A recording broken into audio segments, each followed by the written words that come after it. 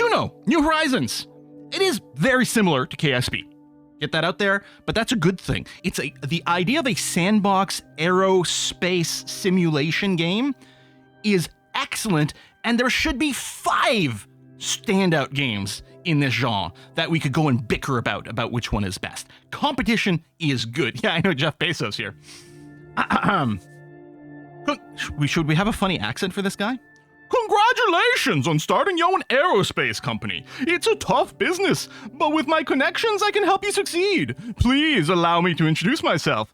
I am Algernon Fizzlebottom. I think I picked the perfect accent for this guy. I have recently inherited my grandfather's research company, and I own many technology patents. I don't have much time to chase the stars myself, so I've decided to offer incentives to new aerospace companies to help them get started. Let's go to the tech tree and see what I can offer you.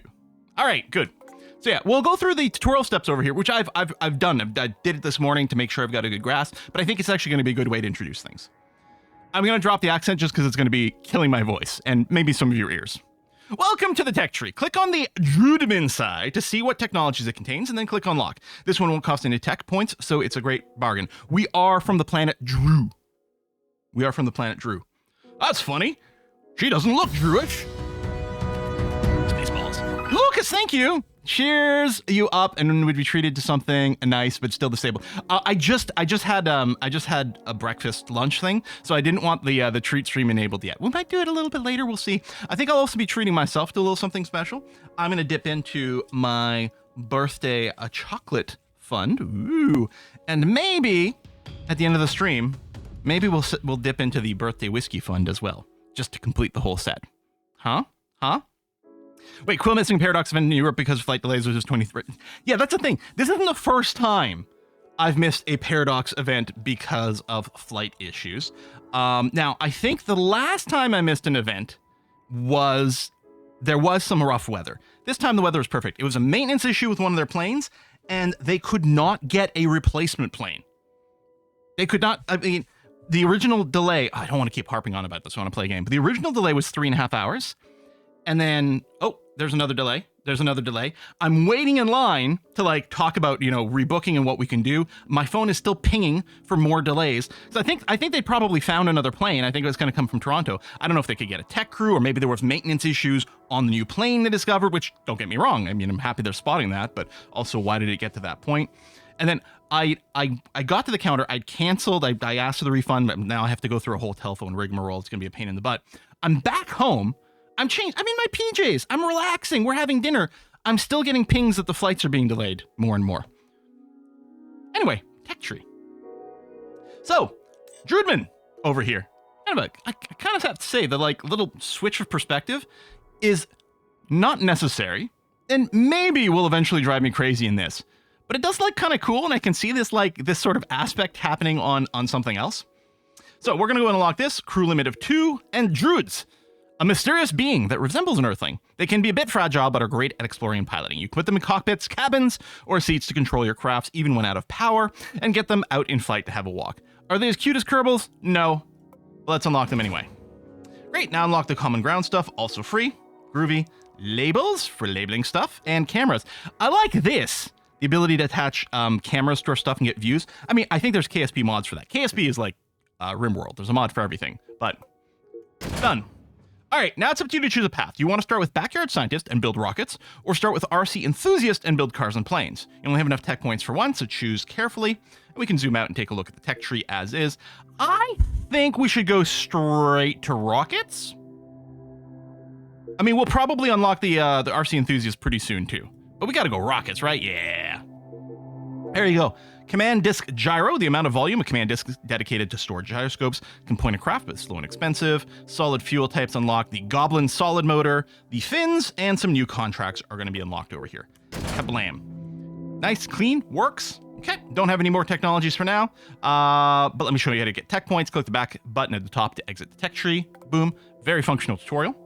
Open the career dialog right over here. I do have to say, I miss being able to look down, look at the actual space launch area for these screens, but This works fine, and yeah, cleaning out. I think, like at least the earlier iterations of this, I don't know about the Juno version, but I think the Simple Rockets one were playable on tablets and stuff, so that probably encouraged them to come up with a fairly clean UI. But I'm not feeling mobile-itis over here.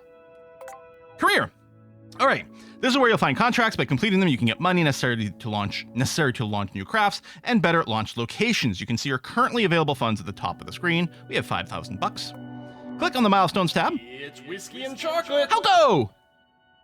Sorry for Air Canada's FUP. Here's some. For the nerve-soothing whiskey, FUP. seems good. Thank you. Yeah, I think we'll have a little something at the end of the stream. Maybe we'll try to drink and fly and see how it goes. In order to use my patents, I need you to prove you deserve it. For this, I've set up these milestones. By reaching them, you will earn tech points, which you can use to unlock new technology and tech tree. You can see how many tech points you have at the top of the screen. Indeed, we have 0 remaining. And yeah, so as we fulfill contracts, we're going to get tech points. As we just spend some money, it's going to happen. As we launch crafts, so very, very organically over here, things are going to happen. Explosions! Blow things up! Each explosion will add 1 to the count. There's no success without failure, no fun without some explosions. Causing 10 explosions is just the start. This game has the right attitude. And then we can click on the exploration tab over here. Here you can find the exploration related milestone. Click on True, which is our current planet. Here on the landmarks you can visit, and additional milestones you can do in each celestial body. You can click on them for more detail. So drone ships, South Pole, orbits and stuff like that. Very cool way to track, make sure our science is there. Excellent. Let's go back to contracts and expected contract. There we go. Vertical shot over here. This is going to be from Buck Marshall. Actually, we can click this and just say hi to him. There you go. Buck Marshall is the mayor of Juno Village, a small settlement in the largest mountain range in Drew. He has been trying to promote the aerospace sector in the region. Finally, someone gets to use the infrastructure he constructed to prepare some challenges. Mucho gusto. All right. When you start to send your fireworks high enough, hitting the house in the village can become a huge problem. But going too far will make finding the scraps annoying. Try to crash no further. I like how our goal here is to crash. They understood the assignment. Try to crash no further than 20 kilometers, but no closer than 500 meters from the launch pad. This has a tutorial. You're so lucky. Cool. You know what? We'll do the full tutorial on this one. You can see our requirements are clearly listed. Cool. Check your staging. All right, let's build the rocket. The first step is to add a fuel tank below the command disk. So yeah, I can pan this view around. I can rotate. But we got this command disk, which is the center object of our rocket. So I gotta say, some of the parts aren't quite as visually breathtaking as some of the KSP stuff, although partly is because I'm used to playing with modded stuff, so we'll see. But yeah, we can open the parts list over here. We can click add parts. We're gonna add a fuel tank. Click and drag it. Done. But all the parts in this are procedural, which is nice.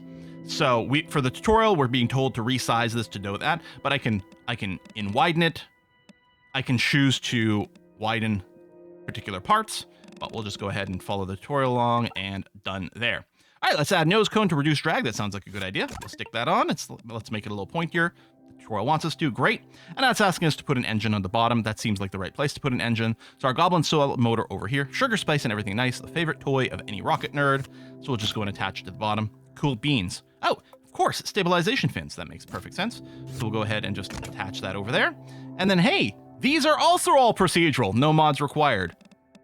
Let's bring down this to kind of match, scrooge it in. There we go. Cool. Oh, now we can enable symmetry mode so we can duplicate things. Yep. So we're going to go with this. And what do you want? Radio 4 symmetry. Bum, bum, bum. Hoping there's hotkeys for this. I haven't learned them yet, but so far, everything's working the way we expected. I love the stats over here. We got drag coefficients, lift coefficients being listed. I don't know what they mean, but I love that it's listed. We do have our stage breakdown over here, including we can confirm our thrust to weight ratio. We got a 3 times. It's going to end at 9 times as we burn off fuel and we get lighter. So rocket go up. That's going to be good. Excellent. Okay, close this. Now let's enable the gyro. Now here's the one thing that I have to say. When I was playing this morning, and I got past the tutorial, or I got out of this mission, I was making new rocket. I was like, why can't I get my rockets to steer? It's because by default, the command disk doesn't have gyros enabled. So what we can do is go over here though, and there's the volume, the amount of space in this command disk that is going to be used for gyros. And we can bring it all the way up to 25% currently with our tech, so we will bring it there. I mean, it's going to add, you can see like the mass and the cost does change, but yeah, we'll do this. So now we have gyros, so we'll be able to do a little bit of steering. Presumably later on, we'll probably have gimbling engines, or we'll have our fins with some control elements or something like that. So we might not need the gyros, but for now we got that. All right, X out of this, good. Excellent, you built your first rocket. Click the launch button at the top and launch. So we will go ahead and do that. I like radial 10 feet. Yeah, triple radial is actually all you need for stability because it will handle every plane. But whatever, follow the tutorial. All right, let's hit play. So, different launch locations available over here. Currently, the only ones unlocked are the Juno Village launch pad and the runway. We're not going to go on the runway. We're going to go on the launch pad. That sounds good. It has certain limitations, 10 meters high, 3 meters radius. Our cost is $1 per kilogram. Cool. Seems good. Needs a safety light. I know, where's our safety lights? Hopefully we can unlock them. Press space to activate your first stage. This will activate your engine. Since it's a solid engine, once ignited, you won't be able to stop it or adjust its power. Yeah, it's got one power setting. It just goes. That's the way it is. I can hide this flight info if I want. We can bring it up here. It'll actually ask me a few other things. Oh, I should remove this because you don't normally start with that. So this, I believe, is about the screen that we're normally used to. So yeah, all right, let's hit the space bar. I also got the staging hidden right behind my view over here, but there's only one stage. Oh, no need for a safety light. We needed crash. That's true. It tracks our missions over here. If we have multiple, we can easily expand and shrink this. It's actually a really nice and clean UI. The big question with something like this is, how moddable is this game? Now, it is just like Kerbal, it's made in Unity, which is actually quite convenient for modding because it's really easy to hook in additional DLLs and things like that and expand Unity projects. Like C# stuff like this is really easy, generally speaking, to hook into. So in theory, could have it. Anyway, let's hit spacebar and see what happens. It does take a little bit for the SRBs to come up to full force. There's a little bit of a delay there. There you go. At the bottom of the screen, you can find the main dashboard. Cool. You can change between ground level and sea level altitude over here. Click the button at the bottom right of the screen. No, sorry. On the right side of the screen to show the nav sphere panel. So the nav sphere is this thing over here. We can click the lock heading button. So I believe this will try to keep... I think this is the equivalent of our SAS to try to say, like, just keep pointing the way we're currently pointing. Yeah, we can change between surface and orbit speeds over here. You know, tools we're used to having. As you change mode, you can see the green arrow on the top of the nav sphere move around. Right, because our motion right now, if we went orbit speed, I mean, we're basically going sideways because the planet is rotating below us. But surface related, we're going straight up at 3 meters per second. Groovy. And then here's what's crazy. So you can use the keyboard inputs, WASD, QE, to, you know, do your yaw, pitch, like rotate, roll. But we can actually control ourselves just from this nav ball, which we can hide with this eyeball over here. You can show or hide it, but I can just do this. All right, now we're aiming for 70 degrees of pitch. You can use the nav sphere to change your rocket's heading. We'll automatically use the engine's gimbals, wings, gyroscopes to try to point the craft in the desired direction. Click and drag anywhere on the blue circle until your pitch is set to 90. Yep, so we'll reset it to 90 for the tutorial. Then saying, hey, we can open up the nav ball. Boop. I don't know if I can drag the tutorial out of the way, but nav ball looks very familiar to us.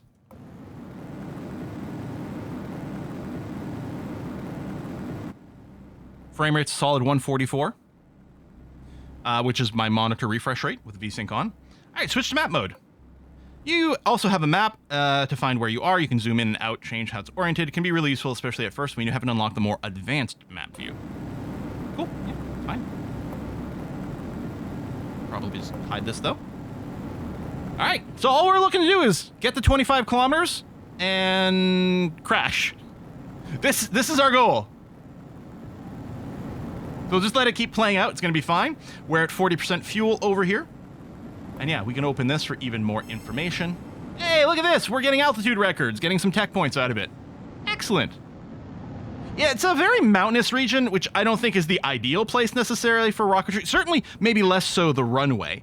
I suppose with the rocketry stuff, as long as you're going straight up, it's not a big deal. Okay, 4% fuel. The engine thrust goes down. I don't know if it's going to be the same with the liquid rockets because I haven't done anything like that, but the solid rocket fuels, they take a second to spool up, and then when they're in that last 10 30-ish% of fuel.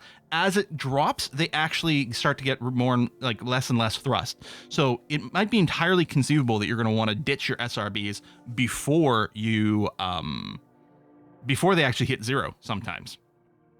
Mountains are perfect for a Bonneville and space base. Yeah. All right, so we're just going to go ahead and hit the fast forward over here so that we descend a little bit more. We're actually going to reach all the way to 90 kilometers. Crazy. Now, there's also a warp speed thing, although it won't let me do it while I'm inside the atmosphere.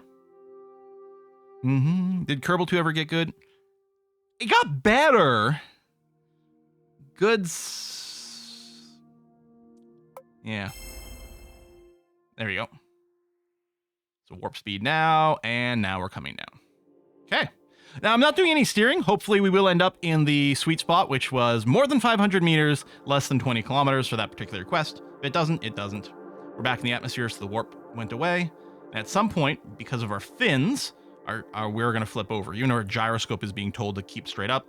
Eventually, the fins will lose it. I think if I unlock this, the gyroscope will stop like trying to maintain anything. I'm not entirely sure if that's true, but I think so.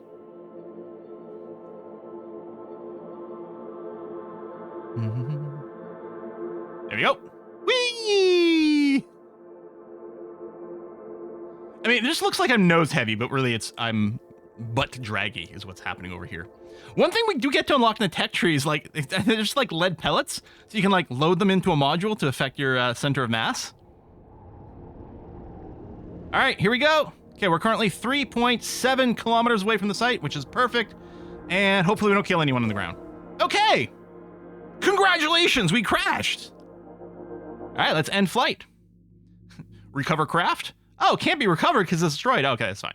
So yeah, it's a little confusing. The save flight is the like confirm, accept, like cancel, just close this window, retry, undo, lets you go backwards, timey-wimey. This is we're good here. So yeah, that was our mission, was just to crash in a particular way. So we can look at maybe our next mission. What do we got? Flight termination system. Thought we already terminated a flight, but let's see. Fireworks are one of the best inventions of Drumankind.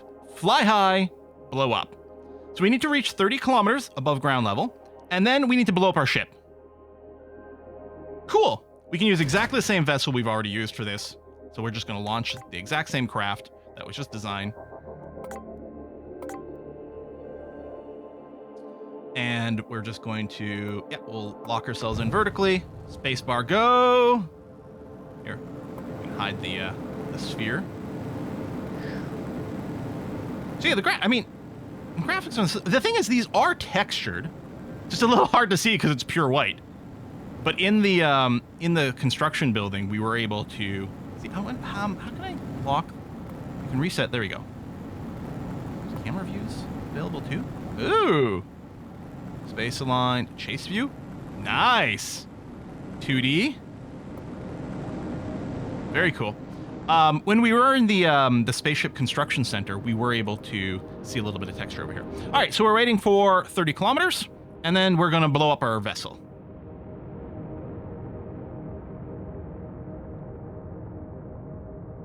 Flight was terminated. We didn't terminate it. There you go, 30 kilometers. You've reached the necessary altitude. Now it's time to blow this thing up. You can select a fuel tank by clicking on it. We'll show you a menu with more details about the part. Nice orange button where the boom begins. And the quest specifically had mentioned the control node. It looks like it doesn't matter which part you select. We do have this little boom over here. Now, the explosive power is 0. We will get a contract later that requires a certain amount of explosive power to be remaining in tank for the detonation. But here the tank is empty, so there's no fuel, but it'll still go boom. Click once to start it, click a second time to confirm, and then once we unpause, boom. No explosion graphic. A little bit of a shame. Can we recover it? No, of course we can't. Button should be red. Yeah, maybe. Or maybe it should turn red. All right, let's take a look at our career. We got 2 missions.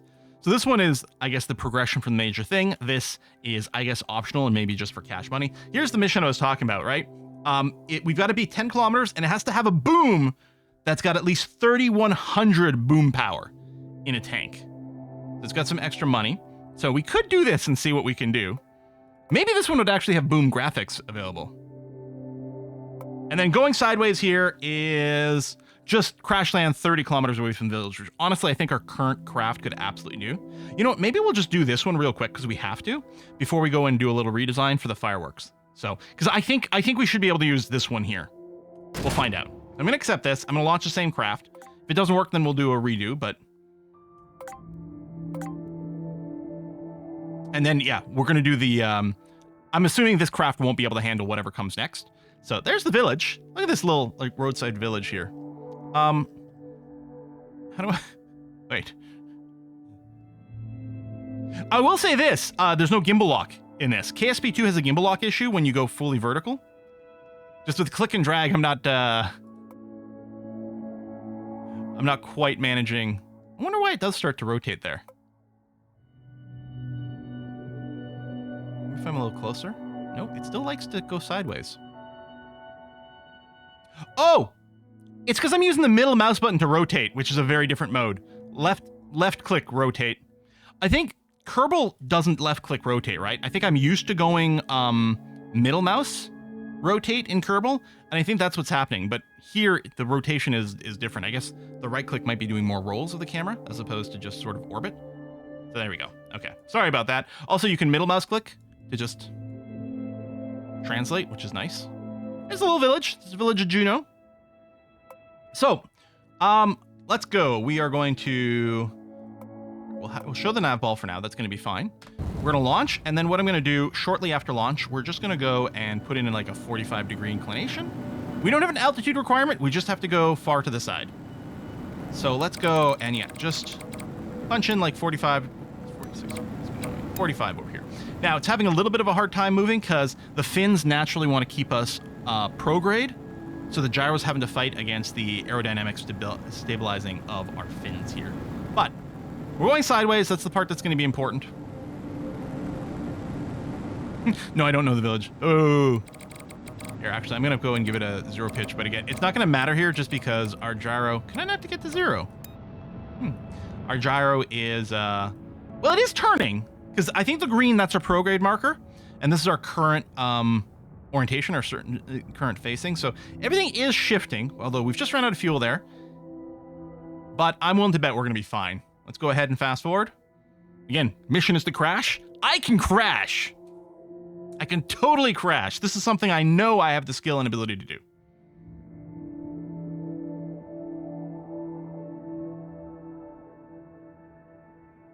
Oh, here we go.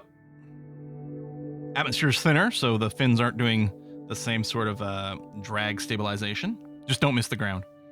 Crash at least 30 kilometers from the village, the other village. Yeah, it's their rival village. It's got the other high school with the rival football team.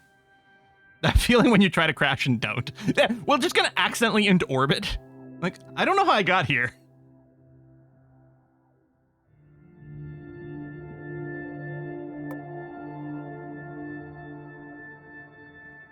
Coming down. I do kind of wish that the non-warp speed could go faster than just ×2. I'm sure my computer can handle the physics calculations 4 times faster or anything like that. I'm actually curious. I should pull up my task manager and see, you know, just keep an eye on the loads. Well, we're currently sitting at 12% CPU. It is at 45% GPU. I do have all the graphics set to the highest, such as they are. Oh, I mean, this is better than stock KSP1. Heavily modded KSP1 is nicer, but this is a heck of a lot better than stock KSP1. Just to throw yourself to the ground and fail to miss. Yes, I like the inversion of the standard thing. Okay, we're coming down. Yeah, time to touch down. We're gonna touch real hard here is what's gonna happen. Oh, completed tier 1 of Drew distance flying by exceeding 10 kilometers. How nice. So, I think no matter what, this is going to be the last flight with this little test rocket. I think we'll go and design our, does need explosions. I think we'll go and design our fireworks thing. Recover, but yeah. Can I save it from here? I think I can save it from the build. Vertical shot tutorial craft. You know what? I'll just leave that name in. That's fine. Okay. So, Now, we also have a bunch of science points. We can unlock more things, which will give us more quests. But let's just finish what we've got here. Wet rockets. This is to land in the ocean. Yeah, launch a rocket drop in the ocean. We may as well accept it, because at some point we'll land in the ocean. We'll be happy. We'll go ahead and accept the one to go fast as well. Or this is going farther, 100 kilometers. Sure. I do have a current limit of 3 jobs. We can unlock tech to do more. Okay, the fireworks is what we're going to do. So we have to go and do a boom. So we're going to build. We are going to, I was going to say start fresh, but really, you can just delete that part. What we're going to do is we're going to add in a fuel tank here that is not going to be used for propulsion. This is going to be our Kaboom tank, is what it's going to be. Now, the fuel by default is set to an automatic behavior. And without an engine on this, it doesn't put any fuel in. So if we just force the manual, there you go, we can put in some solid fuel. Now all of a sudden we can see the explosive power. So what we want to do is we want to embiggen this so that it's got at least 31 and a bit. There we go. 3230 explosive power. So this is going to be our Kaboom stage. Then what we're going to do is we're just going to throw on, well, that's interesting. I don't have access to the separators. This is going to be the stage with the actual fuel, but I think one of the things we can do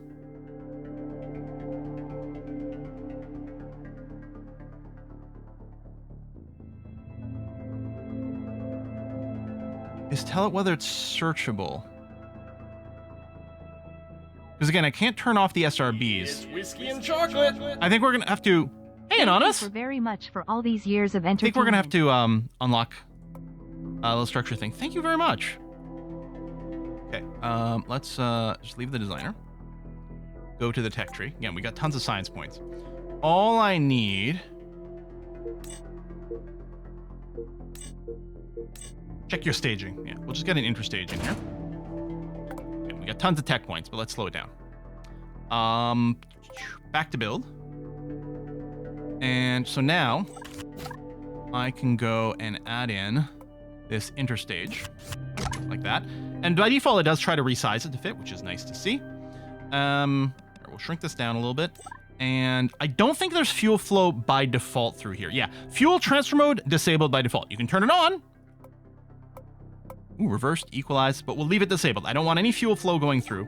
So now all we need is we need this bottom stage to go and send us to at least 10 kilometers. I don't know how much go we need for that.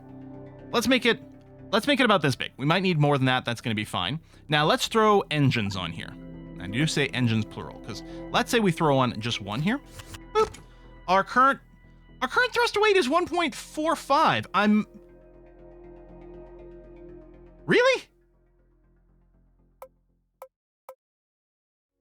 Really?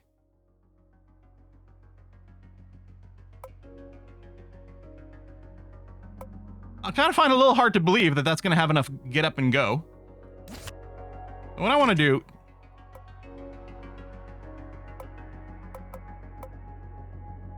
Wow, no, it really...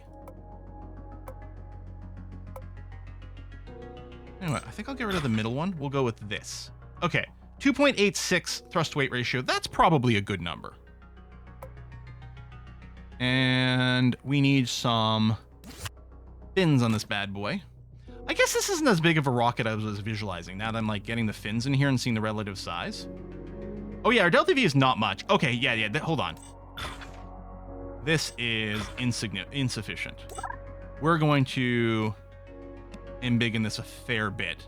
And now definitely we will need multiple engines.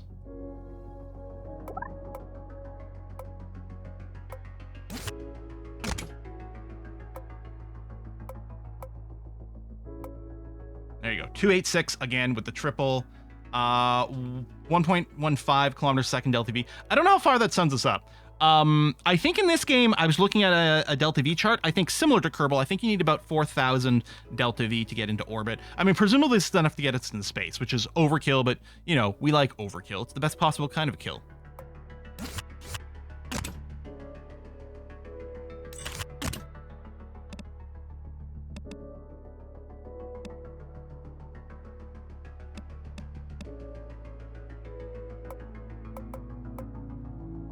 Okay. Let's see if we can make a boom.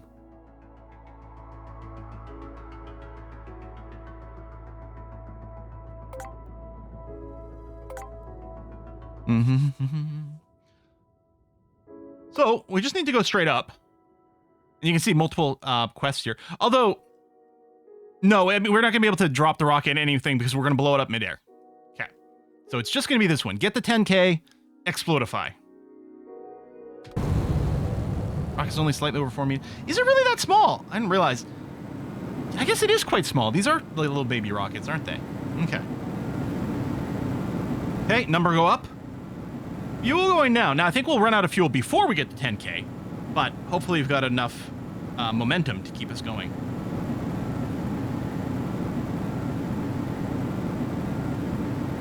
There's no overkill, only open fire and I need to reload. Yep. All right, yeah, we're definitely going to make our 10 kilometers. Beauteous. And then it's going to run out of fuel, which is fine.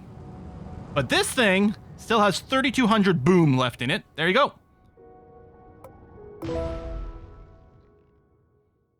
Contract complete. Still need a big explosion visual, but so be it. Okay. Now, going high, we do have over here to reach 80 kilometers, and then it doesn't need to do anything. But we'll accept. This is going to give us a new tutorial. I believe this will give us the staging tutorial. You know what? Let's go through it. Sure. Just to compare.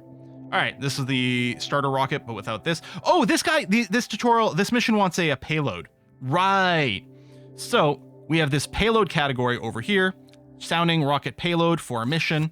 We need to stick it on there. Great. And then it's going to teach us how to do an interstage, which we sort of technically did.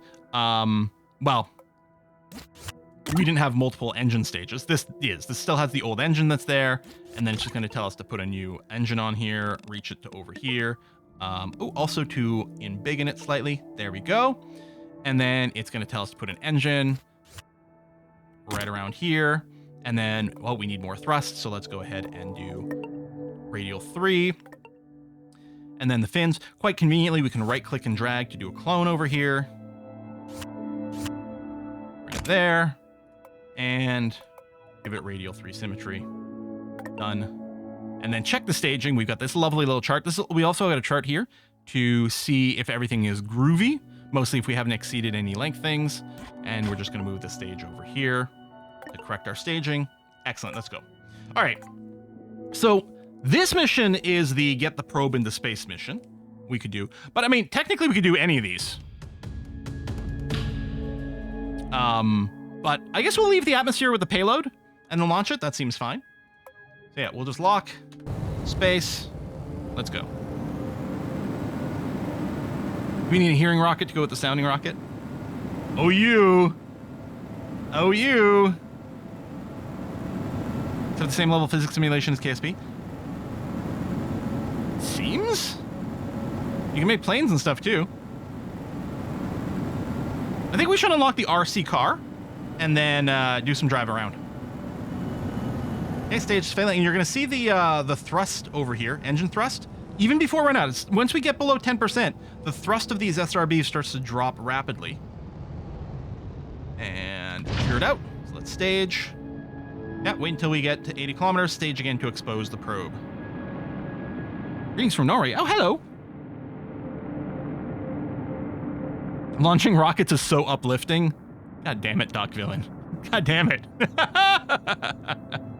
Navigator Nomad said they've been playing this game since they flopped KSP 2 release.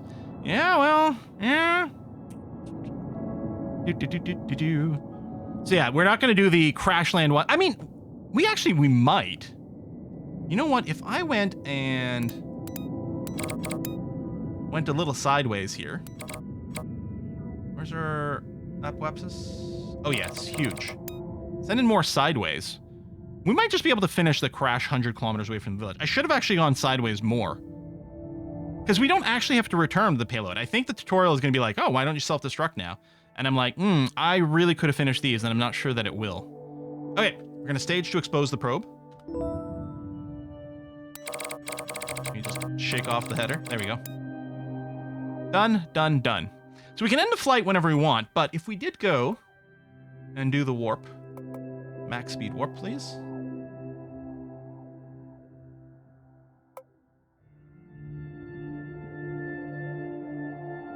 Oh, we're going to land in the ocean. Perfect.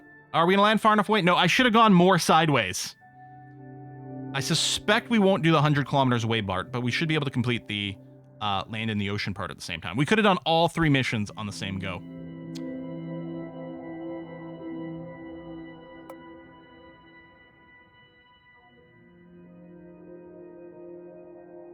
Any major difference between this and Kerbal Space Program? So we don't know exactly how to quantify those differences yet. I haven't gotten far enough in. This game's cheap. Tell you that. It's currently on sale too.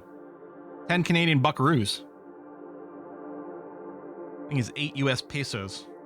Something around there.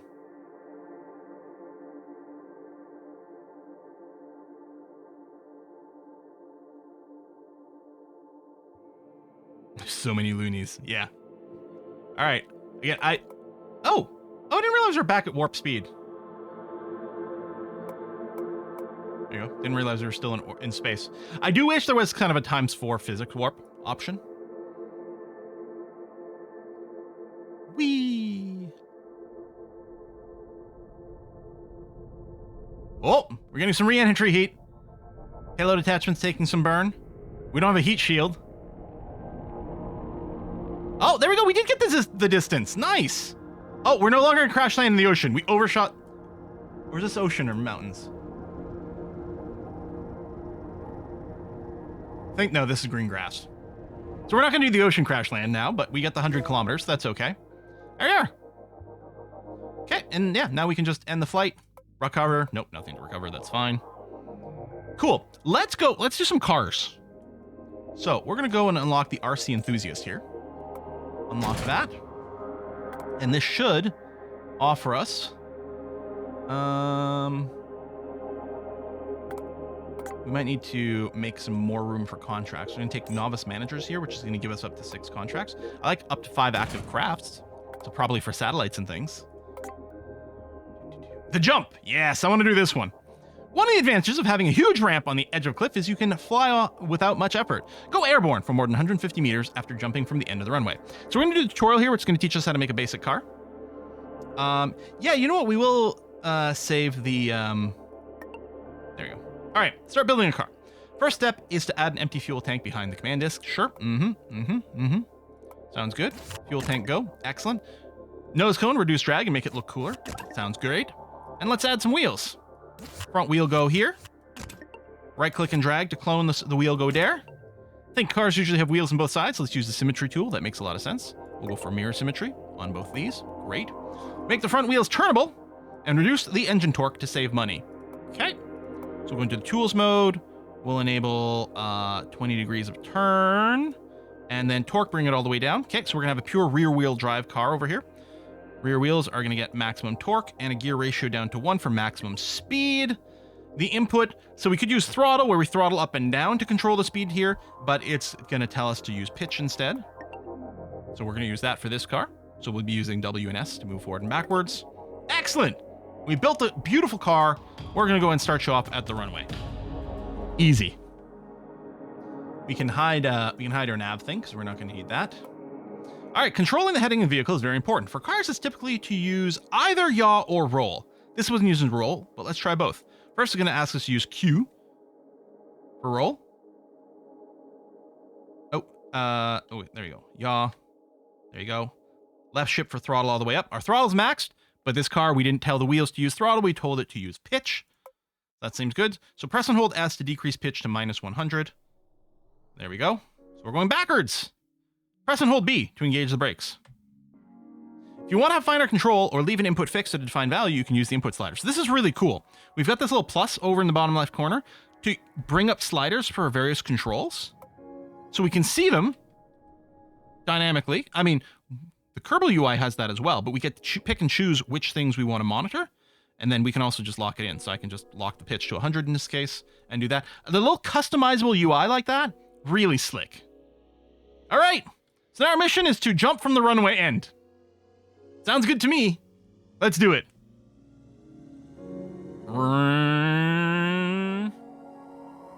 Where's our surface speed? Velocity. There you go. 25 meters per second. I don't know what this converts to in like kilometers an hour. Approaching the sound barrier. Well, not quite. Here we go. A land speed record. Whee! Who needs F1, baby? Boom. This is a surprisingly robust vehicle. Surprisingly robust. 1 meter per second is 3.6 kilometers an hour. Okay, so if we multiply it by about 3.5, we can get our numbers. Cool. All right. We can even recover this craft. Recovery bonus. We get some money back. Lovely. I will say the car did explode on me when I tried it before, so some randomness there. We've got a taxi driver mission over here we could do and just drive around, get some checkpoints. It does lead to progression, so I guess I kind of have to do it. Not the most exciting thing. Anyway, we'll give it a little go, and then if we decide it's boring, then we won't.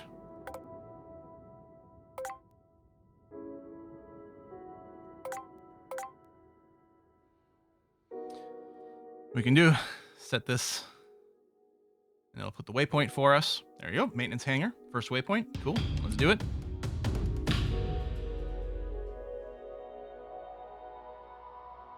Whee!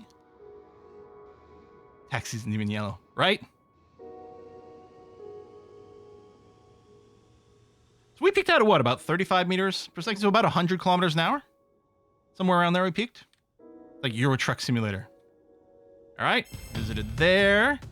And then I did the start of this before, so I know we need to get down to this patio, and I think the best, safest way is to loop around from here. Let's apply a little brake. There we go.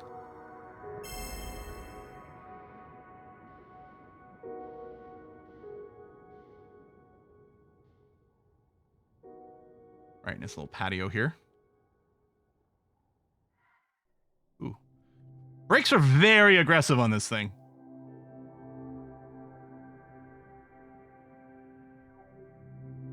Patio. All right, target dark back door.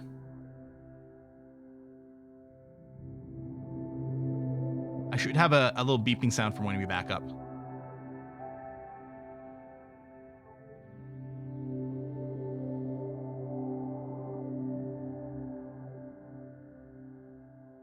Where are we going? Somewhere over this way. Try not to crash into any houses. Slow down. Okay, there you go. Coming around. Coming around. Down the ramp. Okay, we got this. Good. No problemo. Brakes. Turn, turn, turn, turn, turn. This ain't not the greatest turning radius, but honestly, not too shabby. Okay, where are we going now? We can probably go, oops, stop. We'll probably go through the little town center here.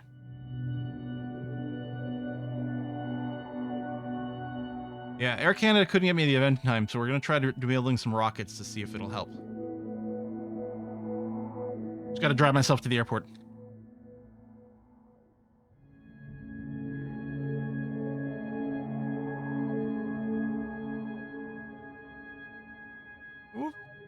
Okay, come through. All right, I got this. We haven't crashed yet.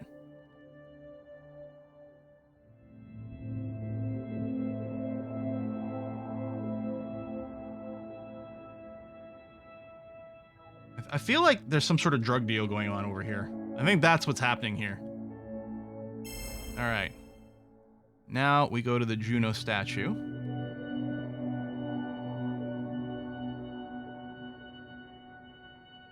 May have nudged that building ever so slightly, but I'm sure it's fine. We're doing the Austin Powers thing. A 300-point turn. There we go. Okay. Whoop. Do the thing again where I'm using the wrong button to rotate. Can I make it through these bollards? Oh yeah, no problem. Excellent. Okay. Juno statue. Done! Taxi driver! It's like crazy taxi, right? It's exactly the same game. All right, let's end that. Get our money back. All right. Wet rockets land in the ocean. That'd still be nice. Light speed, go faster than 1 kilometer per second. Okay. A new going sideways for 500 kilometers. Fast roller to go faster with our car, which actually we can do this. Gotta hold it. Endurance trip. New craft, stay grounded 5 kilometers. More fireworks. Well, let's do these and just let's go back to our rocketry stuff. This has got a timer on it. You got to reach 80 kilometers and go fast, and then land far, and then hopefully land in the ocean, but there's no timer on this one, so that's going to be okay. So let's go back to our craft thing here. And then, yeah, this backup is the one that it made for us. This is the one I saved earlier, which is very similar, but I guess we'll go back to this backup. I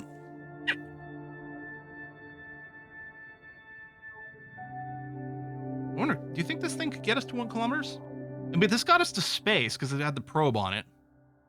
Although, I guess we don't need to bring the weight of the probe. We can get rid of that. Replace it again with just a... Where is it? Over here. Just the nose cone. Yeah, this is a tiny little baby rocket, isn't it?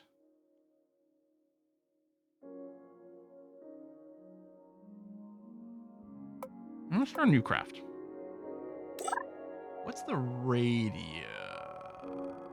Width, depth. Let's go ahead and big in this right from the start. Just one step here. Throw a nose cone on that. Make it look more nose coney. Good. The fuel cell, so it'll in-widthen itself automatically. And we'll go ahead and build a 2-stage rocket here. Although, since there's not much of a difference in engine efficiency, staging doesn't make quite as much of a difference here. 2.35, that's going to be okay. So then let's go and throw in a boom. And then another fuel. Biggin. And this is going to need quite a few engines, I think. Slap one in the middle.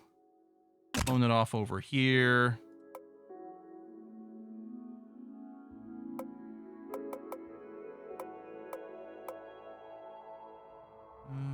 So I'll tell you what, let me bring this down to like a radial of 4. And I'm just going to go and make another set of these with another radial of 4. 2.27 starting thrust weight. That sounds pretty good. Let's throw some fins on this.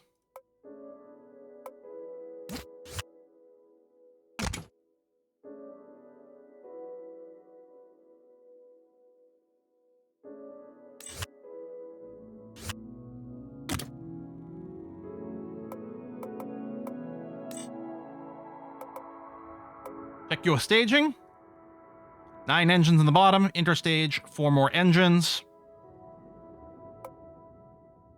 Craft is too tall for the launch location. Oh, yeah, but we're launching somewhere else. How do I tell it where my launch location is going to be right now? Because, yeah, it still thinks the runway.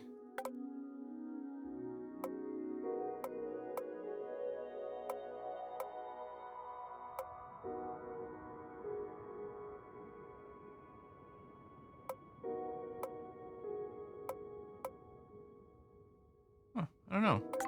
But if I tell you to do this, yeah, no errors. Okay. All right, that looks all right. So, we'll try to go for distance, but the big thing is we're just going to try to achieve the speed. Lock up. And we'll leave this open. Yeah, let's go. 60 centimeter wide rocket, tiny, yeah. Oh! Hang on. I forgot. Does anyone remember what we forgot? In this game, the command disk does not start with gyroscopes enabled by default. So since we don't have gimbling engines or controllable wings, we have to use gyros and we have to go and enable it. Okay.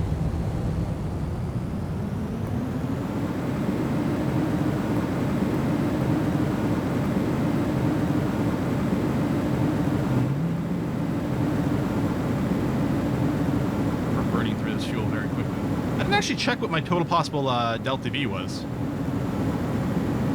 Now, we are going to go and give ourselves a little bit of pitch. Not too much, because we want to put in some distance. We do need to make sure we go up. Sounds like a swarm of angry bees. Is it too loud in this mode? I could bring down the volume. Here you can see our, so again, the SRBs lose oomph. Check direction of the ocean. Yeah. I think there's some over there. I guess we could bring up our map. Thrust, dropping. Stage.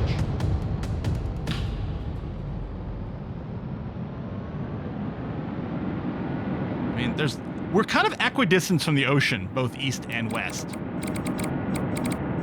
Now, I don't want to overshoot the ocean like last time. Although we could also just go for the distance one.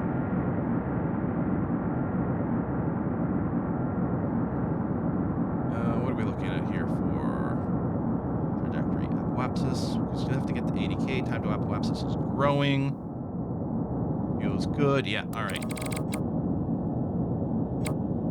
We might just go for like quite ballistic here, and we might go for distance, and who knows, we might end up in the ocean.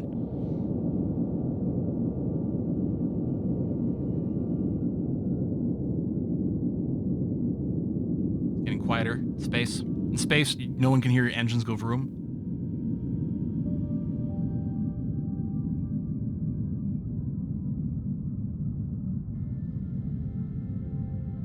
Well, our speed's definitely going to be there. There we go. 80K and fast enough, so that completed that contract. Now we could immediately cancel our flight.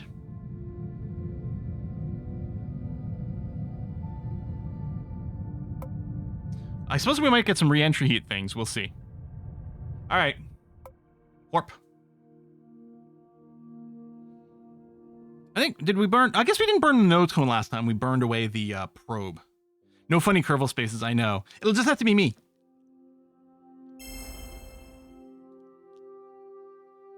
In the corner here. Sorry I'm not green. I'm sure I could mess with the color tint enough to become green.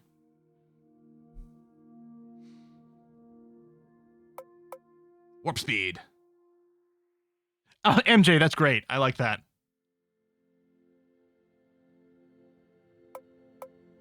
Okay. On our way down.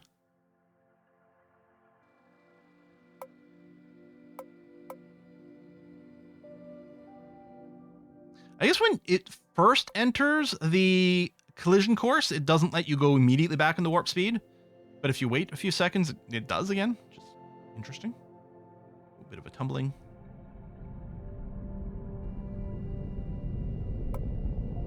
Yeah, try to lock R and into prograde. Oh, nope. We just blew up from the heat. All right, that's fine.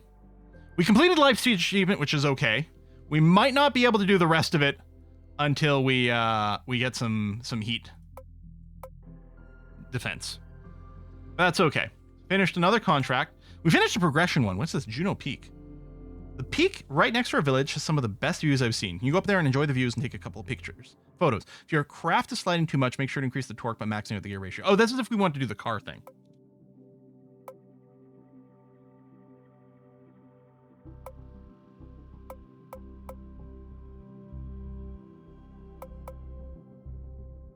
Okay. Let's find some heat management. Catch them all for some parachute tech. And then getting hot for a heat shield? Yeah, good. 25 tech points. Anything else we can unlock now? Looks like... Oh, bird wannabe. Oh, we can get some plane stuff. Static electricity. Racer. Bird wannabe. Amount of control surfaces you can pack into a single wing. Oh! You know what? Let's unlock all this stuff. Sure. Need to go further, but not faster. Yeah, maybe. Maybe we could just strip away some of the engines, or I don't know. We've got the heat stuff now. So, how'd that work? What are these anyway? Command ship. Okay, command disk, command ship. Like the hold on. Can I just slap text?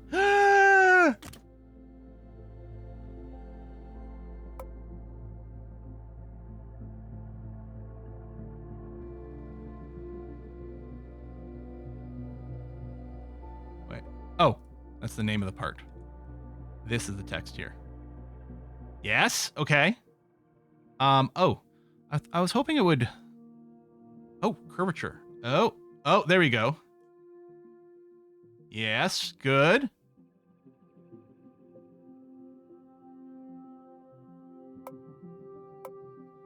Can I rotate?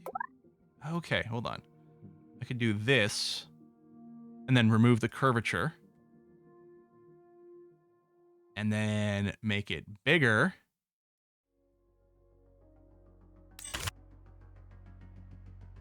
Oh, and then that loses that. I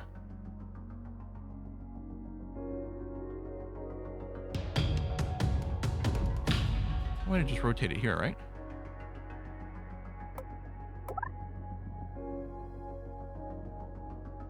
I think we might still need a little curvature to wrap it on properly. Okay. Put that on there. That's very important for our branding.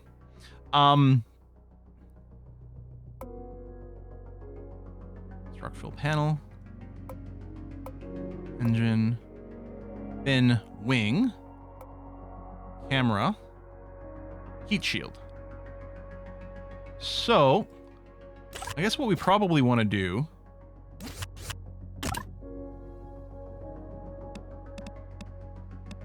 does it extend? Is it something we can deploy?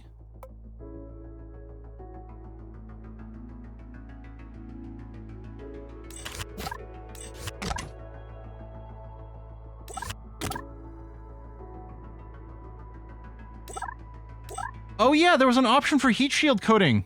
Dari, of course, thank you. I forgot that that's the way this game can do it. We can add some heat shielding to this part. So now the nose cone has heat shielding. Maybe the top engine part should also get some. Yeah, it makes it heavier and more expensive, but maybe that's a good idea.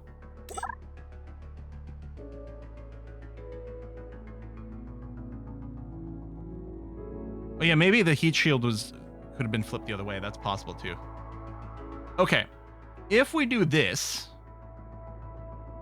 the fins, oh, maybe, huh? Okay.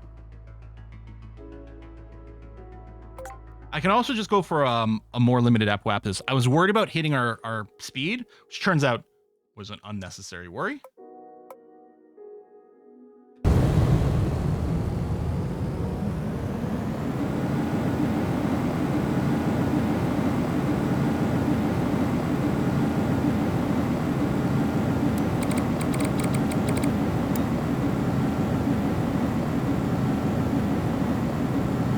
Parachute. Shh. We don't need parachutes.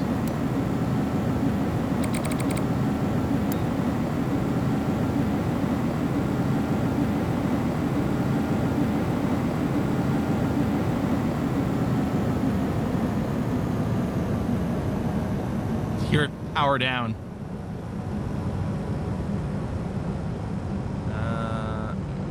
We don't even need to go to space for this. I think we need a little bit more of separation strength on our staging there. Now, try to push yourself completely horizontal. This roll doesn't feel especially good. So yeah, it's trying to rock and then it's getting pushed back by aerodynamic forces.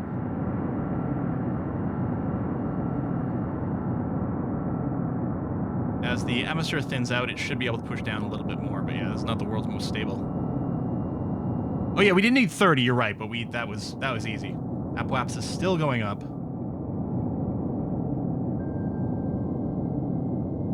I guess if we made the control node bigger, because it's using 25% of its volume for the gyros, so the bigger it is, the more gyro strength it's going to have. Yeah, Apoapsis continues to grow.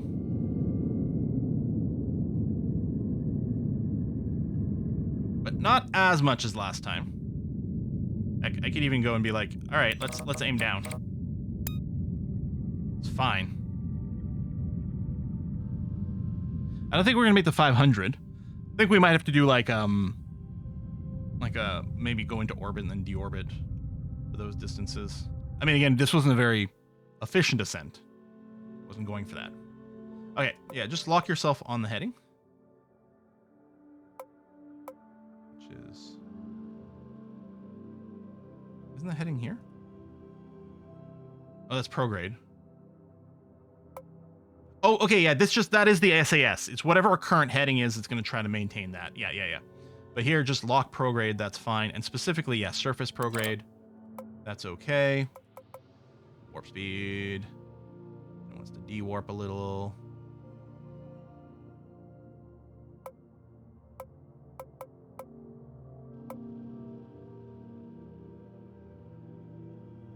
All right, coming down. Yeah, we are going to do the 500. I don't think we'll make the ocean. Although again, we can do a very short jump to do. At some point, we're just going to land in the ocean. We're just going to happen to land in the ocean. All right. Heat. Temps going up. Heat shields being burned away. Oh no! Damage is going up on the nose cone. Damage is stopping. Okay, half the nose cone was burned away. We were halfway to an explosion on the nose cone, but we're fine now. Good. The last thing we would want is for our spaceship to explode. That would be tragic. Ooh, distance flying, exceeding 100 kilometers. Good. Yeah. What are the arrows? Right here, nothing. It's when we're at warp speed, we can control the speed of the warp, but this is just a fast forward. So outside the atmosphere, we've got more speed control. Hooray! I love... Again, these guys got the memo. I love how many of their missions are, now crash. Now crash farther away. Now crash from higher up. Just keep doing it. I think we do have to do this to advance something. Okay, we have to do... I'm going to modify this craft. I'm just going to take off this bottom part. And you. And I'm going to embiggen the control thing. Oh, I guess, hold on. Pull this up first. Take this, make it bigger. So if we do this, I think we're going to have a lot more ability to do some gyro steering. It does have Mind Flight, we just haven't unlocked it yet, or we haven't started on it yet. No, I guess we haven't unlocked the capsules. Which the thing is, one of my favorite things to do in Kerbal is indeed to... there's a mod that changes the order of things around, so you do things with probes first, because it makes a lot more sense. All right, if we switch to map mode. Yeah, it doesn't matter which way we go. And yeah, very early on. Oh, maybe not. There you go. Around there, because there's going to be some... It's possible I had to go up a little bit first. A little bit more than this first. Let's find out. I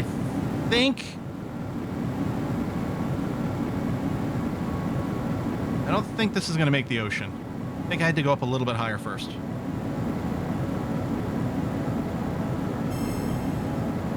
Oh, although we're getting Mach speeds. I mean, we broke the sound barrier. Exceeding Mach 0.1. We've done more than that. Maybe more of these are about to come in. Oh yeah, there we go. Cool. Well, we're going to get a bunch of tech points here. There are more launch pads to unlock. This is the only one we've got right now. Actually, I don't know what's involved in unlocking them. For all I know, we've got the ability to unlock more.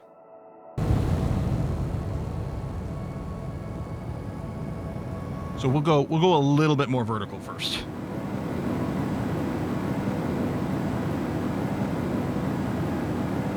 Or we could have put little control wings in the front and gone for like a drone, like a Tomahawk missile kind of vibe. As if we had a little bit of wings.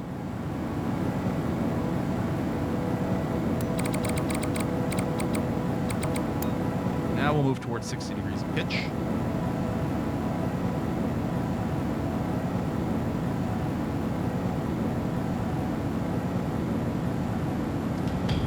Yeah, I guess there is there's the lake as well. Maybe we could have just hopped into that. That's true. Oops, I just... Alright. Move to horizontal. And actually... Eastward.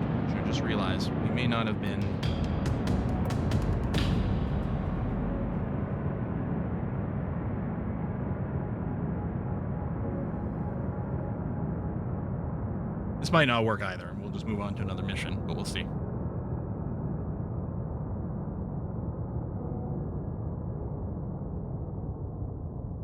Okay. Normal fast forward.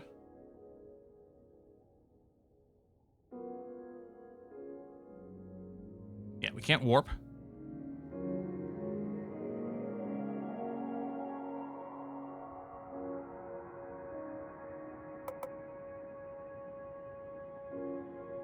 Yeah, more maybe northeast over here. Or this one of these lakes, maybe. What size are Juno planets compared to ours? Apparently, Drew, which is our home planet, is 1/5 of the side of Earth, which I think in KSP 1, they're a lot smaller than that. Is KSP 1 like 1/100th or something? I feel like something like that. I wonder, is there an option to enable like even faster acceleration?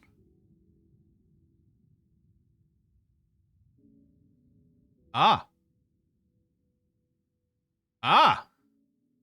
Hello.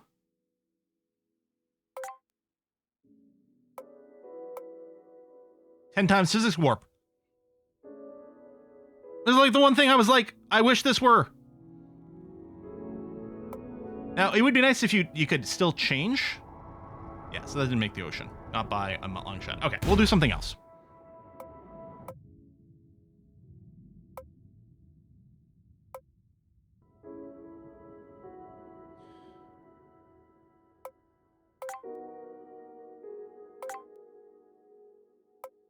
Race. These are all the car races. I don't really want to do that. I guess I do have to do the wet rocket. Dang it.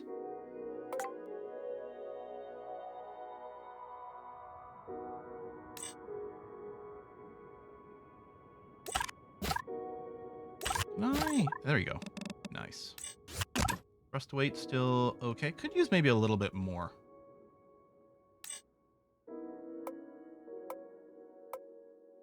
Okay. Turn different direction. Yeah, well, we'll take another look at the map once we're in there. And I'm sorry. Launch fee 2,000 locked. You got to complete a specific contract. Dang it. We're like, it's right on the water. That's what we want to do.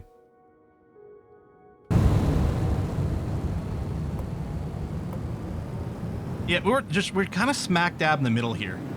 We're just going to have to go like quite a bit further up. There is a more advanced map that you can unlock apparently. Right now all we've got is this. But yeah, there is a more advanced map available. East is good.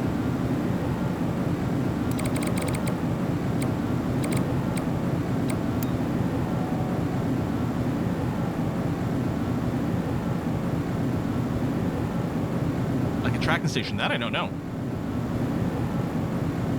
Yeah, I wonder if we can land in those lakes. Should we just try that? The problem is I can't cut my engines, you know, on demand.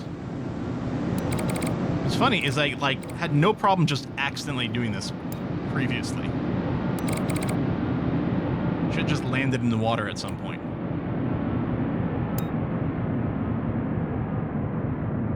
Yeah, with the one stage it's not going to work, but maybe we can hit those lakes with the one stager. Or we go back to a multi-stage thing. Let's try the lakes.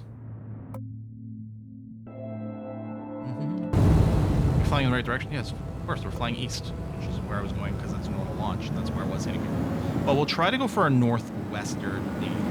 Let's go. Because there are some lakes over there.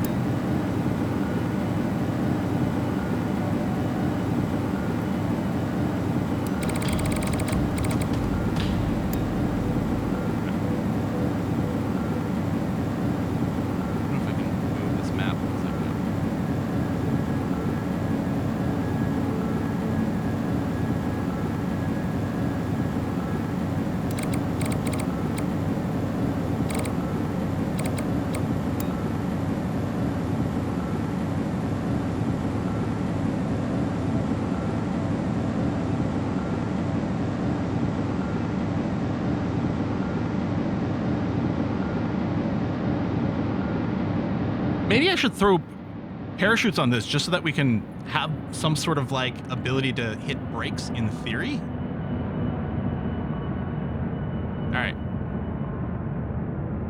engines are a little loud. Okay, we'll bring it down a scooch.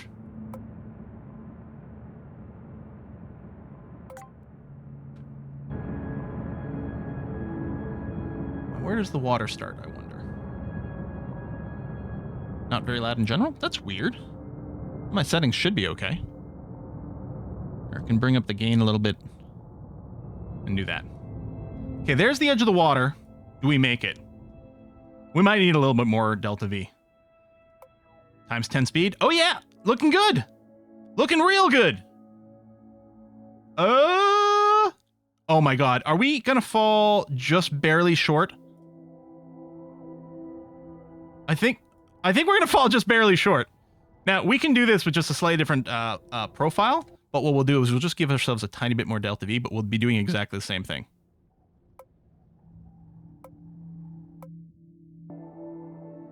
So if I just yoink that off, bring this up a tiny bit, do this, thrust to weight still okay. I didn't actually check the delta V before and after. I'm assuming it's better. Yeah.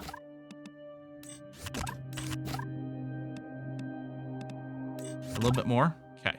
It's not doing much more. Last time. I'm hoping this will just bring us to like, let's do orbital stuff. I mean, we could just go and start doing orbital stuff ourselves for the, just the achievement type stuff. Thrust away still okay? Yeah.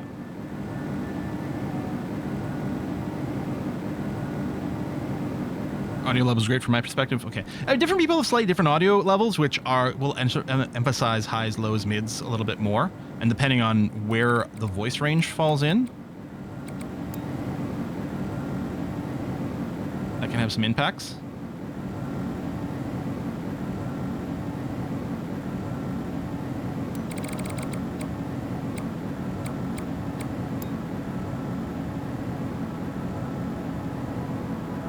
Royal and engine efficiency is pretty useful if they get to orbit. Yeah, I mean, I don't think that's the problem. The issue here is we're just trying to not overshoot and not undershoot.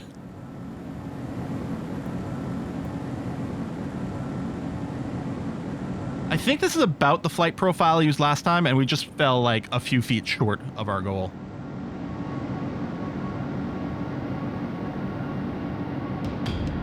It'd be nice to get like a trajectories type thing to give us a bit of preview about where we might land.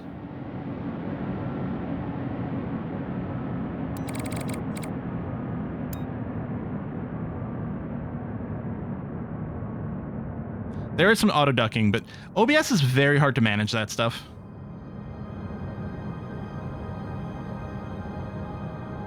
And get it exactly right for everything. At least for me. Okay. There's the edge of the water.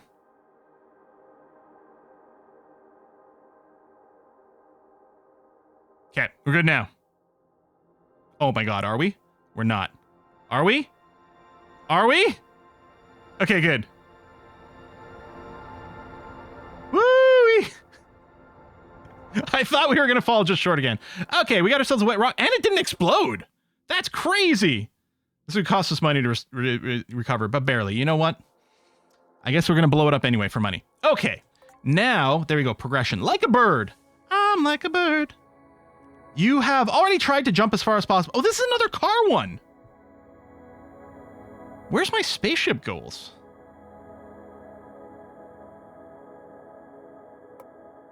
Huh.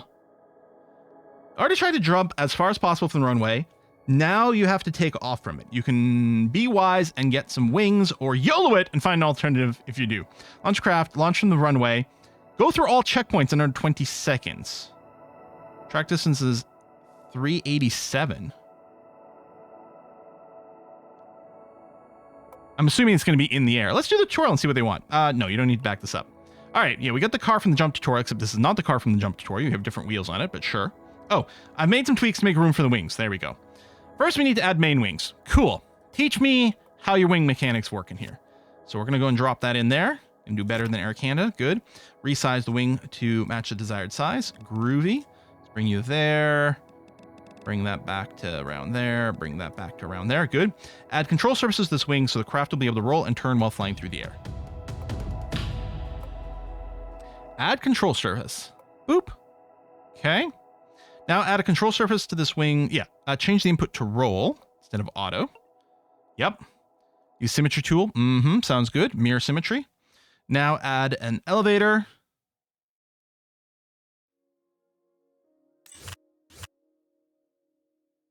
Boom. We're going to definitely want to shrink that a whole bunch. Oh, I can move this up and down from this one. Oh, that's cool. I guess the quality of life here on these procedure tools, fantastic. Yes, you should respond to pitch input. I agree. That's over here, and so I should have gone the other way. Pitch, good. Symmetry tool, yes, please. Done. Now we're going to add the rudder, so same thing. We're just going to click, drag, bring this over. And we want it to respond to yaw. Yaw. All right. Since the elevator is using the pitch input, we'll need to change the motor input to use throttle. Yep. Good. Close that. I'm assuming we're going to need... I mean, maybe we're just going to go off like a ski jump. Or maybe we'll add engines. We'll see. In designing an airplane, it's important to consider the relationship between the center of mass and center of lift. We can visualize the position using the view panel. Click the red button to show center of mass, and the blue button for center of lift. As you can see, the center of mass is slightly in front of the blue center of lift, so the craft should be aerodynamically stable. I was going to say, that's what you want. You want the mass just ahead. The further the center of mass in front of the center of lift, the more stable it becomes, but it loses some maneuverability and is less responsive to pitch. The closer they are, the more aerobatic it becomes, but if they're too close, it can become unstable. Center of mass behind the center of lift, then it would be like trying to shoot an arrow backwards, feather first. Simplify, red ball in front of blue ball, so this craft is good to go. Great job, even the Wright brothers would be proud. Okay, so we are just going to use gravity launch on this one for this particular tutorial. That's fine. Let's see how this works. Runway go. Excellent. In the jump tutorial, we told you to use the pitch for the wheels, but now pitch controls the wings, so let's figure out the new controls. Look at the wings while using the pitch and roll to see the surfaces move. Looks good. Looks good. Looks good.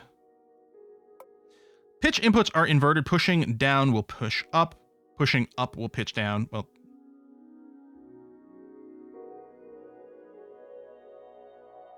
yeah. Okay. There you go. Q, E, left ship, throttle up to the top. Good, groovy, excellent. Hide that. Okay. Woo! Okay. Roll down to the end of the runway. Ooh, do not break that, please. Actually, I should probably switch to chase camera for this, actually. Here we go! Oh, let's kill the wheels so they don't waste battery and engage the autopilot. The autopilot will keep you pointing in the desired direction. Press the X key to kill your throttle immediately. Done. Click the highlighted button to show the nav sphere. Yep. Click the lock heading to enable heading lock. Okay. Click and drag anywhere on the blue nav circle until your pitch is set to 20 degrees. Just line up the blue rectangle. Yeah, okay. The yellow guide. There you go. 20 degrees. Excellent. Whee! Oh, so majestic. Great job. Now it's time to have some fun before you lose your speed. Unplayable game. Unplayable. Let's do some loops. Click the lock heading button to disable the heading lock. And press and hold W to increase pitch to 100%. Okay. Game. Okay, we're done. All right, good. It's like, I think it wants me to crash, actually. Whee! Let's roll. Pitch, pitch, pitch, pitch. You know, that was real nice. I mean, eventually we're just going to run out of go on the basis that we have no engine. This also doesn't seem like the greatest place to land, but let's see if we can maybe recover this and keep some of our money. I wanted you to get more speed. It did complete the flight, though.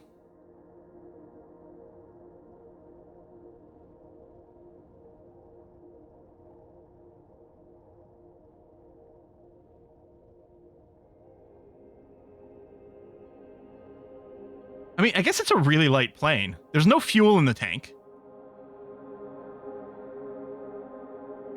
Oh, it's fine. It's fine. It's fine. There we go. Hooray! All right, we'll recover the craft. Get our money back.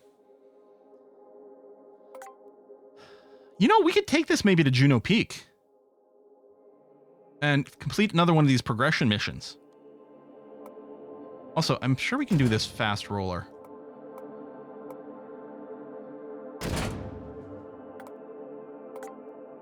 I know that style of playing as a glider, yeah. Oh, I didn't bring a camera with me. You're right. Build.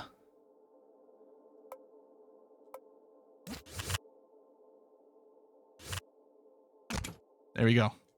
Now we got a camera. We're gonna have to post our pictures on the gram. Get some clout. And other buzzwords that I should probably know. Alright, full throttle.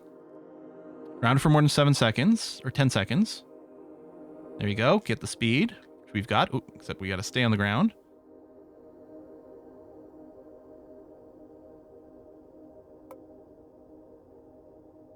I don't know if we're gonna beat 5 seconds.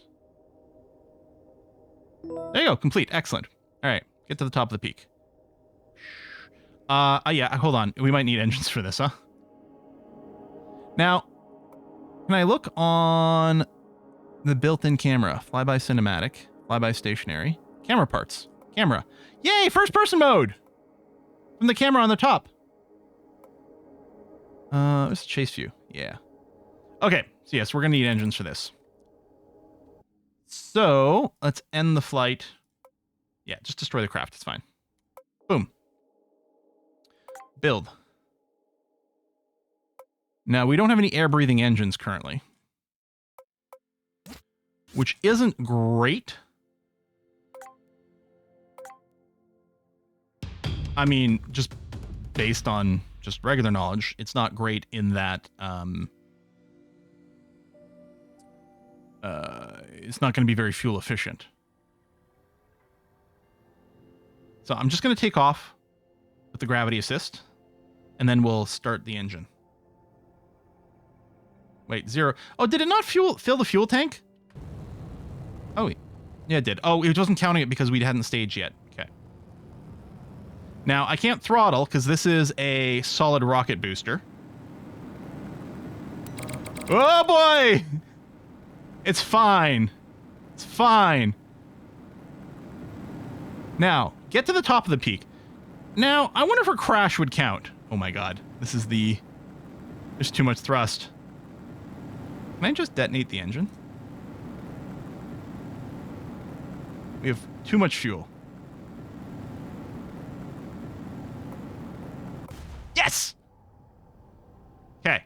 Now, burn off some speed. Burn it off. Nice. Okay.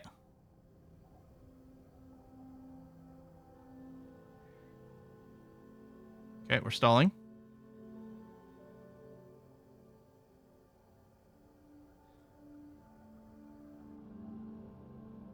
Okay, yeah, kill the engine. We probably could have just rolled up here. I think just taking the car would have been the right way to do it. Yeah, I think in the editor we can probably tweak the thrust amount. Okay, speed go up. Yeah, I think I should have just driven up with the car. I mean, that's sort of what the mission kind of talks about. Burn off some speed. Okay. Should be playing Microsoft Flight Simulator. This wiggle wobble is crazy. I don't know if it's like I'm not putting in any yaw. It's not like we're going so slow in some of those things that we'd expect much. Woo. But yeah, it likes to roll over a lot. Why when this is more fun? Yeah, that's true. The thing is, I've got... Oh! No, it's fine. The wheels are still fine. Oh, nope, maybe not anymore. I was gonna say, I can just drive over there. It's gonna be okay. Let's recover what's left of this and just drive up. Heck, I can leave. I can leave everything as is to give us options.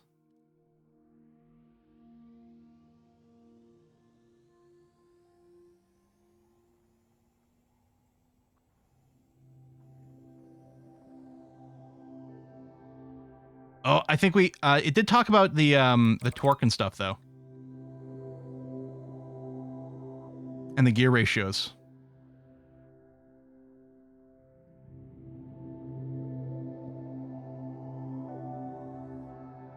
Wonder if there's a gentler climb somewhere. Over that way, maybe?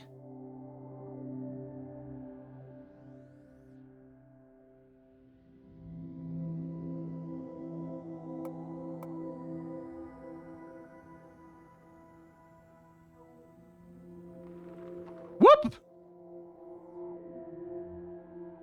Hang on, let me do a circle here.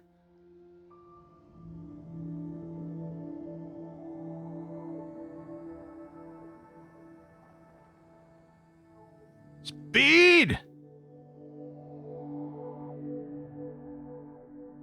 Okay. Let's see what we can do. Undo an exit. Let's go build. Let's take off these wings.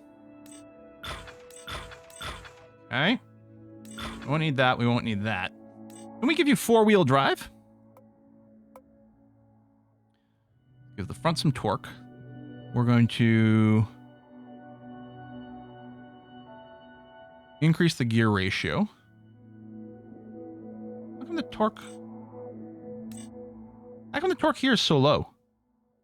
Oh, we're going to get more from the gear ratios. Oh, well, held on.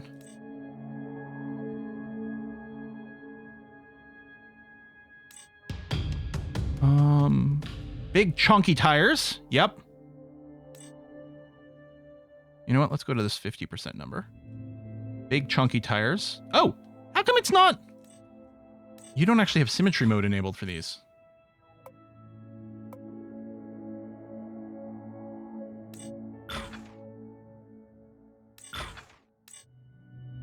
There we are. That would have been a really awkward drive. Let's get some width.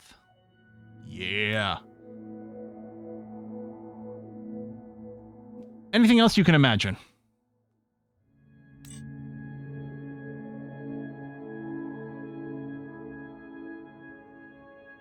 Let's give this a go. Rocket-powered engine. Go. Weehaw! Can we go straight up? Yes! Yeah! Nice! Yeehaw! Oh, those Duke boys are at it again. Should be able to climb up an 89-degree incline now. Now, as long as I don't flip out with this thing, maybe I should bring down my throttle a bit. Woohoo!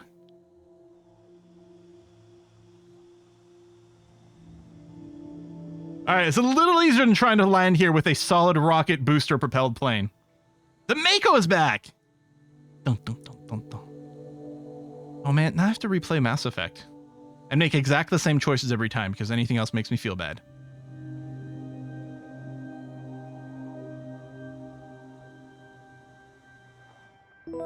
Yay! Okay.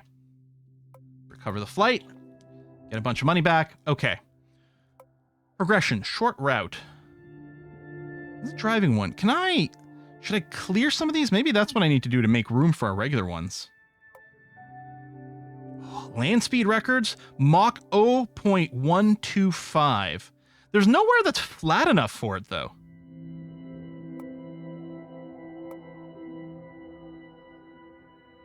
Bring some tourists to the village, preparing some hiking routes. Can you help them scout, see available options?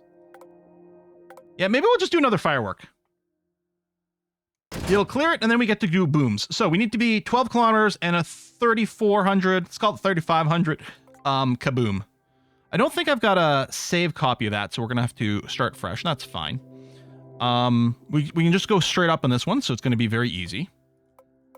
I mean, it's going to be very straightforward, I should say. So we got that, and then we're going to throw a fuel tank on here. And this is going to have, we're going to target 3,500 kaboom. So it needs to not be on auto fuel. Fuel type. Turn off that. Solid. And explosive. Oh, geez, this is huge currently.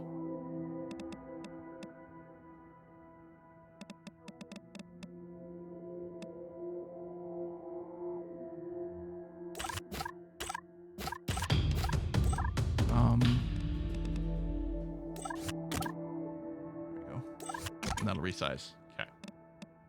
Yeah, small radius. Okay, that is more than enough. Can we do a smaller increment?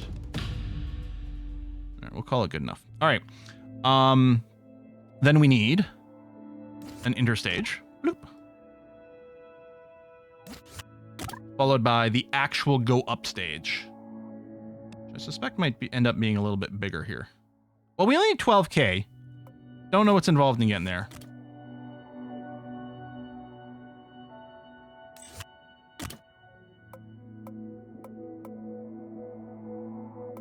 There we go. It's like those Soviet rockets. That had that kind of flare going on.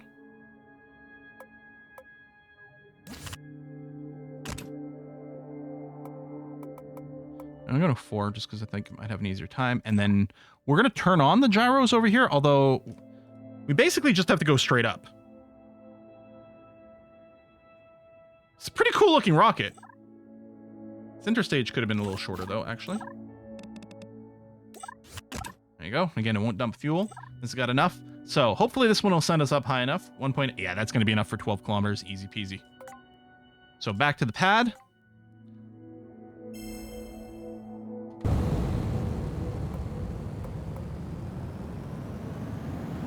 And off we go. It's a great looking missile. I mean, rocket. I mean, all right, it's a missile.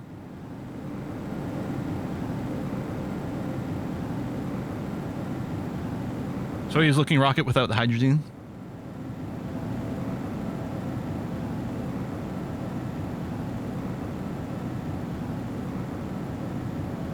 We'll have to look how much tech we've got available to ourselves as well. No, it's interesting, like, in Kerbal, within 10 minutes, you're in freaking orbit if you know what you're doing, right? I like how many extra steps there are here. Feels much better. We haven't even done a manned mission yet. There you go. Kaboom!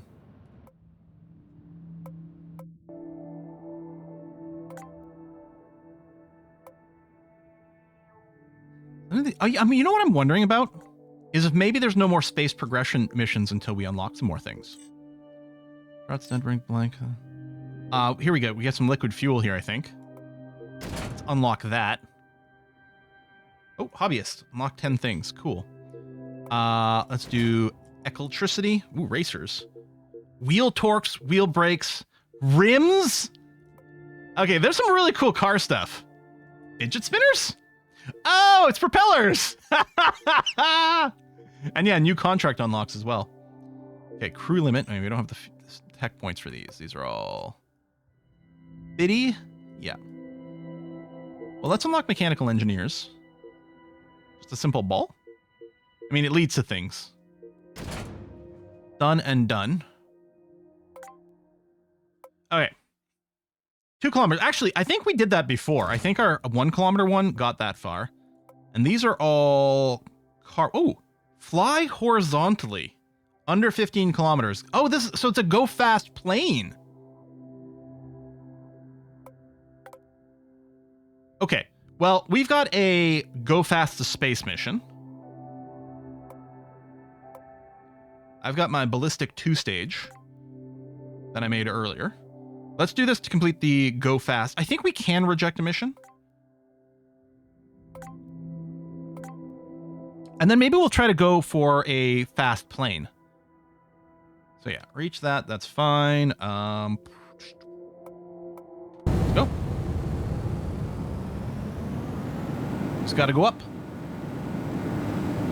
Straight up. Since we're not caring about re-entry or anything like that, completely straight up is going to be the best for us because it just gets us out of the thick atmosphere as quick as possible so that we can reach max speed, which is the only thing we care about. Going at 2,000 meters per second doesn't sound impressive until you realize that is 7,200 kilometers an hour. That's, oh, it's cut off. Oops. No, don't do that. Hey, pitch straight up, thank you.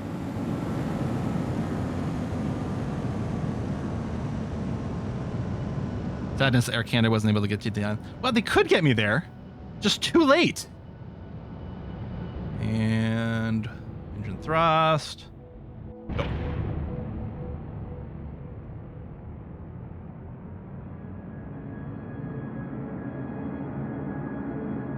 I think this is slightly more realistic than Kerbal. I think some of the engine dynamics might be slightly more realistic than Kerbal. I mean, it's still very arcadey. But tain't nothing wrong with that.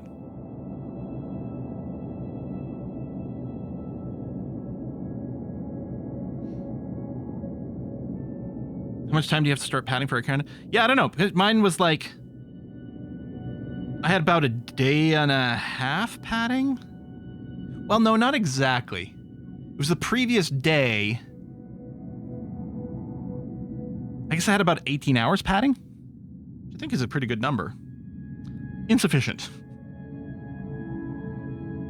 Okay, 15, 1600, 17. Yeah, we got enough fuel. We're going to get there. They can't know so bad. I mean, part of it is like they have a near monopoly over things over here. When they get competition, they buy them out. I mean, recover's not going to work, so we'll just blow it up. Okay. There we go. Drew orbit. There's what we're looking for. Although I am kind of tempted to do this airplane one for speed. But all right. So we have a quest to specifically go orbital. Then that's it. Then I think we can detonate. You know what? There's another tutorial. Let's do the tutorial, see what they have to say. They might be introducing us to liquid engines over here because we have unlocked those.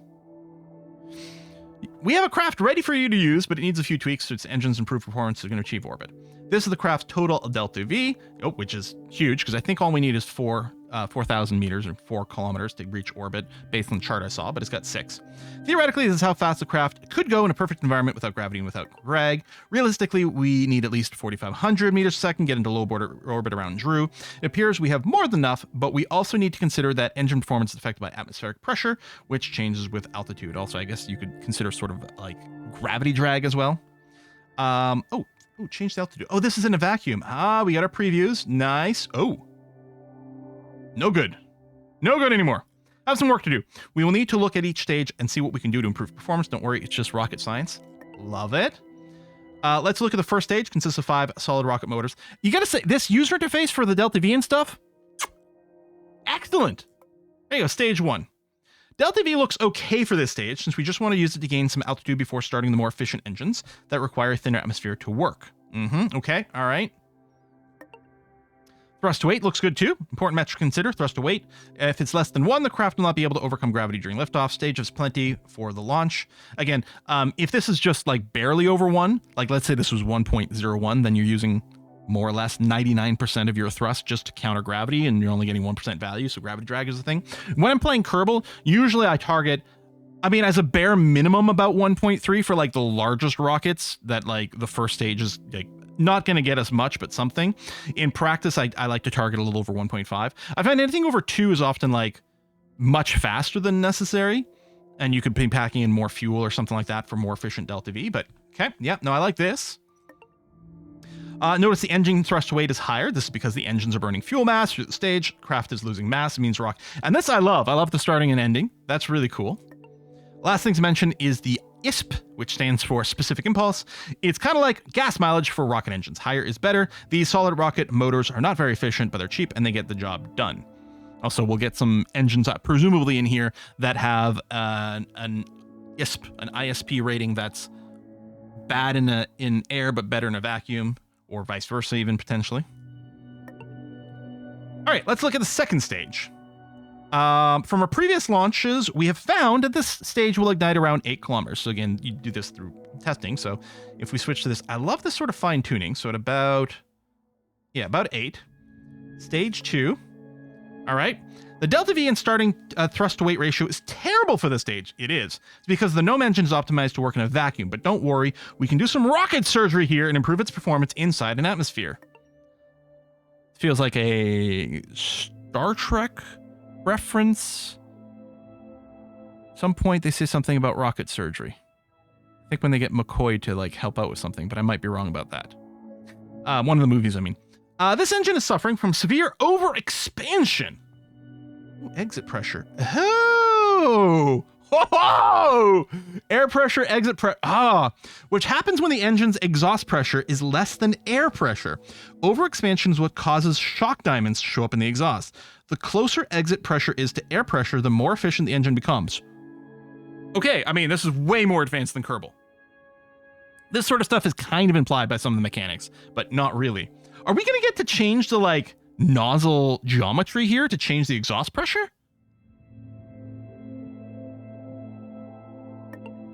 We can shorten the nozzle and crank up the power to increase the engine's exit pressure so it's closer to the air pressure at this altitude. Click the power button. Holy shite.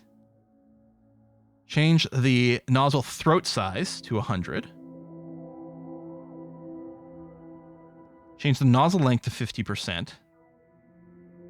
Well, yeah, the exit pressure. Look at that. Change the size to 80%. Like, it's all procedural, baby. Okay, exit pressure is not quite there, but it's certainly closer. And the...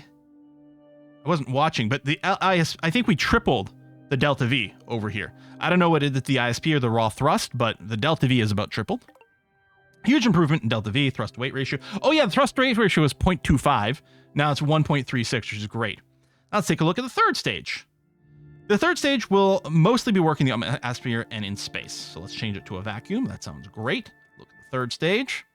Delta V is pretty good for this stage. We can improve it by lengthening the nozzle. Because here it's in a vacuum, so yeah. Ideally, exit pressure would be 0 for a rocket engine designed to work in space, but that would require an infinitely large nozzle. We'll have to settle for something a little shorter than that. All right. Change the size to 35%. So, yeah, the IS-299 or 266. So really, if this is a space stage, we almost don't care about the thrust. What we kind of want is infinite, the specific impulse. Because it's about fuel efficiency there rather than raw thrust. Assuming you're not having to worry about combating air resistance or something. In practice, not so much when you're still doing circularization and stuff. We're not talking about an ion engine for like interplanetary stuff, but still. So if we bring this down... Okay, so this isn't changing any of the mechanics in terms of the engine efficiency. So the ISP is staying at 166 or 266. And the thrust and everything is going to scale just based on our adjustments here, which makes sense. So we're making this smaller and presumably lighter, but there we go. Nozzle length. So now that we made the rocket a little shorter, I think it's got more room for the nozzle length without us having to redo everything else. So as we increase this, now the ISP is improving. So we're getting more fuel efficiency. Cool. This is awesome. Do not look directly into the nozzle. All right. Now we're ready for launch. Click it. So, yeah. All right.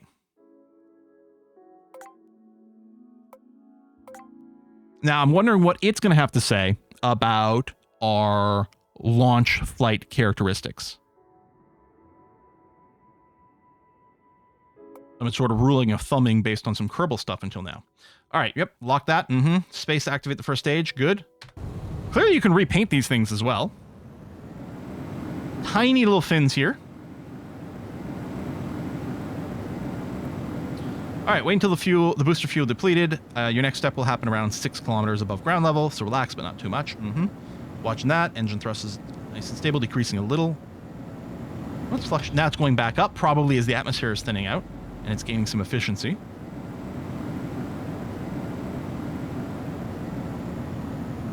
Okay, 15% fuel. Coming up on 5K. 3%, 2%, 1%, 0. Oh, okay.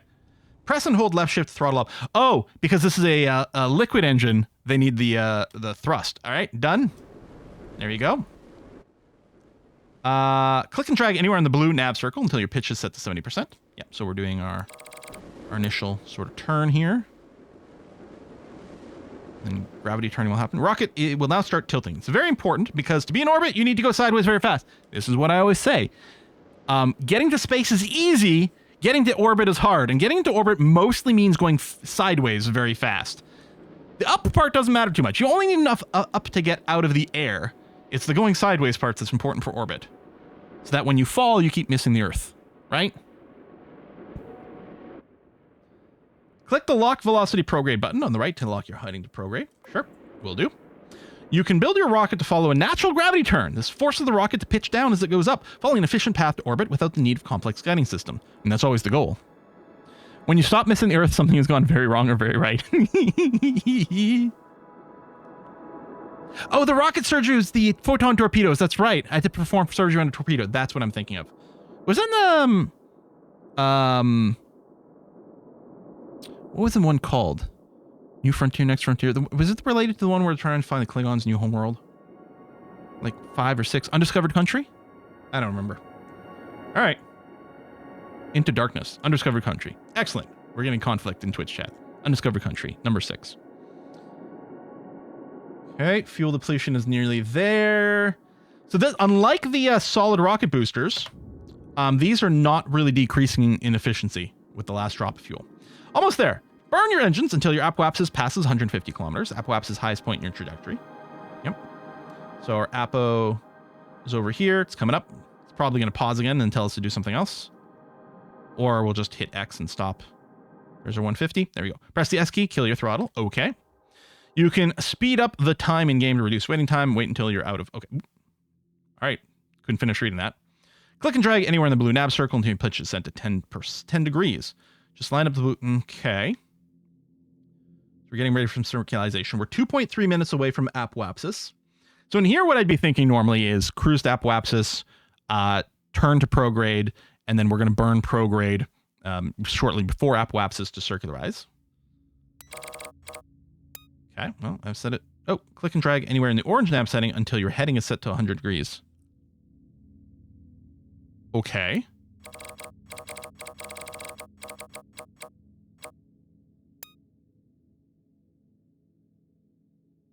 All right.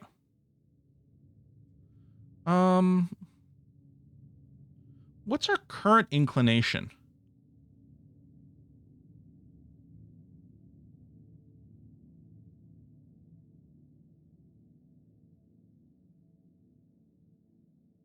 You see it anywhere? We're basically smack on 90 degrees according to this, but do you see it anywhere in the list? Inclined to have another drink.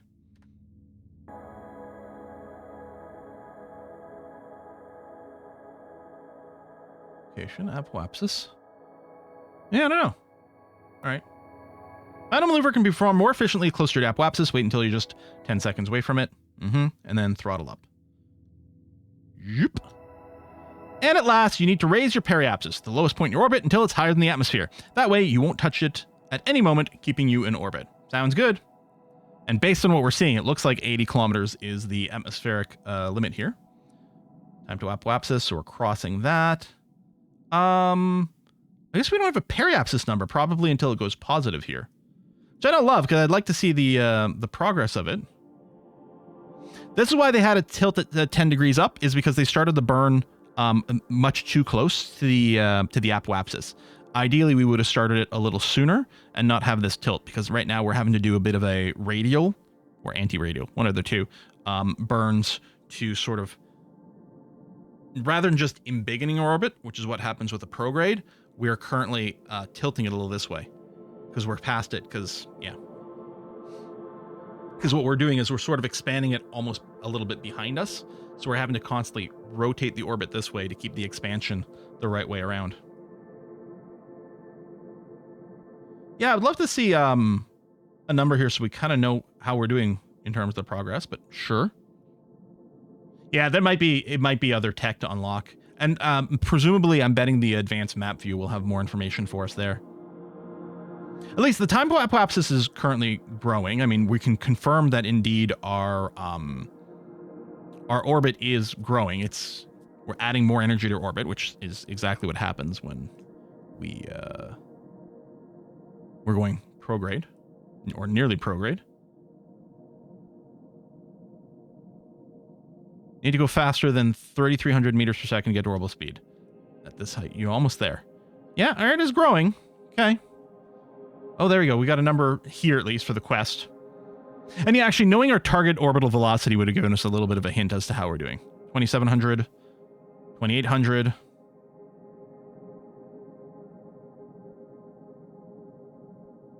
Oh yeah, switch to orbital tracking. Thank you. There we go. So it's actually a little bit better than that. 32, and there he is. Periapsis is growing rapidly as we cross the 3,300 mark. Interesting. It paused when we hit. Oh no, Periapsis is over 80. I saw the 30, but no. Okay, good. Congrats on achieving your first orbit around Drew. Press the X key to kill your throttle immediately. Now that you've reached orbit, you are going to be asked to get to precise orbits. Let's see how that is done.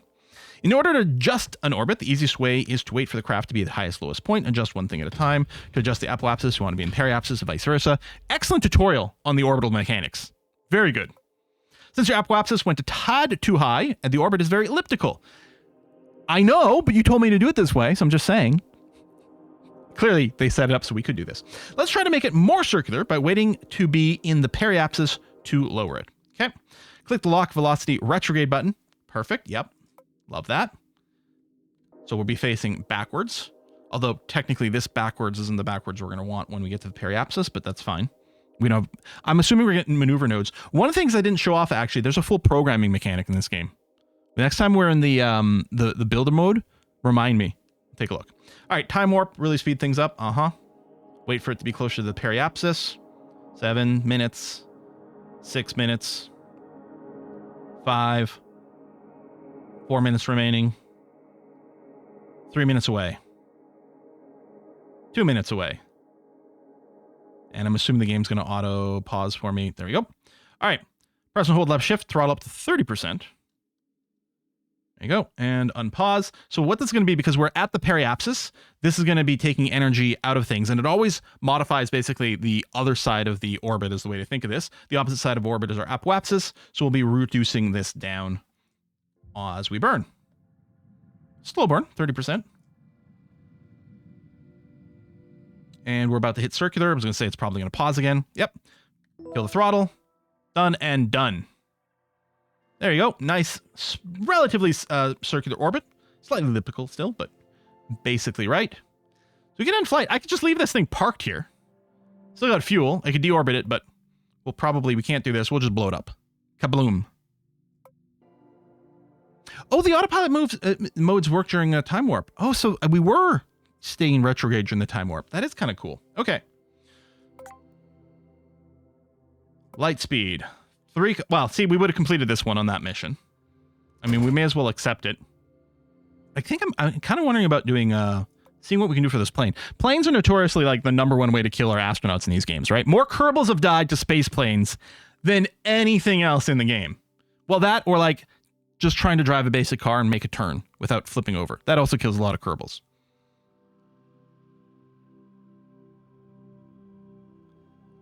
Do we have more tech? 45 tech points. I don't think that's enough. I think you get the racer upgrade.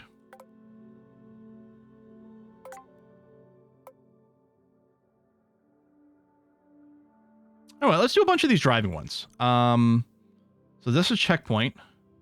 Drive 5 kilometers. No checkpoints because this is a 5 kilometer thing. So we can do these two at the same time.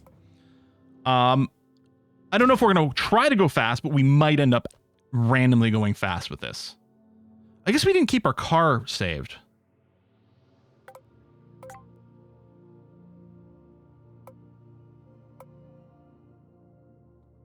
That's a shame. Wonder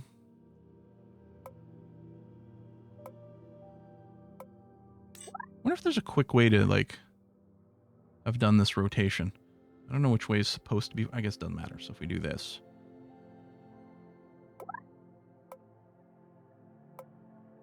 So yeah, we're just going to put a fuel tank in here, but we'll probably be keeping it.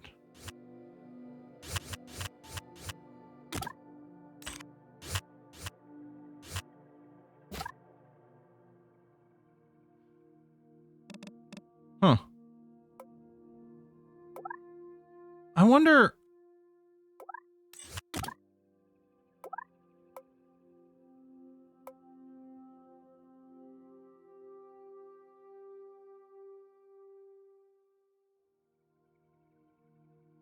Yeah, we gotta show the programming. In Kerbal,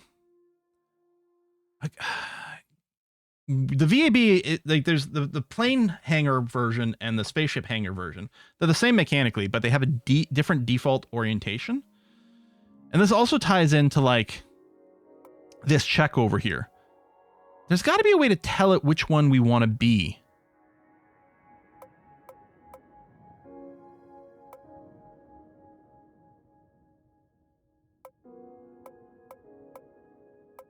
By default.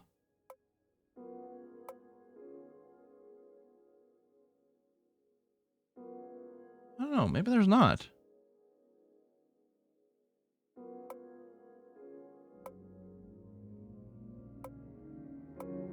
Hmm.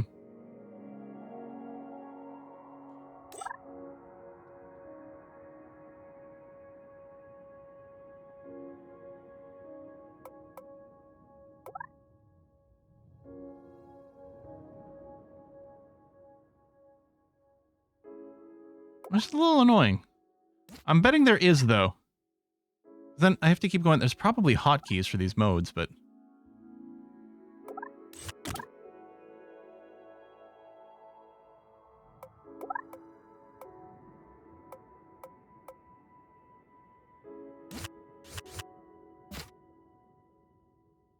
There's also a very big vehicle. Does anyone know? Anyone in chat? No? Have you heard Plate of Terran Victor? Okay, we've had huge discussions about that. Melee, if you on the Discord today, also on the Twitter today. One of the other game we nearly played today was Terran Victor. We covered it 2022, and I do plan on starting a new go at it soon. But yeah, did something just happen that is like causing people to like talk about this game again?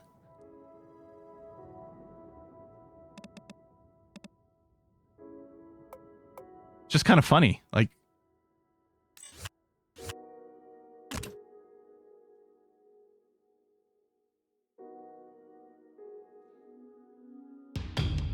You know, we can just make this much easier on ourselves.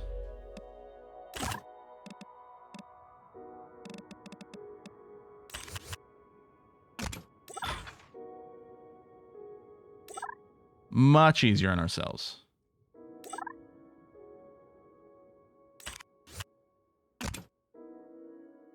We just do this. Yeah?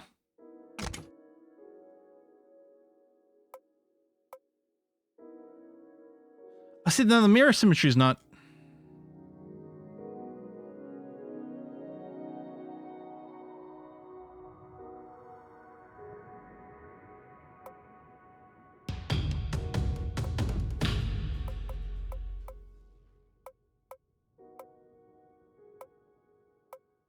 There. Why did you get rid of my parts? I think there's something I'm missing here. The spaceship construction is fine. Now if I tell you to mirror...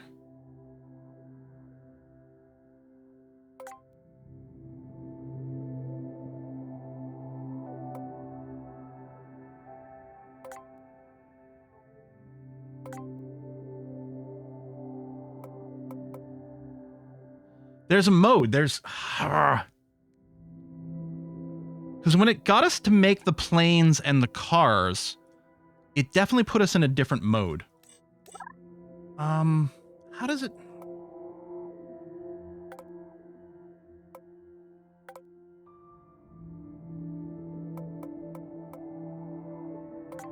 If I change this and X out... Nope.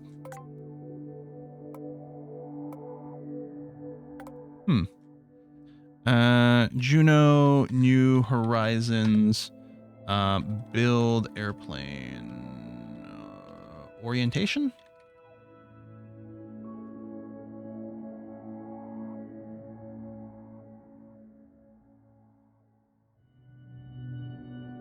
I don't know. We might just give up on this. I'm sure there's something because, again, when you go through the tutorial, it starts you off in there. Command disk. Oh. Command disk part properties command configuration. You're saying there's something in here? Oh, configuration. Oh my god, thank you. Oh my god, thank you.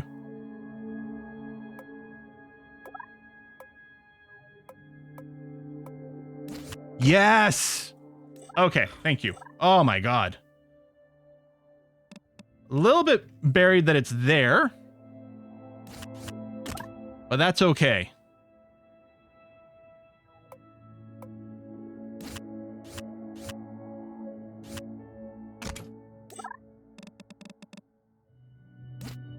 Okay, we're going to go and apply it for Adrian Newey's old job.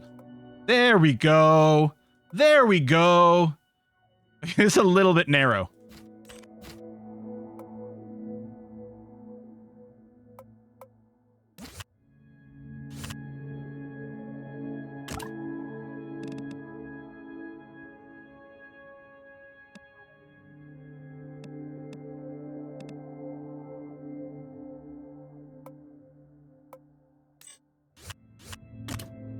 Yes.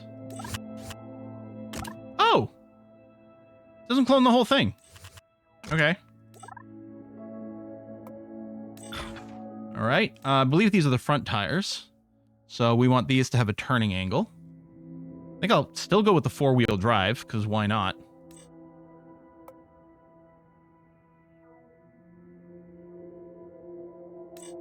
Just max the torque on all this. No safety light, which I don't love. Would love a safety light. I don't think we need a camera, but I'm going to throw a camera on.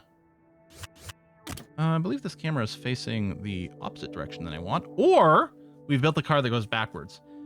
Can we get an indicator as to which way is front? Is this the front or am I building it backwards? I guess we'll check to see if we've got rear wheel drive or rear wheel turning or not. Oh, battery tank. You know what? That's what we really should do. We should build the core of our thing should be a battery tank.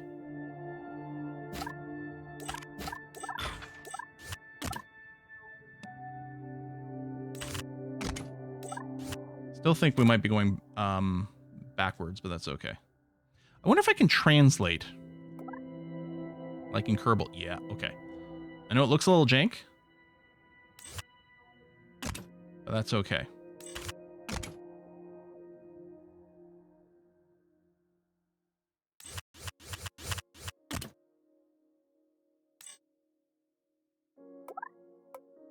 There's probably hotkeys for all these things, which I need to learn. Okay, yeah, you've got the turning angle. We got to turn off the turning angle from this one. Nose coast protect the command desk.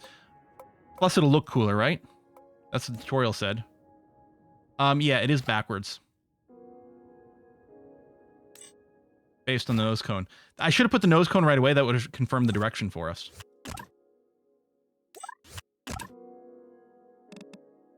So these tires, these wheels have to get the turning angle. And these we probably want to get rid of. I mean, we could do four-wheel steering. Okay.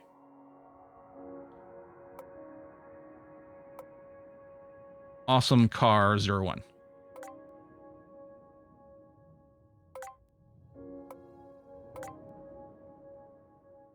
This arrow at the edge of the build area. Okay. Drive around 5 kilometers. Fast rider, maybe. Oh, wait. Didn't we have a... I wonder if I need seating. Oh, there might have been payload. Hold on. If we, undo an exit. Because it said something about tourists. Do we have a payload? No.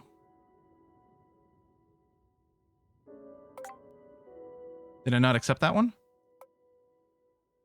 Bring tourists. We are preparing hiking route. Oh, this is just the scout. Go through checkpoints. Oh, I didn't accept it. There we go.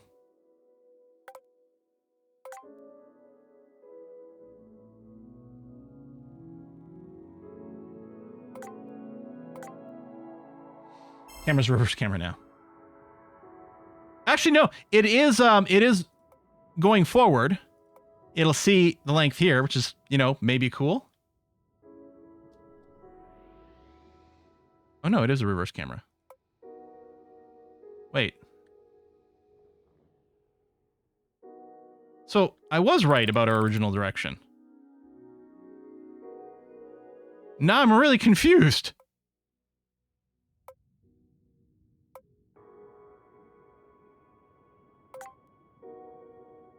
The wheels are backwards? Okay, let me redo this whole thing.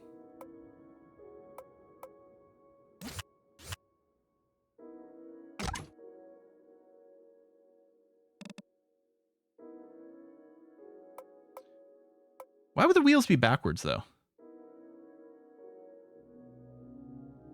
Let me redo the battery part. Hang on. New craft. Plane.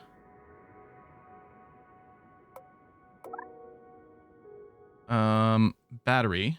Stay at the edge. Oh, there it goes. That's the front. Okay. Battery block goes here. Before I do that. Shrink. Battery block goes there.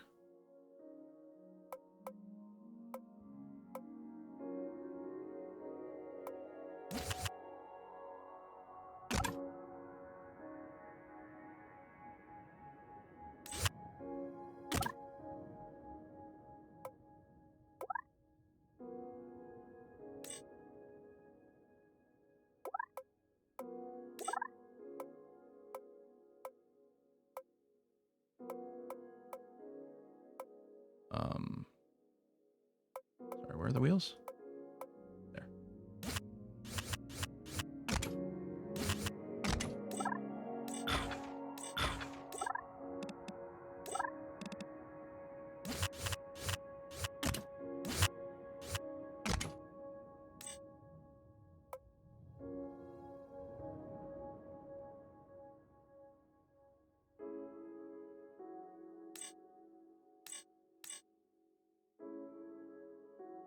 A lot of torque. And his mirror select. Thank you. Yeah, I'm gonna have to learn the hotkeys.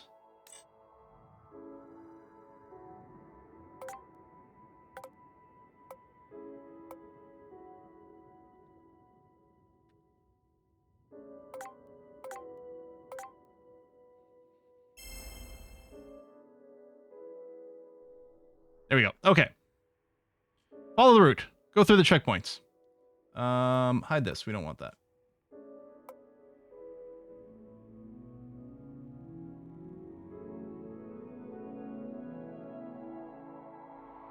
Vroom. Missing the nose cone for safety. Yeah. Woohoo! Actually, I should. Whoa! I should have maybe switched the engine controls to use the pitch as opposed to the throttle. But that's all right. Okay. This is fine. Everything's fine. Wee-ha! Maybe I should put in some downforce.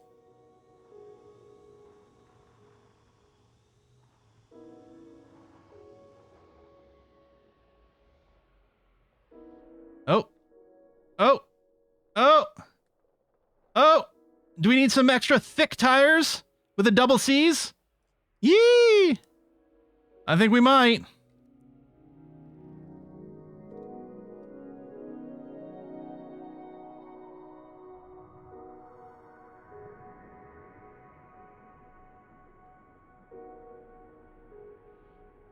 I mean, that's a pretty steep incline.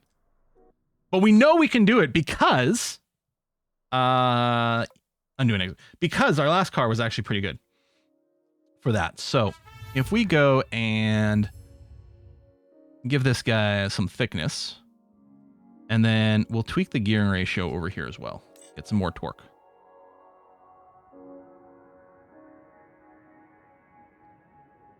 Extra chunky.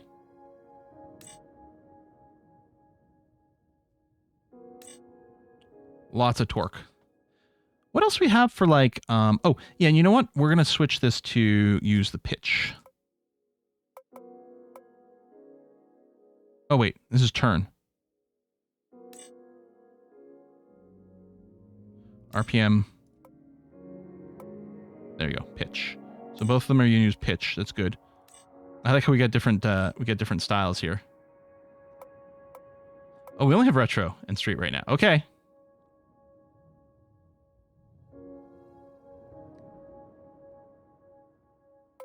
Tiny rocket for boost. Okay, there we go. So I can use... I broke the steering. Apparently I didn't set it right. I didn't set it back right.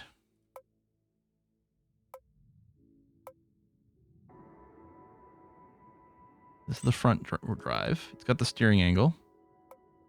Oh, I think it needs to be yaw. There we go.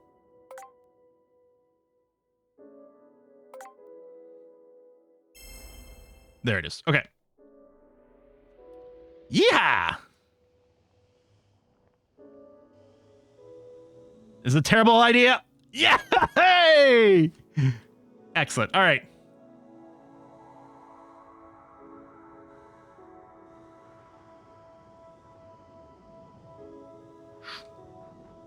Woo! We are a little slippy slidey.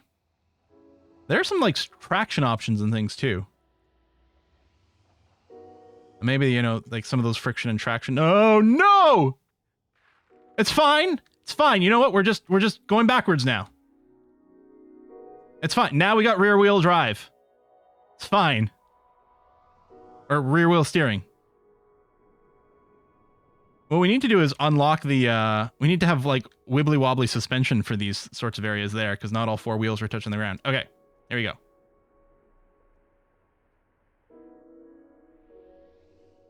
Hang on. Oh, I think we're beached.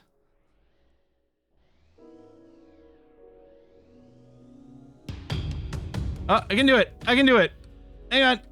Hang on. Oh, it's because we don't have the same ground clearance on this side. Of course.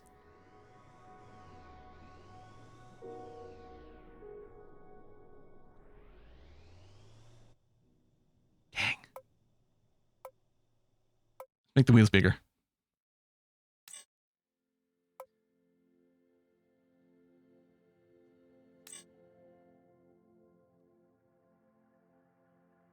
Okay.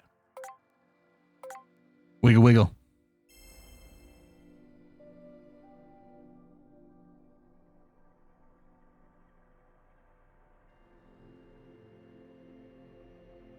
Ooh, it feels slower, though. These are big, heavy wheels.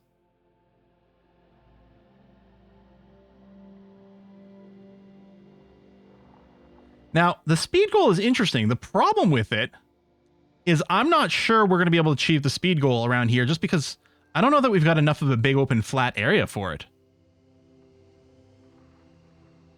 Right now, the battery's okay. This whole center thing is one giant battery.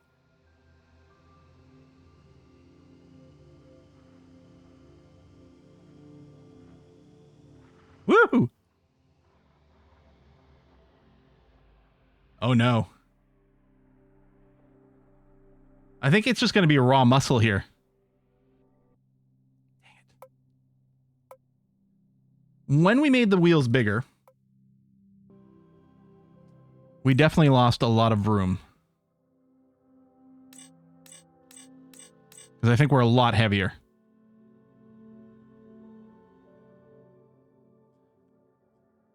Now, does the skinny make sense?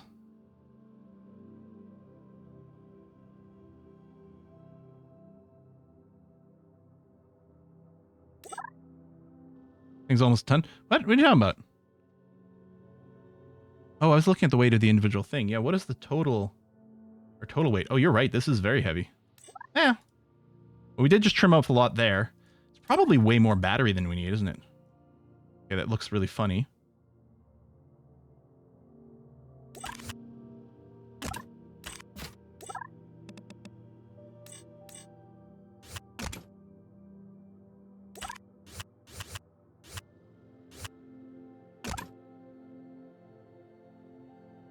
Oh, wait. I'm getting this backwards. We go that way.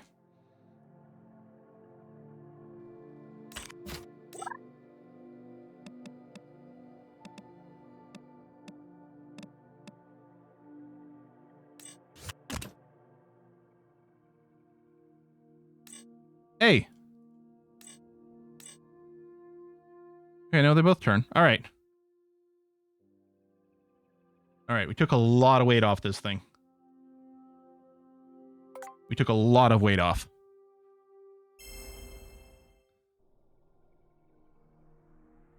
It's all-wheel drive, not four-wheel drive. Although maybe it should just be rear-wheel? I don't know. Can we make it up? We may have to add a little rocket booster.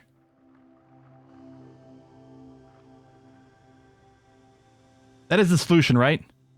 More boosters? Okay, we got... Whoa! we got some speed. Too much speed. Too much speed. Too much speed. Ah! Ah! All right, we're upside down now. That's fine.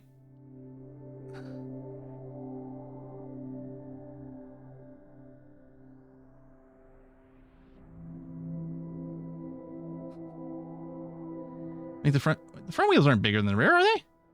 They definitely shouldn't be.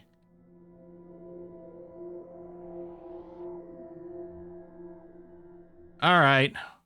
What's another strategy here? What do we do with our... Because this is clearly not working out. Are they too tall? Would it be better if they were smaller for grip?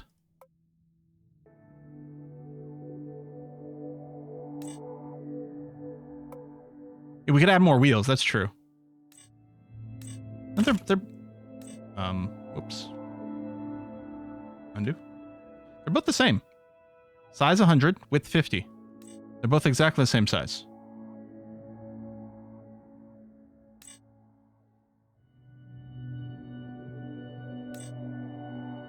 I think we were having better results when the wheels were smaller. We made them bigger mostly when we got flipped upside down. As long as that doesn't happen. Yeah, what about the gear ratio? Increase it more? More torque? We don't need more RPM. We just... Although I'm worried about the skidding. Yeah, the problem is we only have these tires. We don't have any others.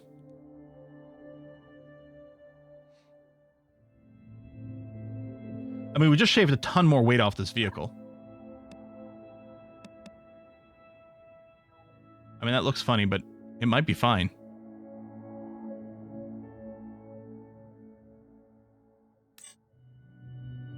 I wonder, would it be better if we didn't have all-wheel drive? We'd save a ton of weight. But do we lose too much grip? The front ones are heavier than the back ones? Oh, because of the steering. They are heavier. Yeah, the front ones are still heavier, I think, because of the steering.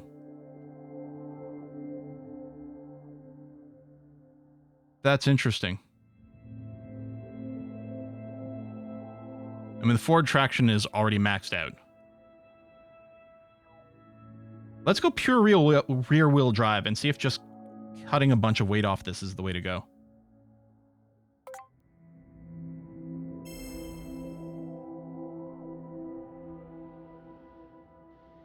Now I'm wondering about a shorter wheelbase too, but this battery is extraordinarily heavy.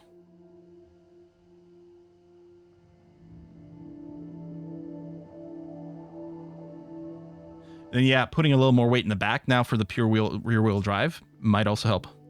Yeah, but I don't know. Charge straight up the hill. I mean, you're thinking back cutting back and forth? I'm not sure if that's necessarily going to be viable, though. Yeah, I do think that it's possible that this battery is unnecessary. Maybe the core should just be an empty fuel tank after all.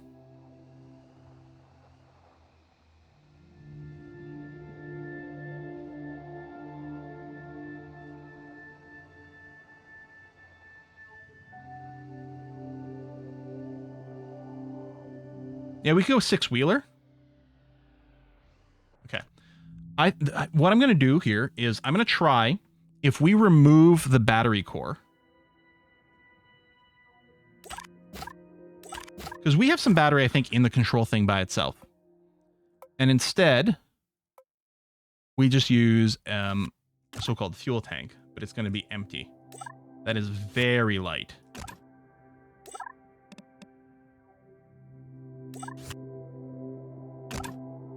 Okay, now it's, yeah, it is very light. I'm going to make the rear wheels a little thicker.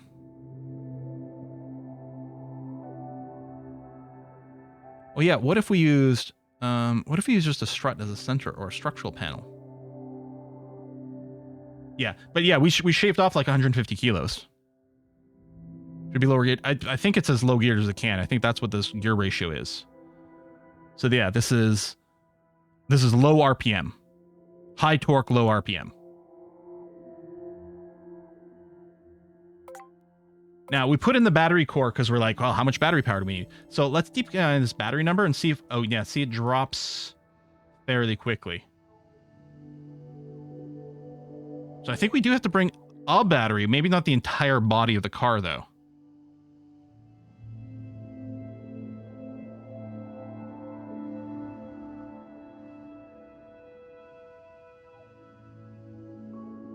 No, we don't have solar panels.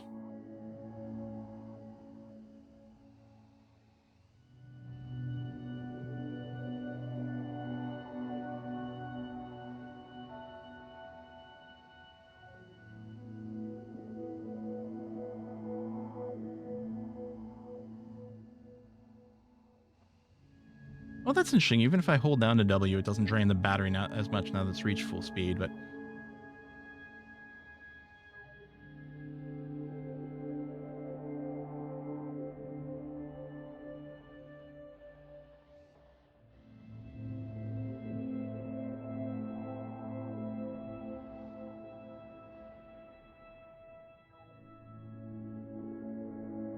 Look how slippy it is, though. It really is quite slippy. And yeah, it's draining battery like crazy. I think we should go back to spaceships.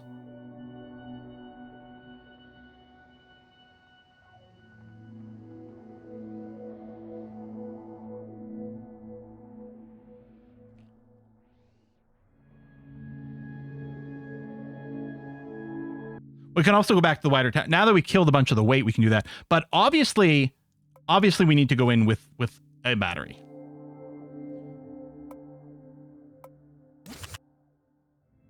This default battery size is ridiculous.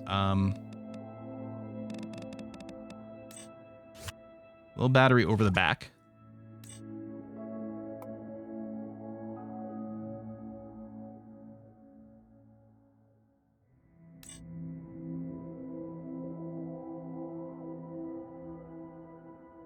There you go. Wider tires in the rear still. This is going to be our final try, then we go into space. There's no suspension. I know the rocket engine's still very tempting, I agree. The bigger wheels also do come with more overall torque.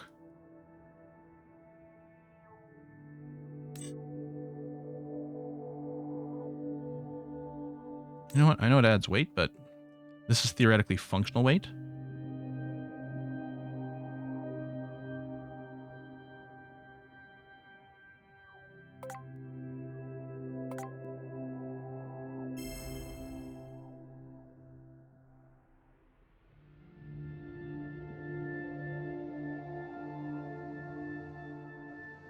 Okay, well, it's definitely a lot zippier already. Maybe, maybe we can, in fact, drop the gear ratios and go for more speed. No. It's like ice.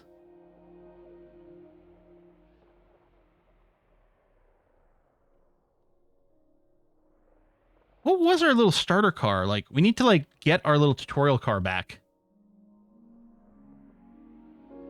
Yeah, we could add the, a little bit more side traction, but I don't think that's the solve. All right, we're going to go back to spaceships. We know how to go up into space. Part of me is actually thinking I should have never taken the RC things just to open up more quests, but we can also just cancel some of these quests and make room for more space-driven ones. And yeah, maybe the other thing is, can we just unlock? I mean, clearly not now. Clearly not now, but I'm wondering if we do just have some new tire option. I guess there was a tech tree button there. We can also get more torque. Hold on. If we've just been doing it hard by not unlocking this and getting... I mean, we don't have the smooth tires, but getting more torque in our tires? Yeah, maybe. Oh, there's our off-roader stuff. Wheel suspension. Hey! Off-road wheels. Hey! Okay. We're going to come back to this later. Holy shit. Holy crap. Why have we been working ourselves so hard here? Yeah. All right, light speed. Oh, we could do the plane, though.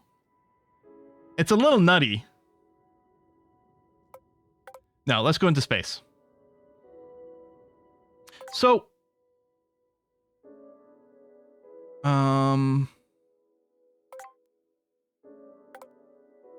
Oh, they're crafts.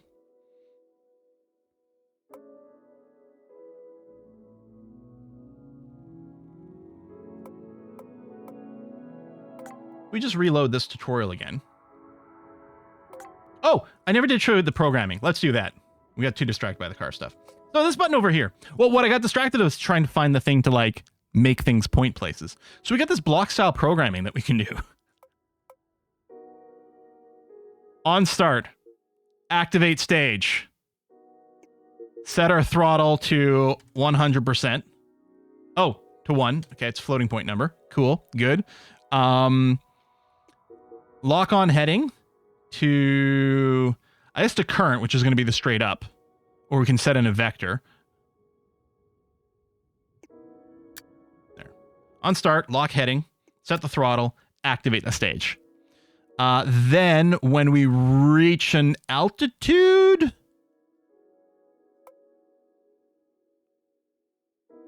or when the stages run out of fuel, we could program all this. Like how crazy go nuts is the coding? Oh, if we collide, wait, can we make missiles or something? Or maybe we can use this for docking. Set variables. Oh, you can create custom instruction, create custom expression.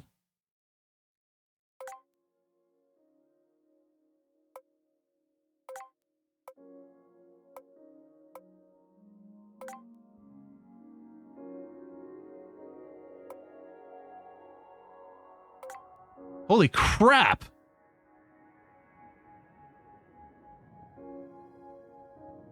I don't know how to delete you now, but okay. You're just here forever now? At least for this ship. Oh, drag to delete. Oh, just deletes it off there. Okay, that's fine. Holy crap.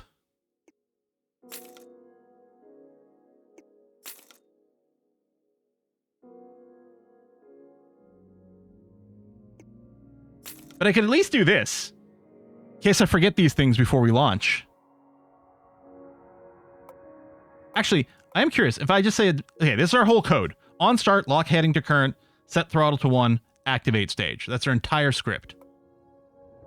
Save to craft. Oh, new program, import okay, save to craft. Oh, not this one.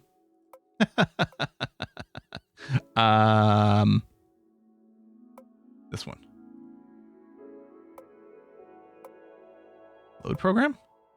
Oh. Probably could have saved something, but okay.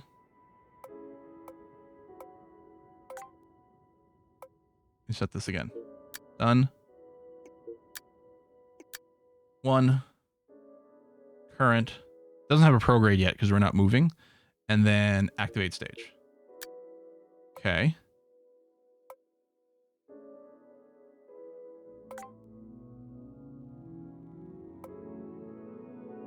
Okay, how do we know that this craft has this program?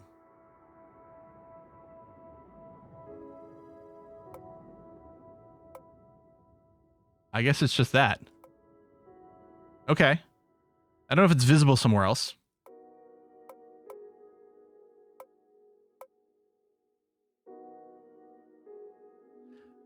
See, and again, here's the issue we've got again. It's too tall for the selected launch location. That's because it thinks we're launching from here, but we're not. We're launching from here. Oh, maybe on the control module is the program. Maybe. Oh, it works! Yeah, it's launching right away without us having to click anything. Swell. Okay. Groovy.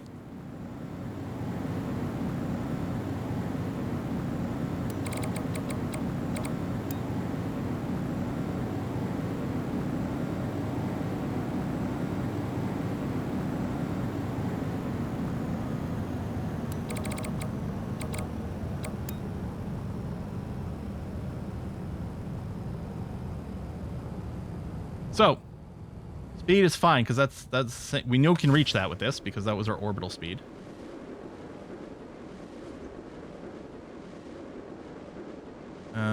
Trajectory. Time to apoapsis is growing. Maybe not as fast as I'd like.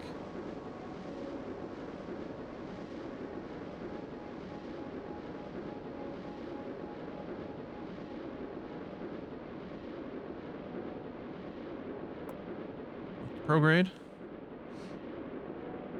Okay. There you go. No, time to apoapsis is still growing. Good, hopefully. Isn't this the rocket tutorial before you fixed it up? Oh, that's possible. Actually, you're probably right. This is probably before it was fixed up. So it's got all the bad ISPs. There's a simple launch pre-built program. Yeah, we could load that and take a look to see what they've got. Okay, it's fine. There might not be, if this is the pre-made one, there might not be enough go here for orbit. Which actually, no, because that is bad, because that is the speed we're looking for.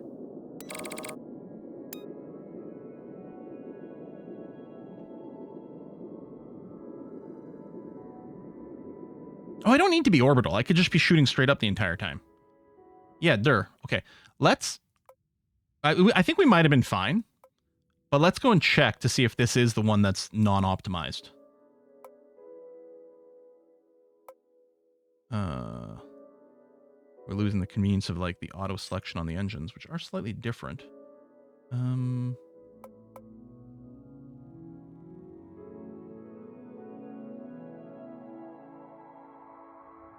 Oh yeah, these are the solid ones, so there's nothing to adjust there. Stage 2 engine.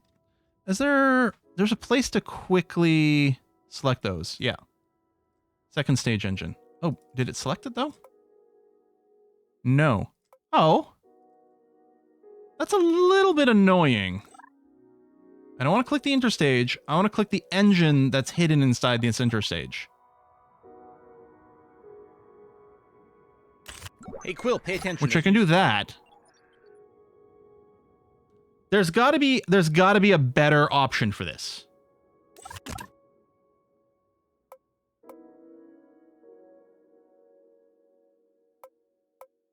You know, from the parts finder list. Well, then, oh, from here. Yeah, but then they're not.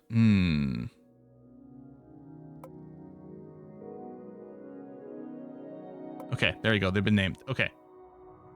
And then if I've got this, it's still selected. All right. It would be nice to do it from the other version, but sure.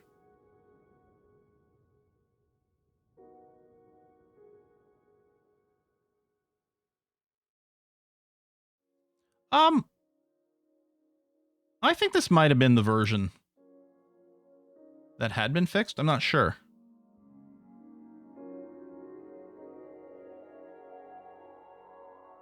I'm assuming. Oh, really? You can just do it way too big? Wow, that's crazy.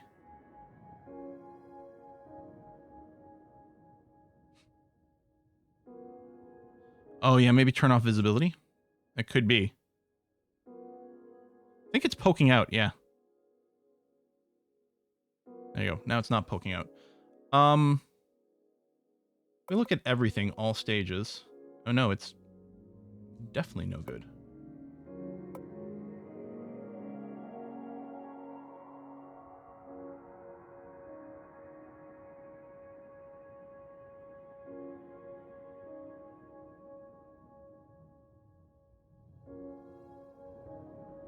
It's probably the next engine that's the issue now.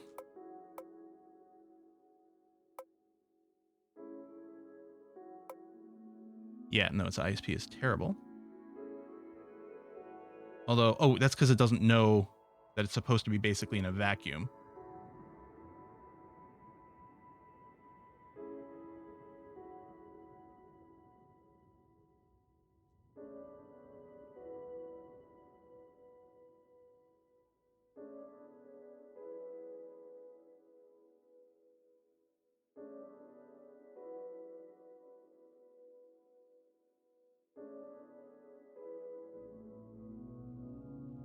Yeah, they're supposed to be similar to be good. It's just hard to spot here. I mean, I guess we want the biggest possible bell. A little hard to see. Okay, there. That fits nicely inside that size. So that's good there. And yeah, the second stage engine.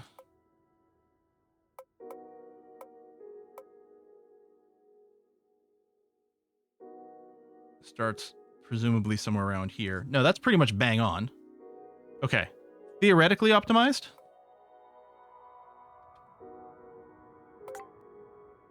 Oh, and let's take a look at that. What was the simple launch program? Is that what you saw? Simple launch. Let's see what this looks like. Ooh! Starts with a countdown timer. Set throttle 100%, activate the first stage. Display launch.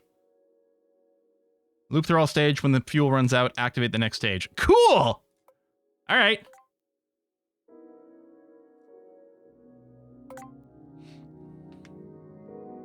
So here, we're not caring about orbit. We're going to go straight up.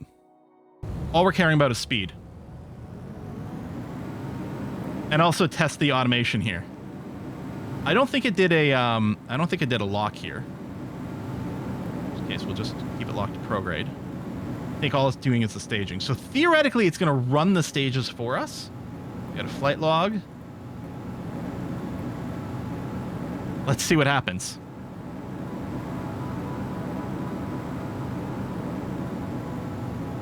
And yeah, it's never going to be ideal. Air pressure will change through. Yeah, because it starts at 6 kilometers-ish, this stage here, but then it goes into thinner and thinner air. So if we optimize for 6, we might not be getting our full value.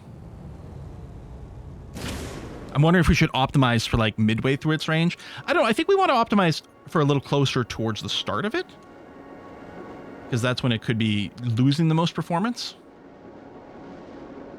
Yeah, because that's its worst possible situation.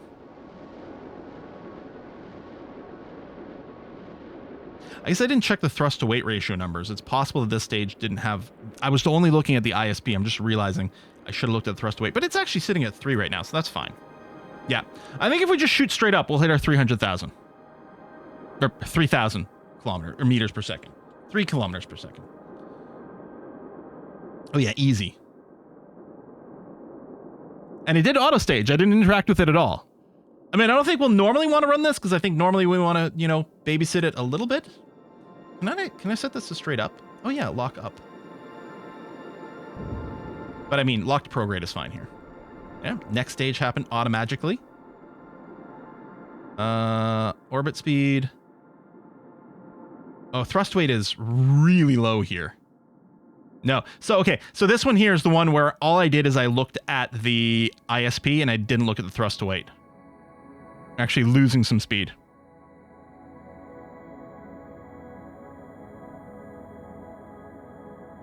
Although in theory, it might be becoming more efficient now that we're in actual space, but not really.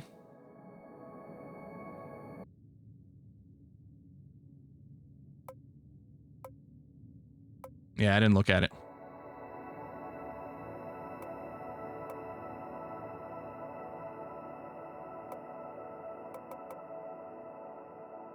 Starting thrust to weight ratio 0.1? Oh wait, hold on. In a vacuum, but it's still terabad. Yeah, we need you to be bigger. And then this still needs to fit just visibly inside. So it looks bad.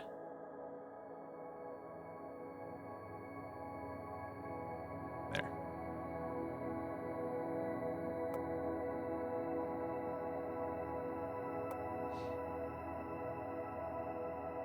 Well, yeah, we can get more thrust to weight out of this. Maybe I didn't go as small. We lose some of our efficiency, but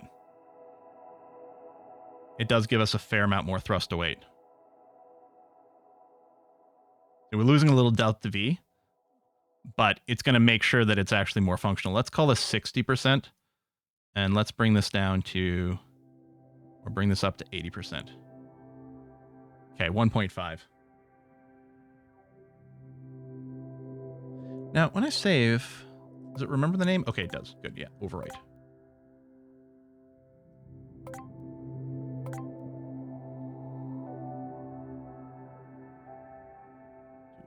One.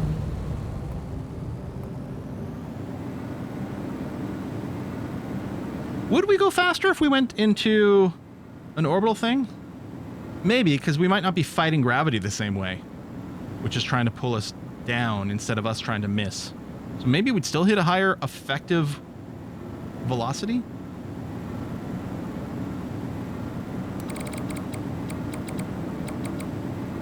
I don't know if that's true.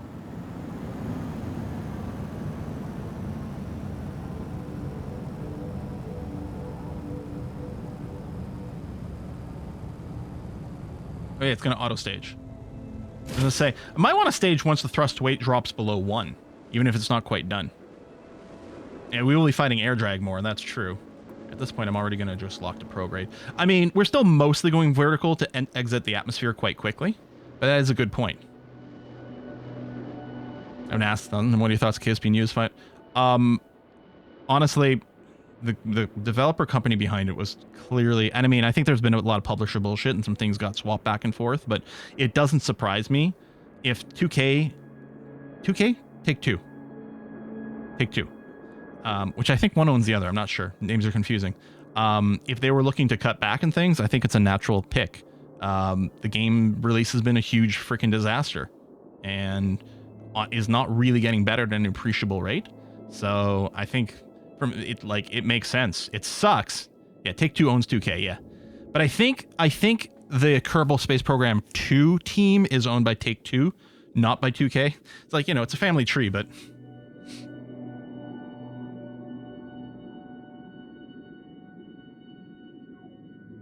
Okay, speed is still going up. Now leaving the atmosphere. Where's our... Oh, apoapsis is super high. Kill this. Stay locked prograde. Times 10 speed here. We're officially in space. Yes, good. Time to apoapsis, 2 minutes.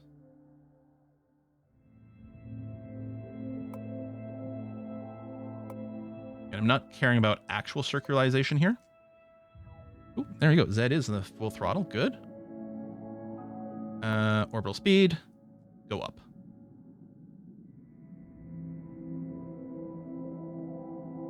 Time to apoapsis is static, and then it's probably going to start growing. Oh, no, it is shrinking, but just slowly. Okay, so we're not going back down. That's good. KSP2 is better than now. Well, it's better than release, but it was like an absolute dumpster fire at release. It's, at the current state it is now, it would be acceptable for the initial early access release. But no more than that. KSP1, especially with mods, still much better. And I think this game is better. I think this is better than KSP2. And performance has been really nice, which of course was one of the Achilles heels all the time of KSP1. Performance really nice in here. There's some really nice UI nicety. There's certainly a little tiny scooch more complexity. I think there's a couple of mechanics in here that are a tiny bit more realistic than vanilla KSP, which is pro for some people, con for others, I suppose. Seems pretty good to me.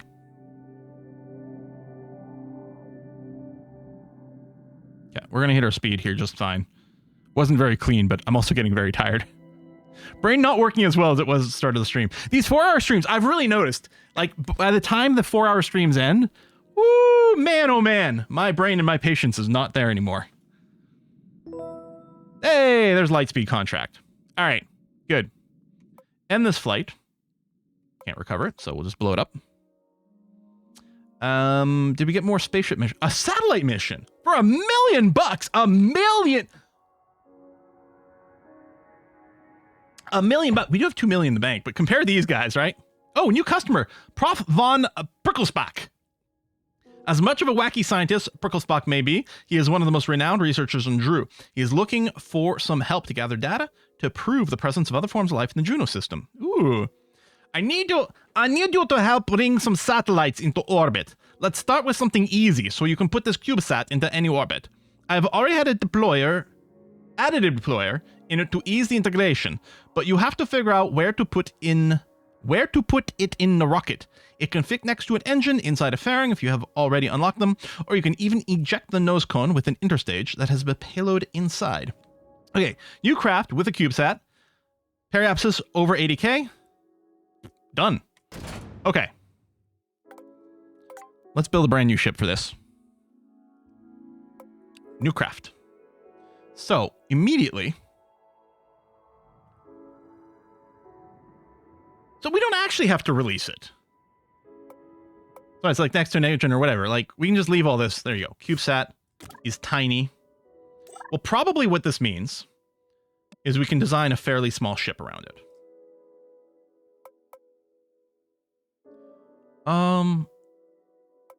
So no, we didn't actually unlock fairings. Although... Okay, that works fine.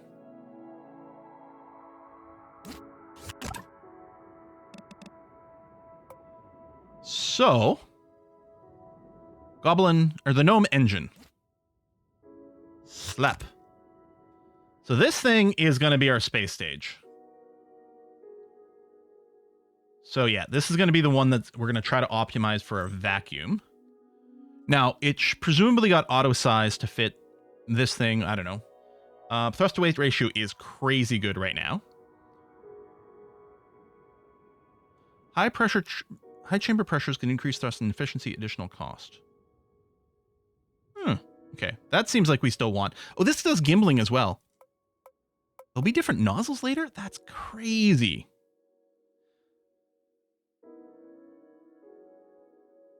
Right. Increased nozzle, improves vacuum efficiency, decrease sea level efficiency.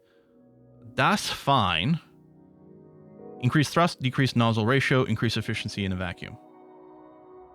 Increase in throat size can increase thrust, will decrease nozzle ratio. Yeah, so if we bring this down, the ISP improves. We do lose some thrust. But if we bring this down to the minimum allowed here, we still have a greater than 1 thrust ratio. But we might want... Or we do this and we could bring the size up. As long as it doesn't poke outside. Right? This is where the earlier where we're kind of happy. Why is your delta V 0?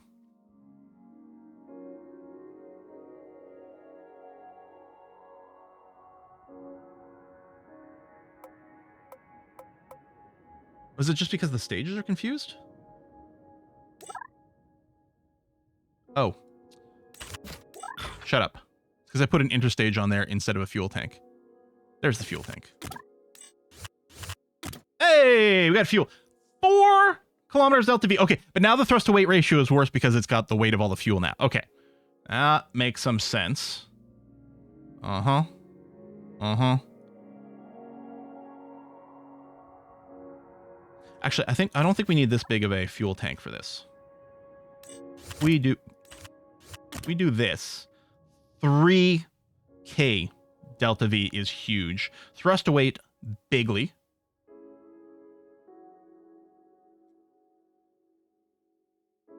That looks nice.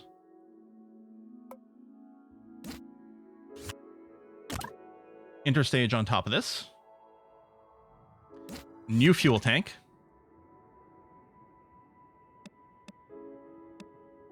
Embiggen. So this is the one that's going to be like somewhere in here. We don't know how high we'll get, but we're going to assume we're not right on the ground level.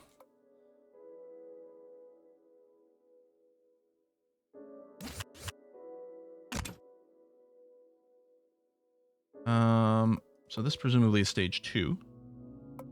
Or no, this is stage 1 right now. Yeah. Thrust weight better than 0. Pressure's higher than it needs to be. Not much of a change. But something like that.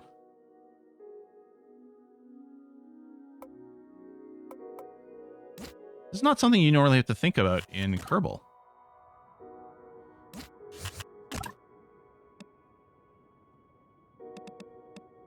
And this one can just be SRBs.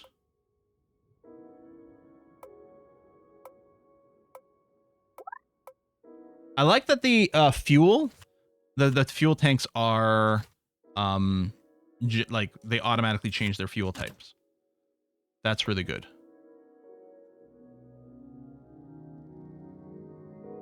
So this should be the new stage 1. Yeah, not enough thrust weight, but that's okay, because what we're going to do is clone this off.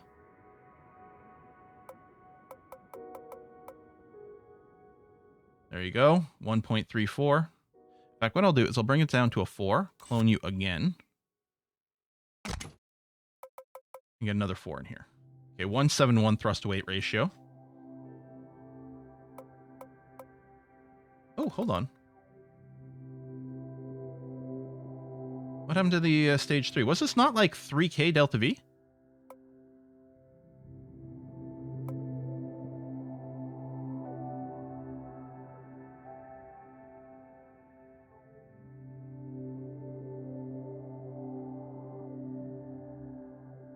Oh, hold on. The some of these numberings probably went wrong because as I changed things. Stage 1 is on the ground. Stage 2 is around here. Stage 3 in a vacuum. There we go. Okay. Because as I added stages, this slider didn't stay. All right, 7K delta V is huge.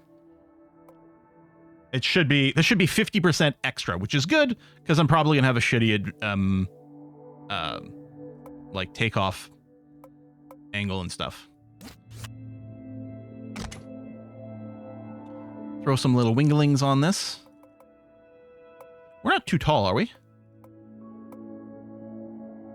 Oh, just barely. Just barely. Where are we going to take some of this off? You know what? The nose cone can probably be shortened.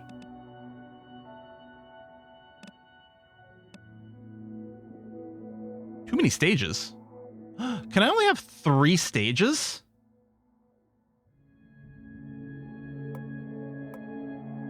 Wait, but that's okay. I actually don't need this stage to exist.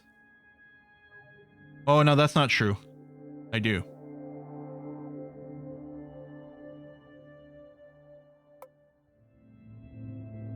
There's probably a tech that gives us more stages.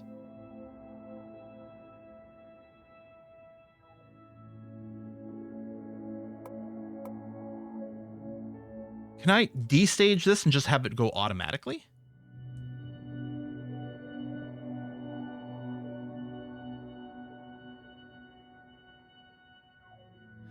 Or we just do a 2-stage rocket, basically.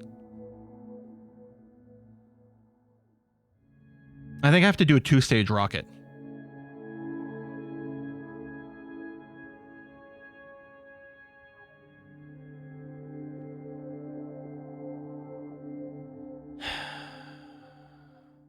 What do you think? Let's do a little save here.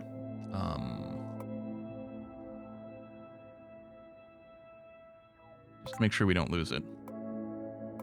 I didn't unlock new tech stuff, did I? No. I wonder where you unlock more stages. Max stage is 5. Overcomplicating things. 3 is our max. Ah!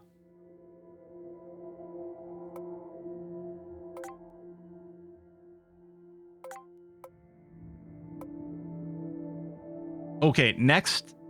Contracts, money spent. We're very far from 50. Scrapping.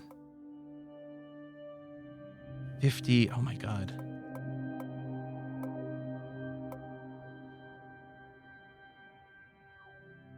We're not close to any of these for more tech points. 5 orbits. Hyperbolic. Get their eccentricity above 1. What does this mean? We get 50 tech points from this. It must not be that easy.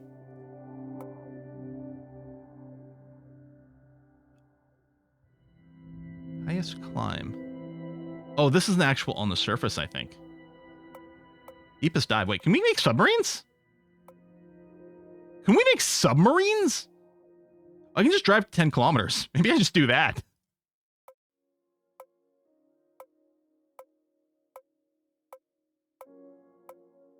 Sorry, walk 21 kilometers? Jeez. Swim. Tech tree had boat props. While under 15 kilometers high and keeping your trajectory mostly horizontal. We might just be able to break this real quick. Can I just do this with a rocket?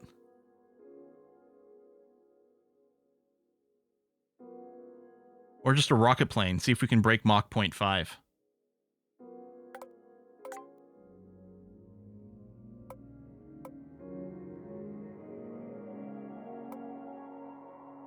Okay, this is saved.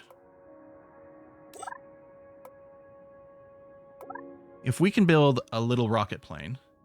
Okay, yeah. Would be nice to have a visual indicator on this thing. Radius. Oh, these are really small.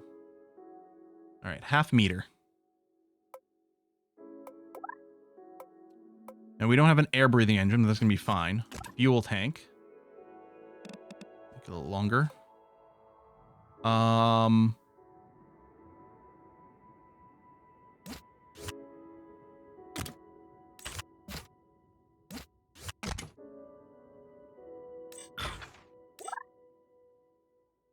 You know what? We'll go narrower.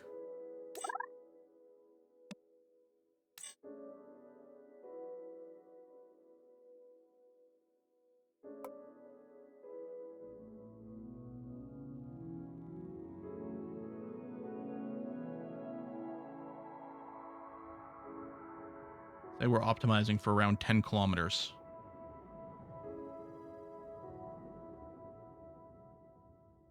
I mean, we don't need positive thrust to weight ratio for this. But I want good amount of thrust.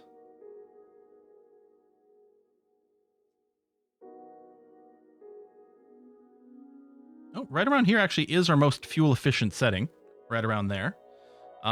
Pressure is actually quite high here.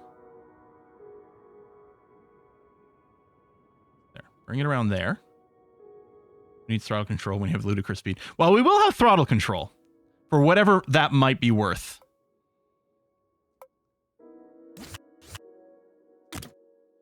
Now, I mean, we are going to go quite fast here. So it feels like what we're looking for is probably something kind of swept wing. What was the... Oh, there we go. Add control surface. So this is going to be for roll. And then we're going to copy you to back here.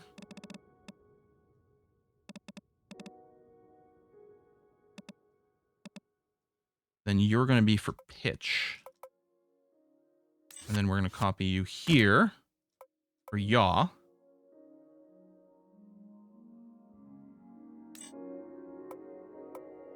Is it N? Someone's saying? Yes.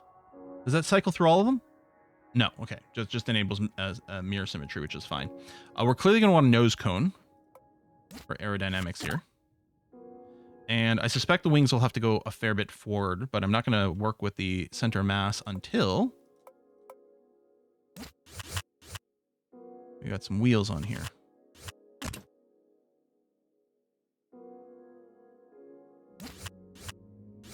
Maybe on the wing. Although...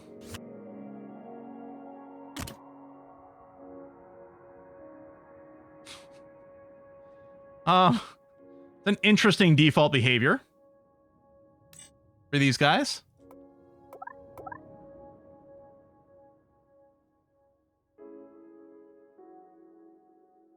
Oh, and it's not being mirrored across the two? Okay.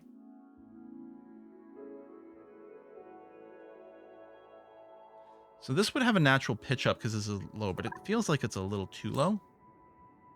Now this goes in chunks. I don't know if there's a way to get finer control over how much it moves by. Oh, we can see whether it's resting on the ground or not. Okay, to me it looks like these are just hovering off the ground, which is probably a sign that the front... Oh no, that's hovering a little bit more. What if I hold shift? No? I guess I could type numbers in. You know, we'll call that good enough. Okay, so let's check the centers of lift and mass. Okay, mass is just ahead of the lift, so I guess we're fine? Now, that might change as we burn through fuel. Sure, it's fine. Oh, I didn't realize my...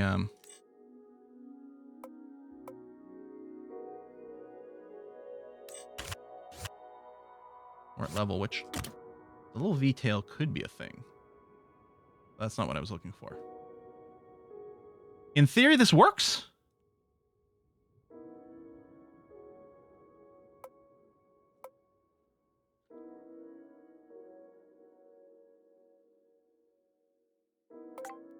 Oh yeah, I have to tell the rudder that's... Well, I don't think I have to. I think with the auto behavior... Oh no, yaw. Rudder's off kilter. Oh, is it? Oh, you're right. Thank you. There it is. Center line that. Good.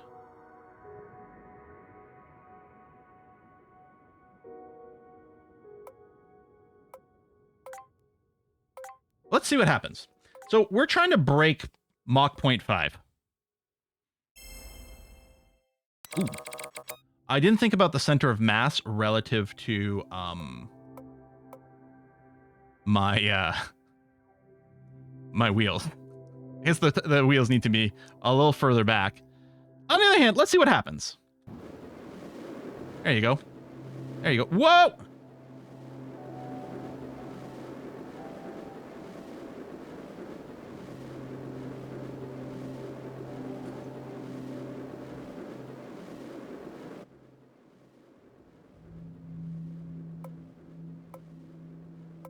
Seems fine to me.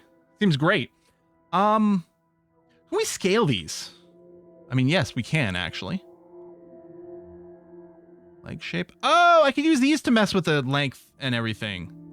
Hang on, maybe that's the better choice. I'm not used to thinking of that because you can't do that in Kerbal. That's great.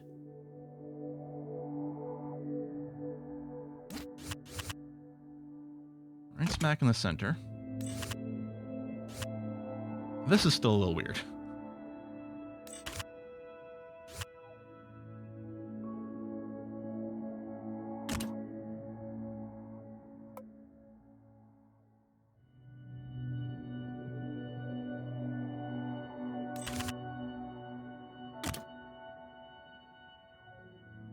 Woo! Oh, look how cool that is! Oh shit! That's really awesome! That's so cool! Look at that!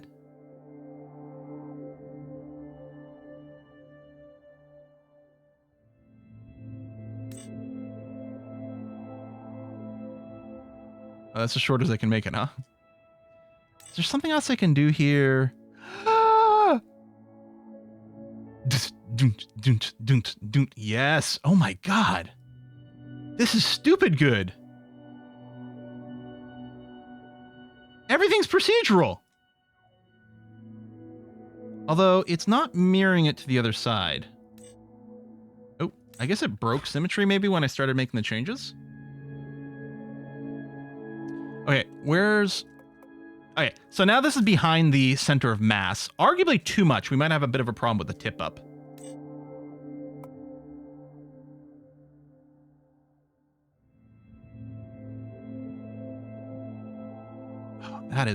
That's incredibly good. I don't think Kerbal has this with mods. Now, one thing I'm wondering is us going kind of helter-skelter. In Kerbal, a lot of times you'd have to mess with some of the friction settings.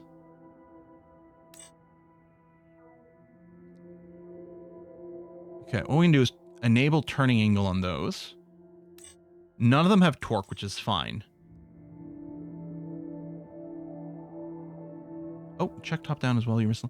Yeah, is there a quick way? That's from the front. Looks okay. The top, well, that's not really. Oh, I suppose if I did. Oh.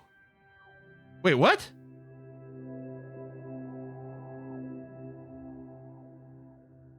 Why is my center of lift offset?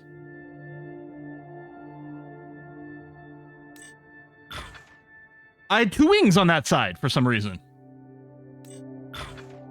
3 wings. Oh, wait. I had 5 wings on that side.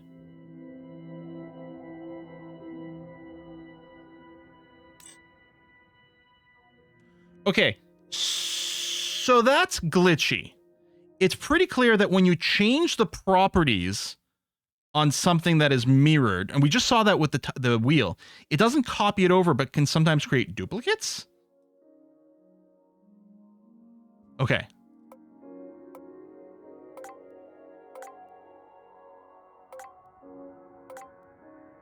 Check the parts list. Actually, that would be a smart thing to do. Well, let's see what happens now. Full throttle. Go. Pull back a little here. Whee! Full throttle. Recenter. Okay. Oh, I set a land speed record. All right. G for gear, maybe? There was a retraction option.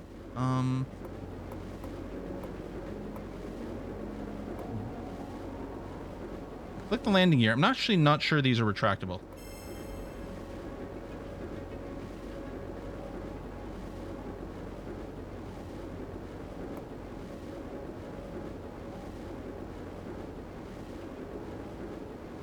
Yeah, it looks like it is 8 to toggle it, but it doesn't do anything.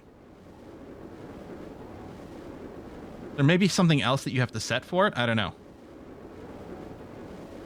So let's just keep pitching up. Actually, I suppose I could...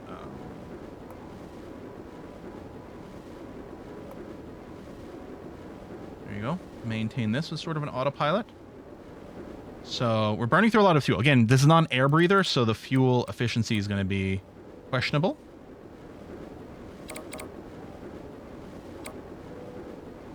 I'm going to try to go up a little bit to get into some thinner air, and then pitch straight down and just try to break some speed records. Oh. Speed's growing.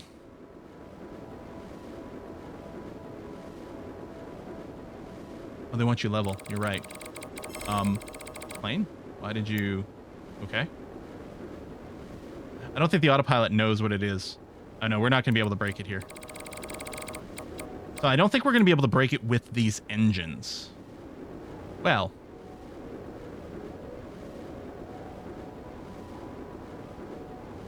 Maybe. We could have gone much higher. Okay. Can we figure out the gear retraction? Because I saw a note about it in the config. Oh, Brock? Oh, right. Mach 1. I was thinking I had to go to Mach 2. I was doubling the number instead of having it. Shit, I may have undone the record there. I should have maybe just destroyed it. I'm a little curious, though, because when I clicked on this... Yeah, I was doubling it instead of having it. There was a retraction speed option. Support on? Ooh, neat. Retract speed. Allows speeding up, slowing down the wheel retraction. Oh, mirrors the opposite. Yeah. Oh, okay. There's a thing for a bay at the bottom. Oh, was there? That's probably it. It's probably a tech that we're going to get. We just don't have the option for it now. Ooh. Straddled. Single. Looks like just a visual difference, but that's cool.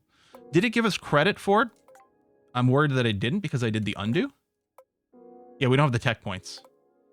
Okay. So let's launch the plane again. And this time we'll just... I mean, we can just detonate it. It's fine. As long as we complete the flight, we should be okay.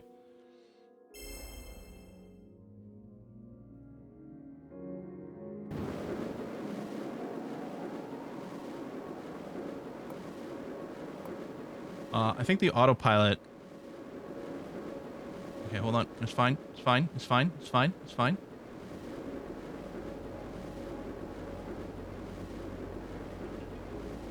Okay, there we go. I think something was left on because it pitched up right away, or it was just a little jump.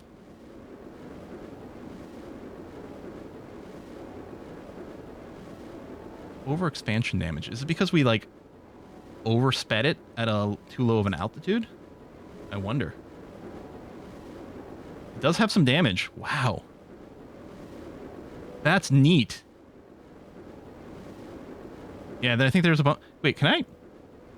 Ooh, heat damage. You can over... Oh my god, you can overcharge a part. It's taking heat damage by doing it. That's fantabulous. Took overexpansion damage last time too? Okay. There's our mock. So did we get a little pop-up for it?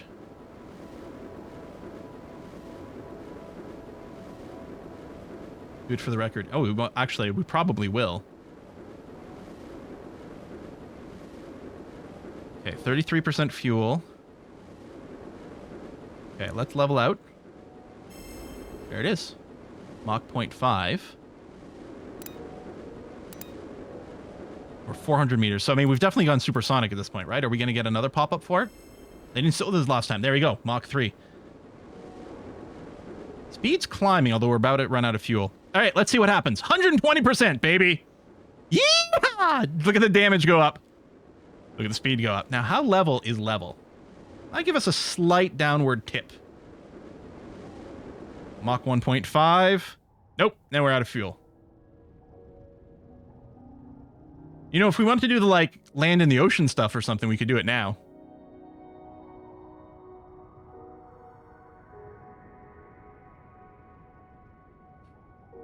Yeah, we didn't blow it up, though. We only hit 1/3 damage. I wonder if it loses efficiency or if it hits 100% and then it dies. Yeah, it's referring to expansion ratio. Got to optimize for air pressure around 10K, so it's got a problem with air pressure. Yeah, I think probably on liftoff, we should probably limit our, like, takeoff speed to something like 2/3 throttle or something. And then wait until we've gone up. Because, yeah, you're right. We optimize it for around 10 kilometers atmosphere. And then go to full, but this is fine. Whee! We're going to leave a crater. We're going to leave an impression on this planet. Is what we're going to do. Oh, yeah, we don't have a gyro in the controller either, but we shouldn't need it for this because we've got controls. Kaplow! Okay. I don't want to retry. You just end flight. Recovered. Nothing to recover. That's fine. Save. We have tech points. Yes. So where do we prioritize? Because part of me still wants those chunky wheels for the hill. But I think what we do is we go to orbital... No. Overcomplicating things. 5 stages. So use interstage part style. You know what? I was saying that like the visuals for our ship parts are kind of basic. But I realized we've got parts to unlock. Oh, I think... I'm not sure. I'm going to save over the plane again. Just to make sure the latest version's in there. Because that's cool. All right. Load craft. Probe to orbit. Which I didn't name very well. But in theory... Yeah, it's too tall for the location because it thinks it's launching there, but it should be okay. So let's see if we can get the satellite to orbit. Point up. Full throttle, which isn't needed for the first stage, but that's fine. Go, SRBs. There we go. Thrust to weight ratio. Took a while to get all those SRBs all the way going, but here they go. So we need an orbit for the satellite mission greater than 80, which is fine.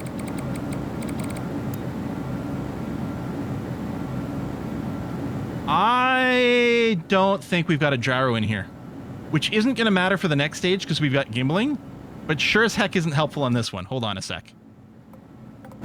Oh, we can access the wait, hold on. Can we accept missions here? Oh my god. What? Again, something that you need mods for in Kerbal. Yeah, undo. We just need to add the gyro to this thing over here. Oop. I just got an achievement for something, but I didn't catch it. Okay. What's the achievement?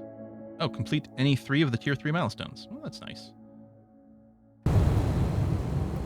Okay. Same thing, but now we'll actually be able to steer slightly. I mean, it's still pretty heavy. I suspect the gyro's not going to be able to do much for us. Now, one thing I don't know is if it's got things like, well, we still haven't done any missions with people in it yet. I don't know if there's anything for like life support or colonization or space station stuff. I think there might be like missions related to like, well, certainly missions for satellites. I think there might be missions for some of the space station stuff. I wonder how docking works in this.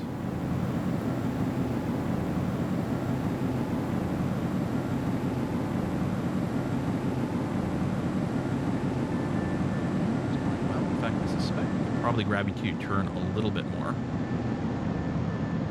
Oh, yeah, this first stage is quite long. This is burning to about 15K. We could optimize our second stage for about 15K to get some extra efficiency. Actually, 18? 20? Yeah, think about 20. Oh, that's crazy. Okay, we could also go and do more of a gravity turn. Like we could pitch over a lot more than we did here. I'm going to do some pitch now. Not ideal. Would have been better to do it earlier.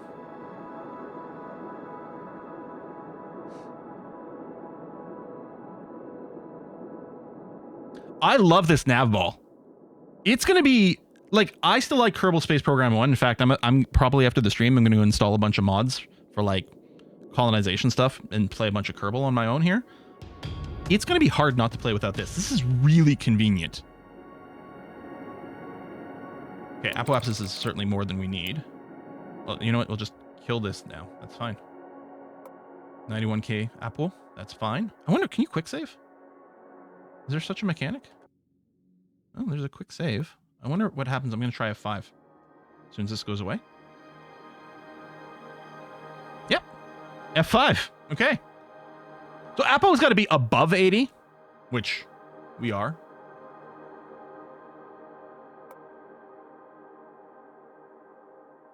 Okay. Whoa, no, no, no, no, no, no, no, no. Okay. Apparently the X hotkey does not stop the, oh yeah, we didn't stage. This engine's actually not optimized for, so we did say this is like a wicked amount of overkill in our, engine design, but again, better to have too much than too little. It's only government money. It's fine. It's fine. So the time to Apple is shrinking, which means we theoretically should have started a circularization before this, but we're probably okay. Yeah, I think we're going to keep playing this. I guess I could stage just to have access to the more efficient stage, but what a waste of fuel. Our thrust to waste ratio is good here. Like, this is pushing. It doesn't look like much. This flame is very unimpressive, but yeah, our thrust to weight ratio is actually crazy pants. Second stage would be better optimized for 46. Well, maybe, but again, we need to make sure that when it starts, it's not like choking itself out. Oh, there we go.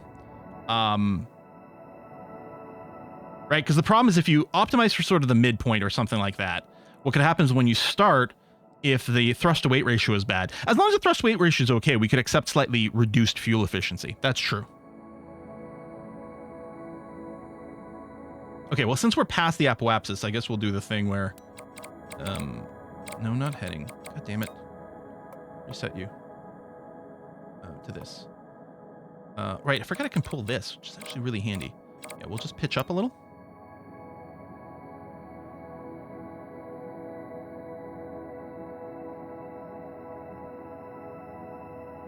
Which is not efficient, but it's fine. Is there a calculator install a satellite in the geosynchronous orbit? Not built in, I don't think. But people have worked out the math. I was looking at a chart before for it.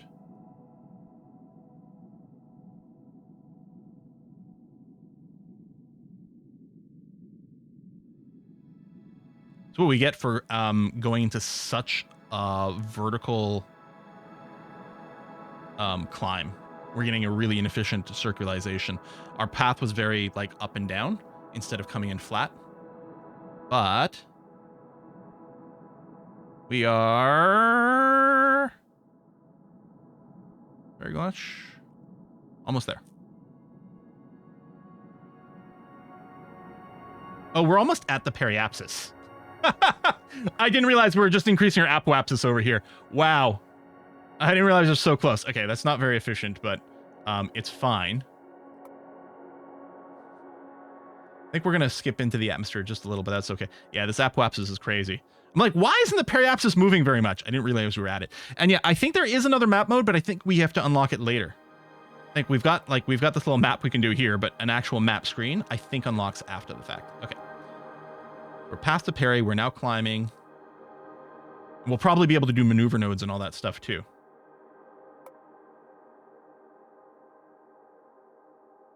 So we've overperformed. All he needed was an 80k orbit. And give him a little bit more than that. There's going to be a high degree of eccentricity. That's fine, right?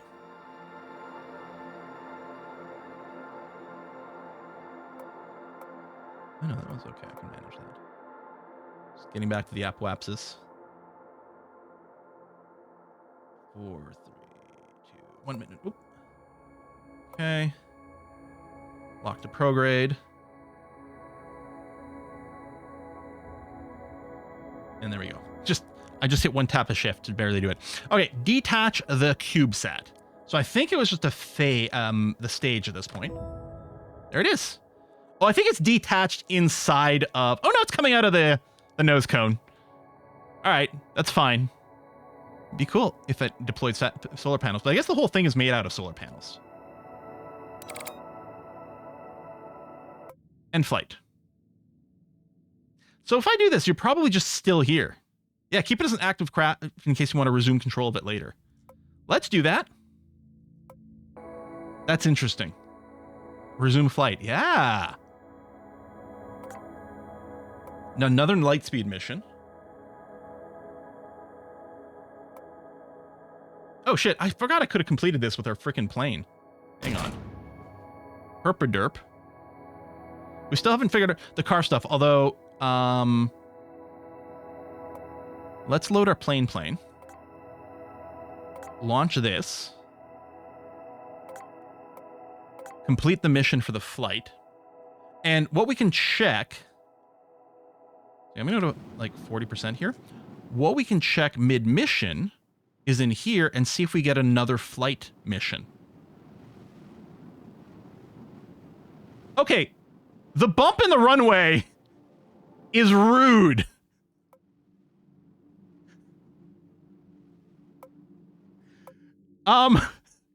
That's very rude. Let's just go over it slowly.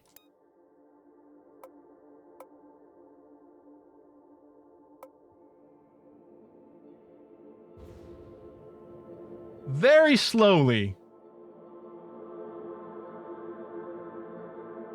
Okay. Uh-huh.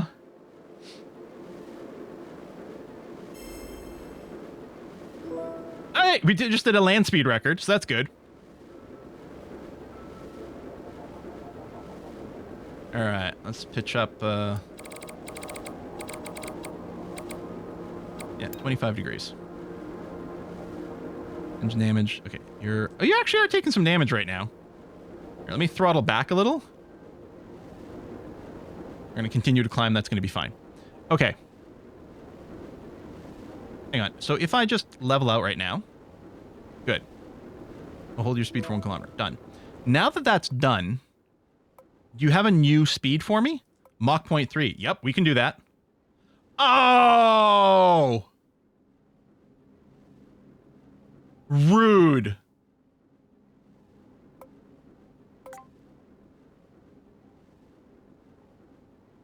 This is wrong craft. What?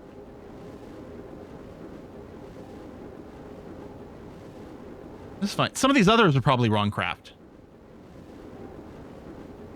Okay, so I just end flight. I mean, can it stay going? There's no way. Is on a collision course with the planet. Will crash left unattended. Tell you what we're going to do. We're going to do something that is the hardest thing to do. We're going to attempt to land.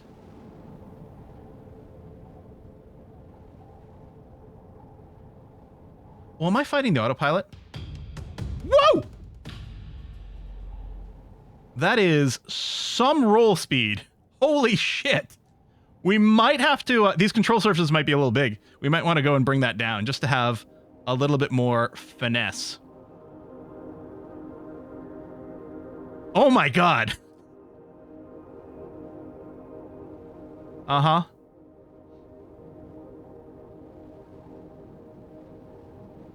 Now,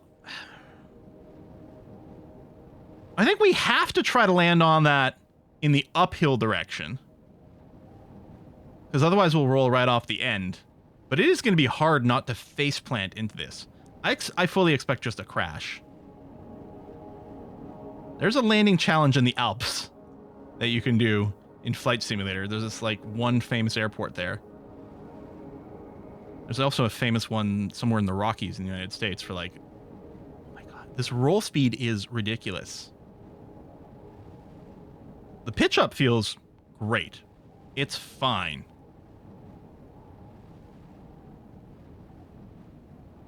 Actually, the yaw is insane, too. This is the yaw. Whee!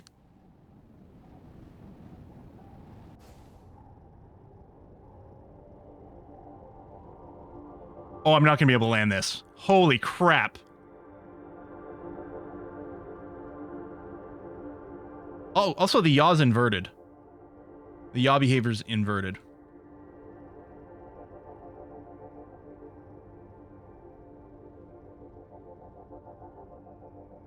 You know what we should do? This is a very common trick to do in Kerbal. Is you throw a parachute on your plane. Whee! And you land that way. I think I'm gonna abandon planned landing. Well, we could still save a few bucks, but that's fine.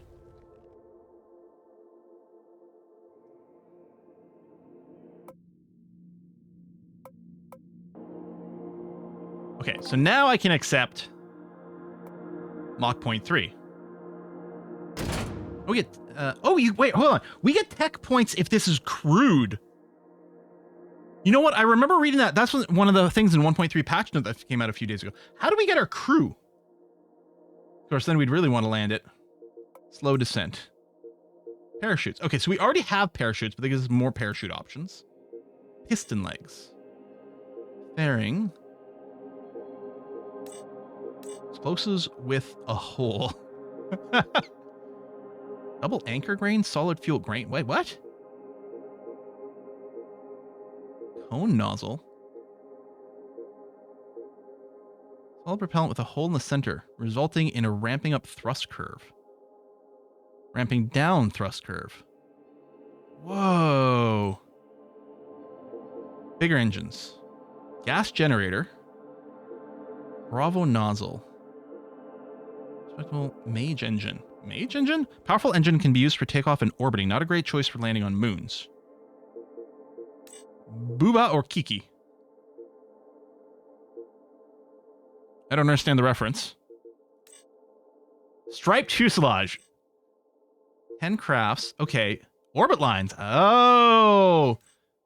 Crew. Chair. There we go. Hold on. The thing is, we unlocked something that gave us a crew limit of 2. Right here. Max amount of druids that can be hired in the current sandbox. But where could we put them?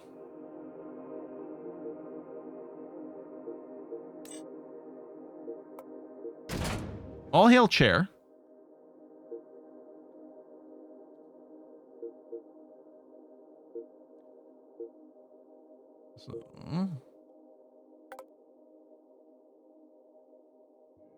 So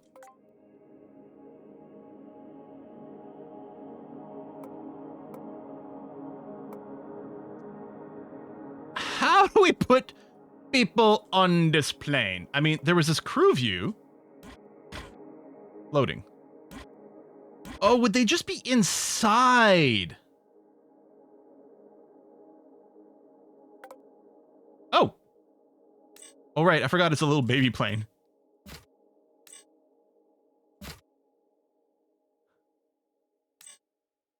There you go. He's fine. Okay, we now have a chair. Listen.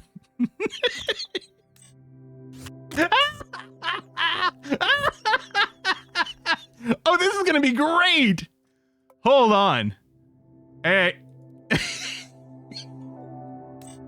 Can I do configurations? UG. Ooh, jetpack power, jump power.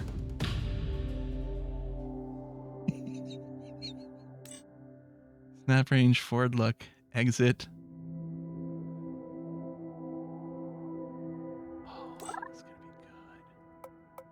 Oh shit, they already have a bunch of freaking styles available on this. Oh, it's like, you know, the visuals are kind of plain and boring. I think yeah, look, there's a million different texture options. Texture tiling X and Y. Oh, look at this greebling. You guys.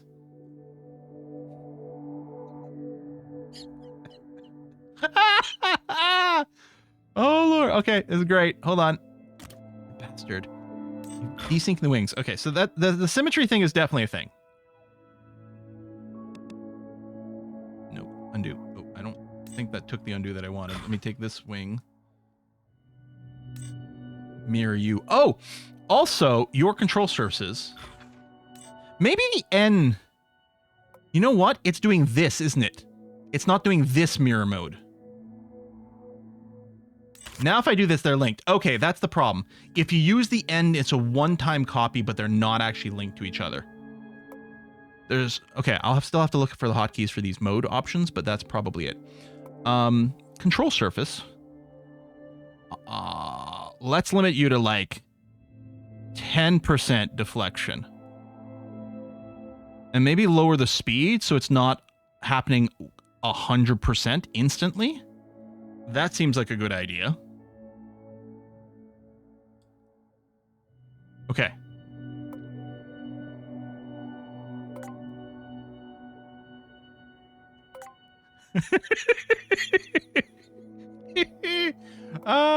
Yeah, that's fine.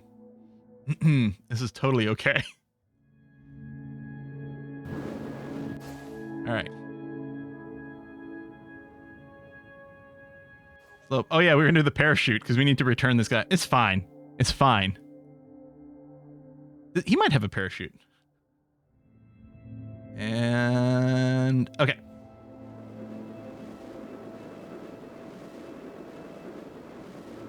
It's okay, he's got a visor on. He's fine.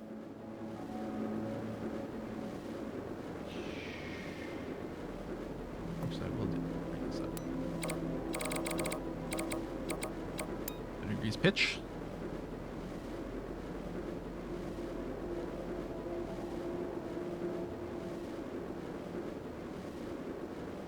Yeah, chair would result in a lot of broken necks. Yep. I don't know, maybe he's got like a Hans device or something going on. That's part of the suit. So I'm assuming this guy's generating a lot of drag.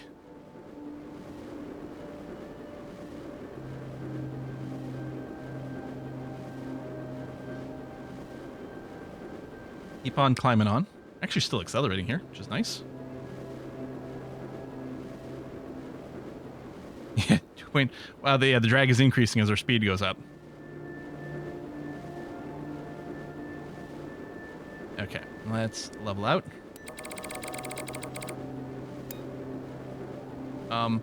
Autopilot, why are you deciding to do a roll as part of this level out? There you go, shockingly fast. Huzzah! So, that's interesting. So we did get this. We don't have to return you home to get the tech points, although I'm assuming you dying would be kind of expensive. Now, these planes have proven to be relatively sturdy, but landing in the Rockies doesn't feel very good. I don't know, I'm sure one of these valleys or something is fine, right?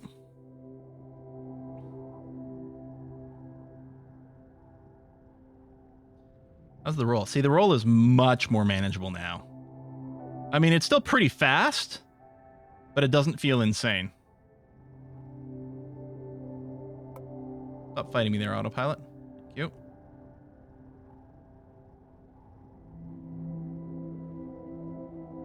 Our speed's barely going up. The amount of drag this guy is generating. Him in his face.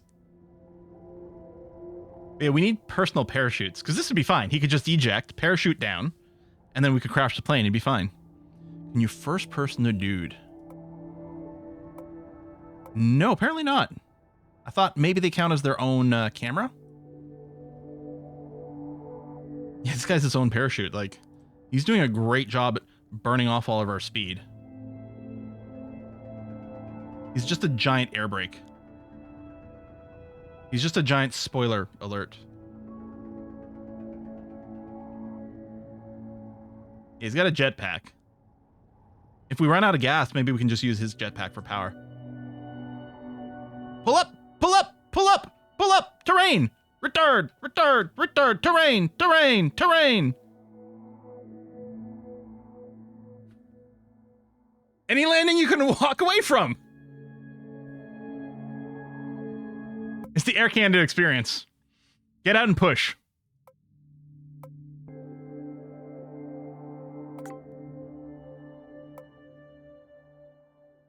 Oh, we got Drew Orbit mission now. Good. Light speed. That's for our ships as well, which would be fine. Apoapsis. Gotta be a new craft. We can't use our existing one. Can you go to orbit? Got to be very close to specific orbit. 180 days, which is fine. Yeah, this should be easy peasy. Part of me is wondering about just doing a moonshot. The ship that we used... He looks so ridiculous.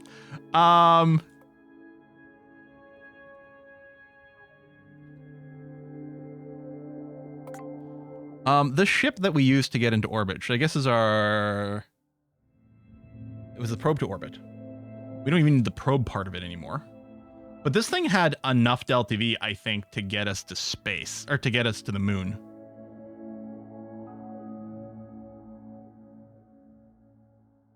Should be the Strangelove. Share. Well, since it's not coming back, I don't think there was any bonus in here. Can we access the career? Yeah. So handy. Yeah, there's no bonus here for it being manned.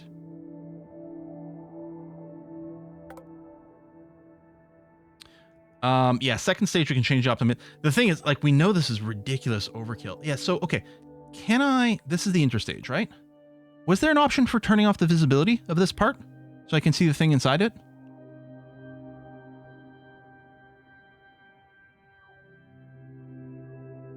I don't think so, huh?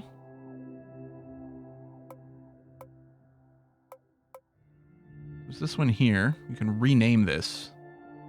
This is our stage 2.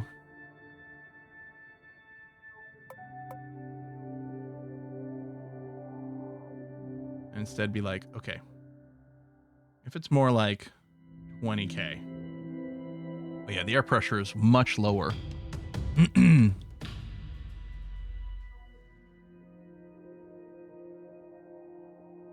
Gotta be careful about the thrust to weight.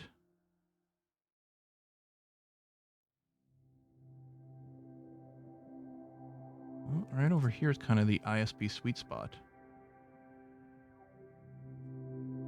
Huh.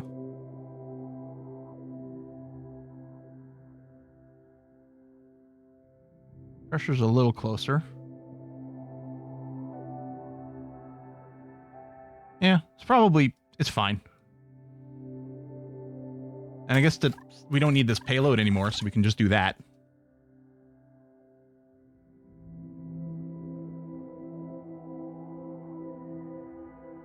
Oh, in the parts list? Oh, you can toggle the eyeball. Ah. Can we do that on the staging side of it? No. So I kind of wish you could select things or do something on the staging, but yeah, okay. So all the interstages. There we go. Okay, that's great. That's so good. This is a really good game. Now, especially now that I know that the airplane wing duplication thing was actually sort of self-inflicted, because the hotkey used this, which does create duplicates that are not linked. This is a good game. All right, so we're going to launch this and try to hit that very specific orbit. And then it'll be the end of the stream and I'll go get my lunch. Well, dinner. Drew orbit. Drop. And we'll lock it up to start with. Throttles to full, which doesn't matter for the first stage, but that's okay. Yeah, we definitely want to go into a flatter orbit this time.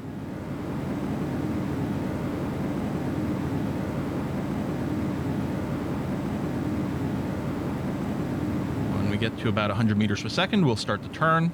Just sort of an old Kerbal rule of thumb. 10 degrees. Let it stabilize for a second, then we'll turn on the prograde mode. Yeah, we didn't turn on orbit lines, I know.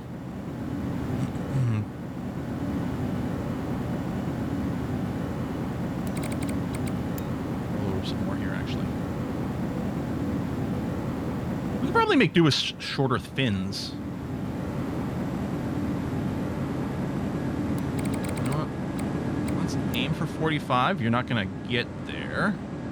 But yeah, keep rolling over. If we take a look, our apoapsis time is going up and is a fair bit. Past a minute, yeah. And as the thrust to weight, when it drops below 0, I'll go and activate the next stage.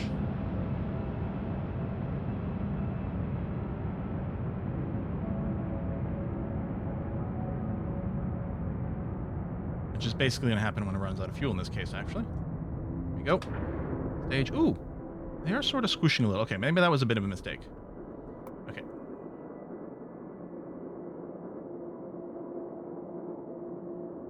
Well, no, you know what?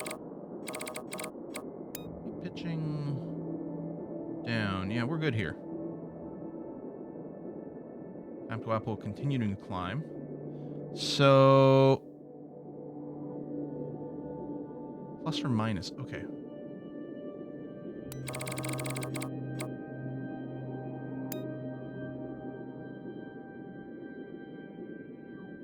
Good. Very flat.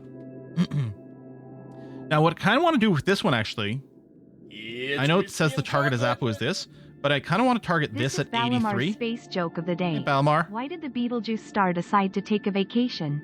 Why? It needed some space. Beetlejuice start needs some space. Oh! Okay, if I stop here, because this can become the periapsis after. When we reach this and we start the circularization burn, and we're going to drop a little because we're still in the atmosphere just barely. When we start the circularization burn, we're going to be pushing the other side up. The idea is the other side will push up to the apoapsis, and this thing will just become the periapsis. Or thereabouts. It's still fairly steep, yeah. I'd love to get a visualization here if we did have the orbit lines.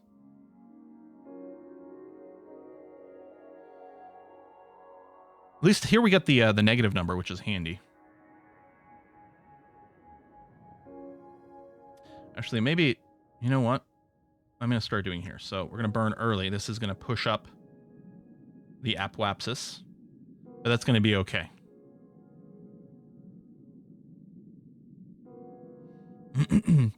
Yeah. And then we don't know where we're going to end up when it does circularize, but we can make some other adjustments. Yeah. Just because I'm worried about circularization time, actually. Yeah, no, I guess I should have just kept going. I guess I should have pushed this up further. All right. Let's go for a 20-degree pitch here. We've got the fuel to burn, so that part's fine. No, because we're going to re-enter the atmosphere here. I effed up. Yeah. I don't suppose you can buy techs while flying. That's an interesting question. I don't think we've got the tech points. Oh. Yeah, because we're going to re-enter here. Oh, no, we're going up. Oh, yeah, we're pushing the apoapsis away from us. Okay.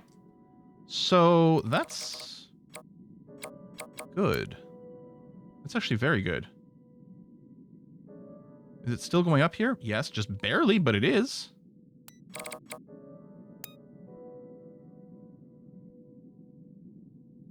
And we're not actually reaching the apoapsis. This is actually weirdly perfect.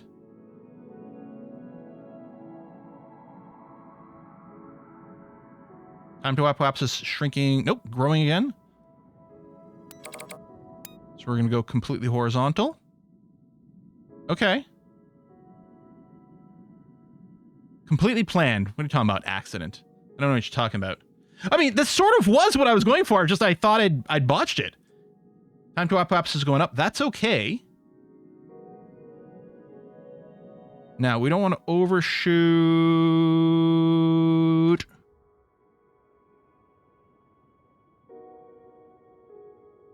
I'm just saying that's pretty good. So what we're going to want to do now is just wait for the final touch. So we're going to go fast forward to the periapsis, which is basically right behind us right now, actually. Yeah, no, it's better if we do it there. Okay.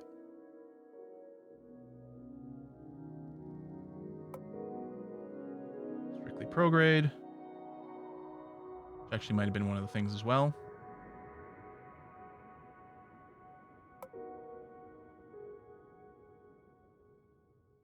Here's the apo.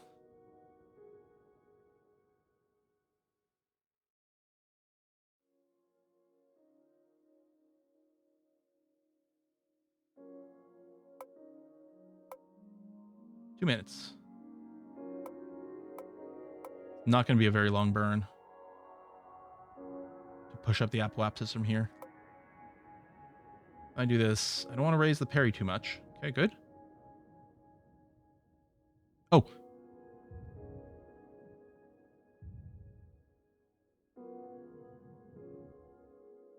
There you go. I stopped because I was looking at this. And I was like, 109, that's what I have. But I was looking at, yep. All right, cool.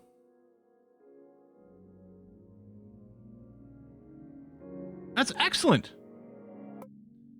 We're not having any problems with money. I can't do this. Yeah, I'll just detonate this one. Tech points. Any other space stuff? No. So, I mean, we could cancel these. Right? Especially if they're not progress. These are just little side quests. The money's not much, but it might lead to something else. And then these, So we can get tech points over here if these are manned. These seem to me like they're worth doing for those bits. Yeah, this does say round 1. It's clearly going to progress, right? This is easy. I'm guessing the number is a race. Is it timed? 6 minutes. I'm betting the timer starts to shrink. This is the path we did before, although maybe backwards. We did hangar, patio, back door, statue. So I guess we did a practice one, but now it's a time trial. So we just have to drive this as quick as possible with our little car. Our cars, which are notoriously kind of poor. And then just, yeah, high speed.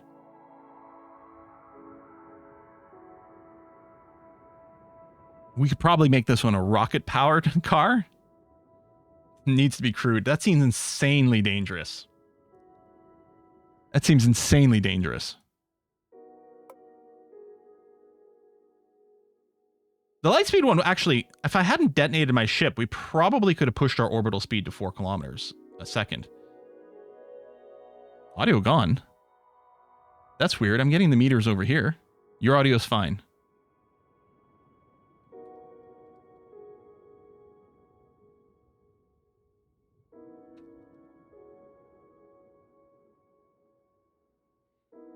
Use your man plane, just ditch the wings. Oh, for the speed.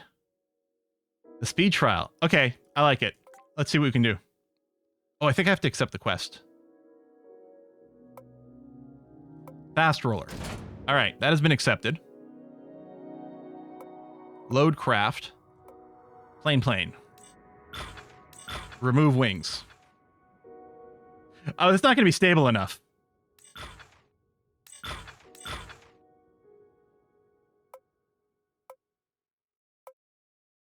We haven't unlocked the suspension yet, which is too bad.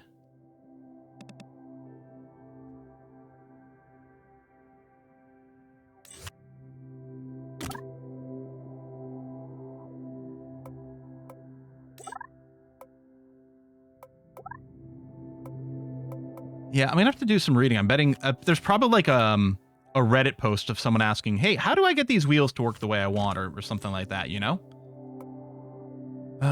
Is there, like with the landing gear? No, we don't get that kind of control.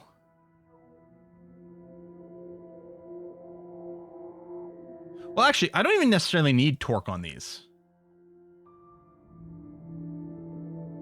Although, maybe might as well. Max torque, minimum gear ratio. Because this is all going to be high RPMs. I think we need the turning angle on this to be semi-small here. Because I think anything else would be too much. I guess we'll want to use... Oh yeah, we can just set these to 0. That's actually quite handy.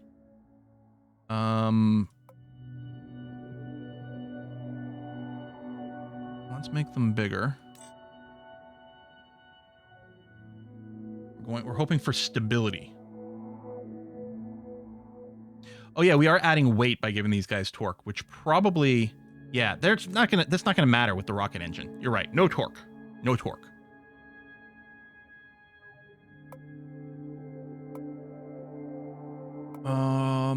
If we went over here and did fins, which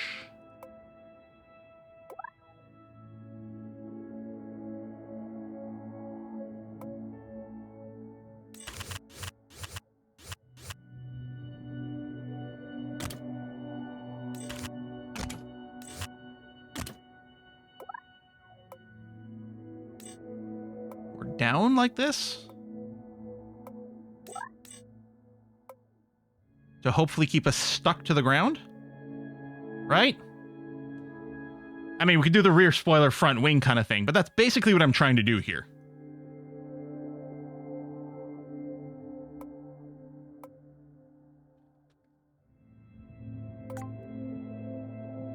Let's see what happens. It's a terrible idea. Now, I don't think I want to go down here. 10 seconds. It's grounded, but not... Oh.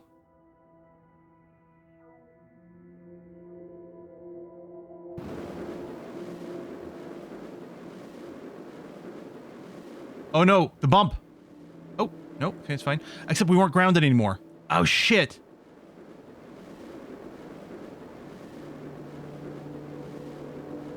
Okay. The bump broke our grounded status. This might be our most vertical or most amount of horizontal space to work with, actually.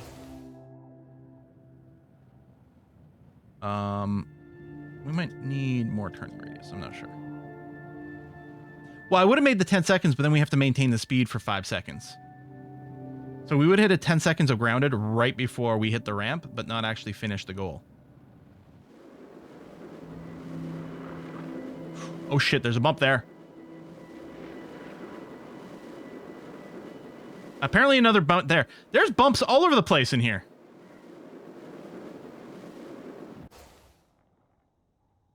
No, staying grounded is going to be nearly impossible. I didn't quit 1 second before finishing the quest. Again, that there was a 10-second timer, but then we have to. It starts a new 5-second timer. Okay, if we slowly go over this bump, such that we stay grounded, and then hit the gas on the way down.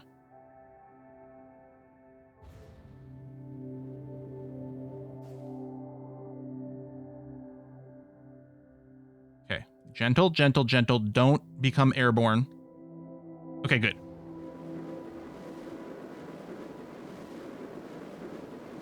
We have to hit the speed, and then I think maintain it for 5 seconds. Yeah, which is not going to happen. Ugh! We need another 1.7 seconds worth of length there to go.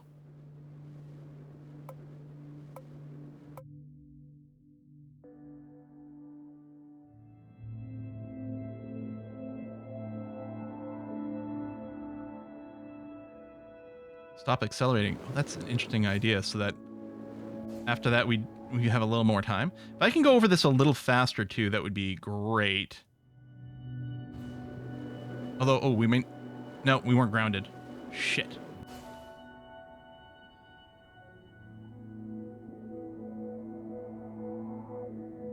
Well, it's not about the damage, it's we just fail it. Woo! Skid marks! How cool is that? Also, yeah, you can make helicopters in this game. I maybe should have a little torque on these things so that I can do some low-powered maneuvering.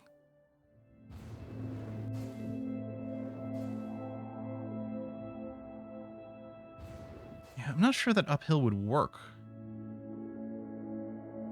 Also, yeah, see, I can't reverse. So if I can't get there with the turning ratio.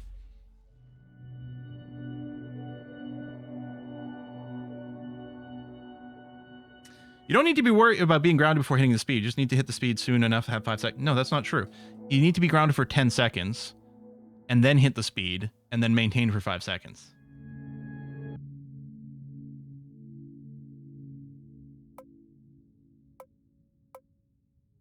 I need to be on the ground for 15 seconds flat. And for 5 seconds of it at the end, I need to be going above the certain speed. Yeah, we might be able to do it uphill, but the problem is it's still going to be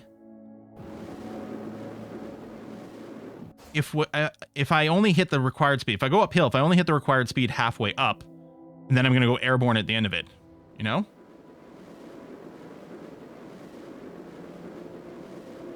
So here, we'll do the thing where once we hit the speed, I'm going to kill the thrust.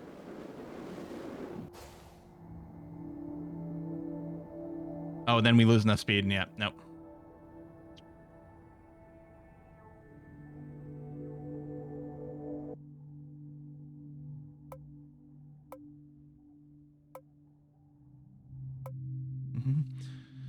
Books your speed as soon as the 10 seconds hit, so if you're doing closer to 55 and the 10 seconds hit, the total time is less.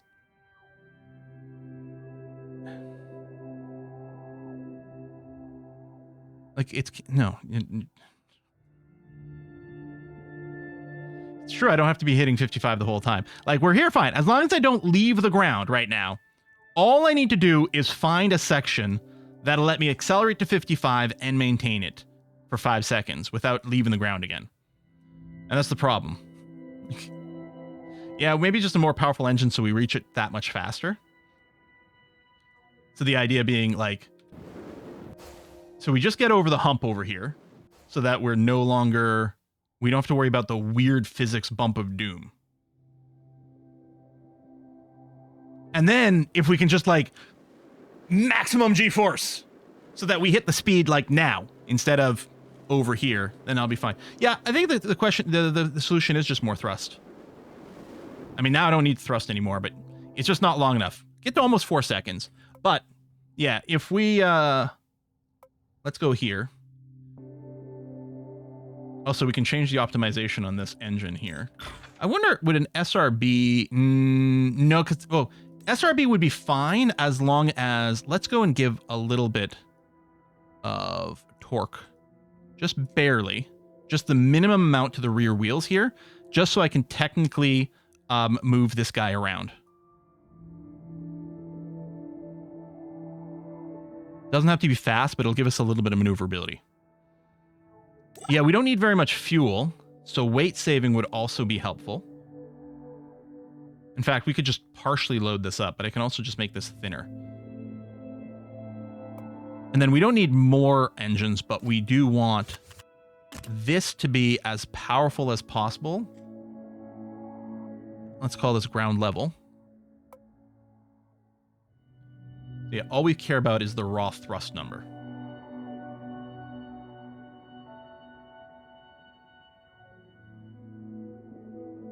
There you go. No nozzle, all this. How much burn time does it have? 10 seconds? I mean, it's more than enough, more than we need. Okay. Jeez. Bella just slammed the door. Freaked me the hell out. Okay. So now with my thrust here, although ooh, I should have broken them up, but okay.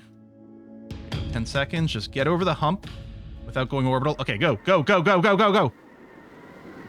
Oh, it reset. We weren't grounded. We left the ground slightly. Maybe when the engine started? Is it too powerful?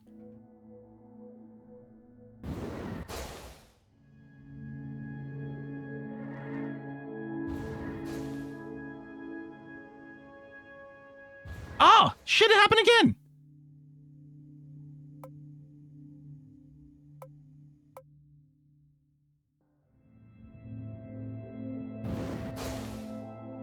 Okay.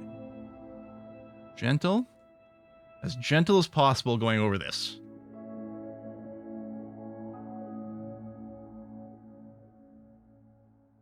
We could even quick save after the hump or something. Okay, go. There we go. Keep the speed up. Keep the speed up. Yeah. Yeah. Oh, oh no. Oh no. He's fine. He's fine. He's fine. He's fine. He's fine. He's fine. He squinted. He squinted, so he's fine. I love the skid marks that were happening. Oh, that's fantastic. All right. Great success. What a way to end the stream. So we got the tech points from it, which is great. We can unlock more things. The race, the short route. Yeah, I still want to... Oh, one of the things I can do is I can do the off-roader and just have fun driving around. Oh, yeah, I have to go all the way here. Shoot, I need 85 points. So I can unlock this. Although this would give me more wheel torque. We still would have very bad grip. And that's the thing. Our little thing, our attempt to climb up the hill earlier, it may not have been limited by wheel torque. It may have been limited by grip, which we might not be able to fix until we get to off-roader. Spin right around. These techs are great names. Great names. Hey, solar panels. Fidget spinner. Man, prop planes and helicopters. Electric motors. Motor that can continuously rotate parts. Holy shit. Bigger wings. More control surfaces per wing is very interesting. What we could have is you could have you could have control surfaces that are small but respond instantly. And you can have larger ones that respond slowly. So when you're doing small adjustments, you have the just little ones that respond right away and do tiny little bits of things. And then over time, as you hold the control, the bigger ones come into play, which will give you the ability to do more severe maneuvers or something. I don't know. I don't know why you necessarily want multiples, but that's kind of what I'm wondering about. I suppose they could respond to different keys. Or I guess you could have a control surface on like your big wing. Like you could have one for your roll, which is normally what you have on your main wings, but also a secondary one that can kick in for somewhat for the pitch. That's mostly what the elevator in the tail is for, but I don't know. More crafts, more contracts, new contracts.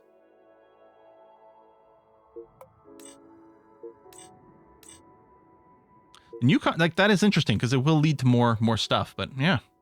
But yeah, where's the orbit lines? Orbital maneuvers? That's monopropellant. What unlocked the orbit lines?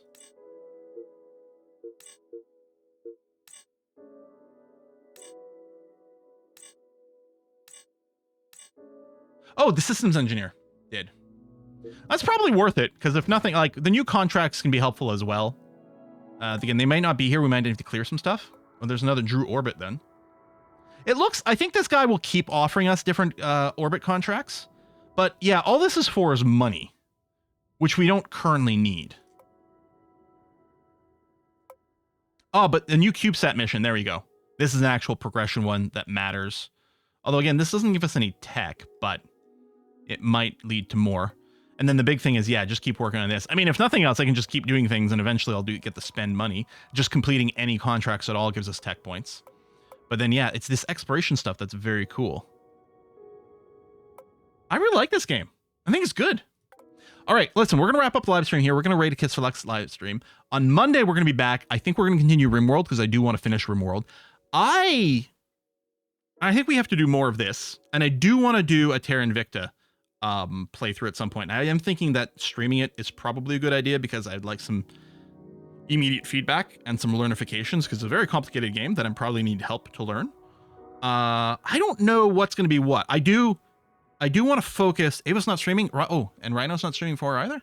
I know Ava has not been feeling fantastic and there's been some tech issues yet. No stream there happening there at all. Okay. So I guess that's that. I guess we'll just see you on Monday then. Thanks a lot. Yeah, you gotta wait. Like the long walks are crazy. I'm not looking forward to those.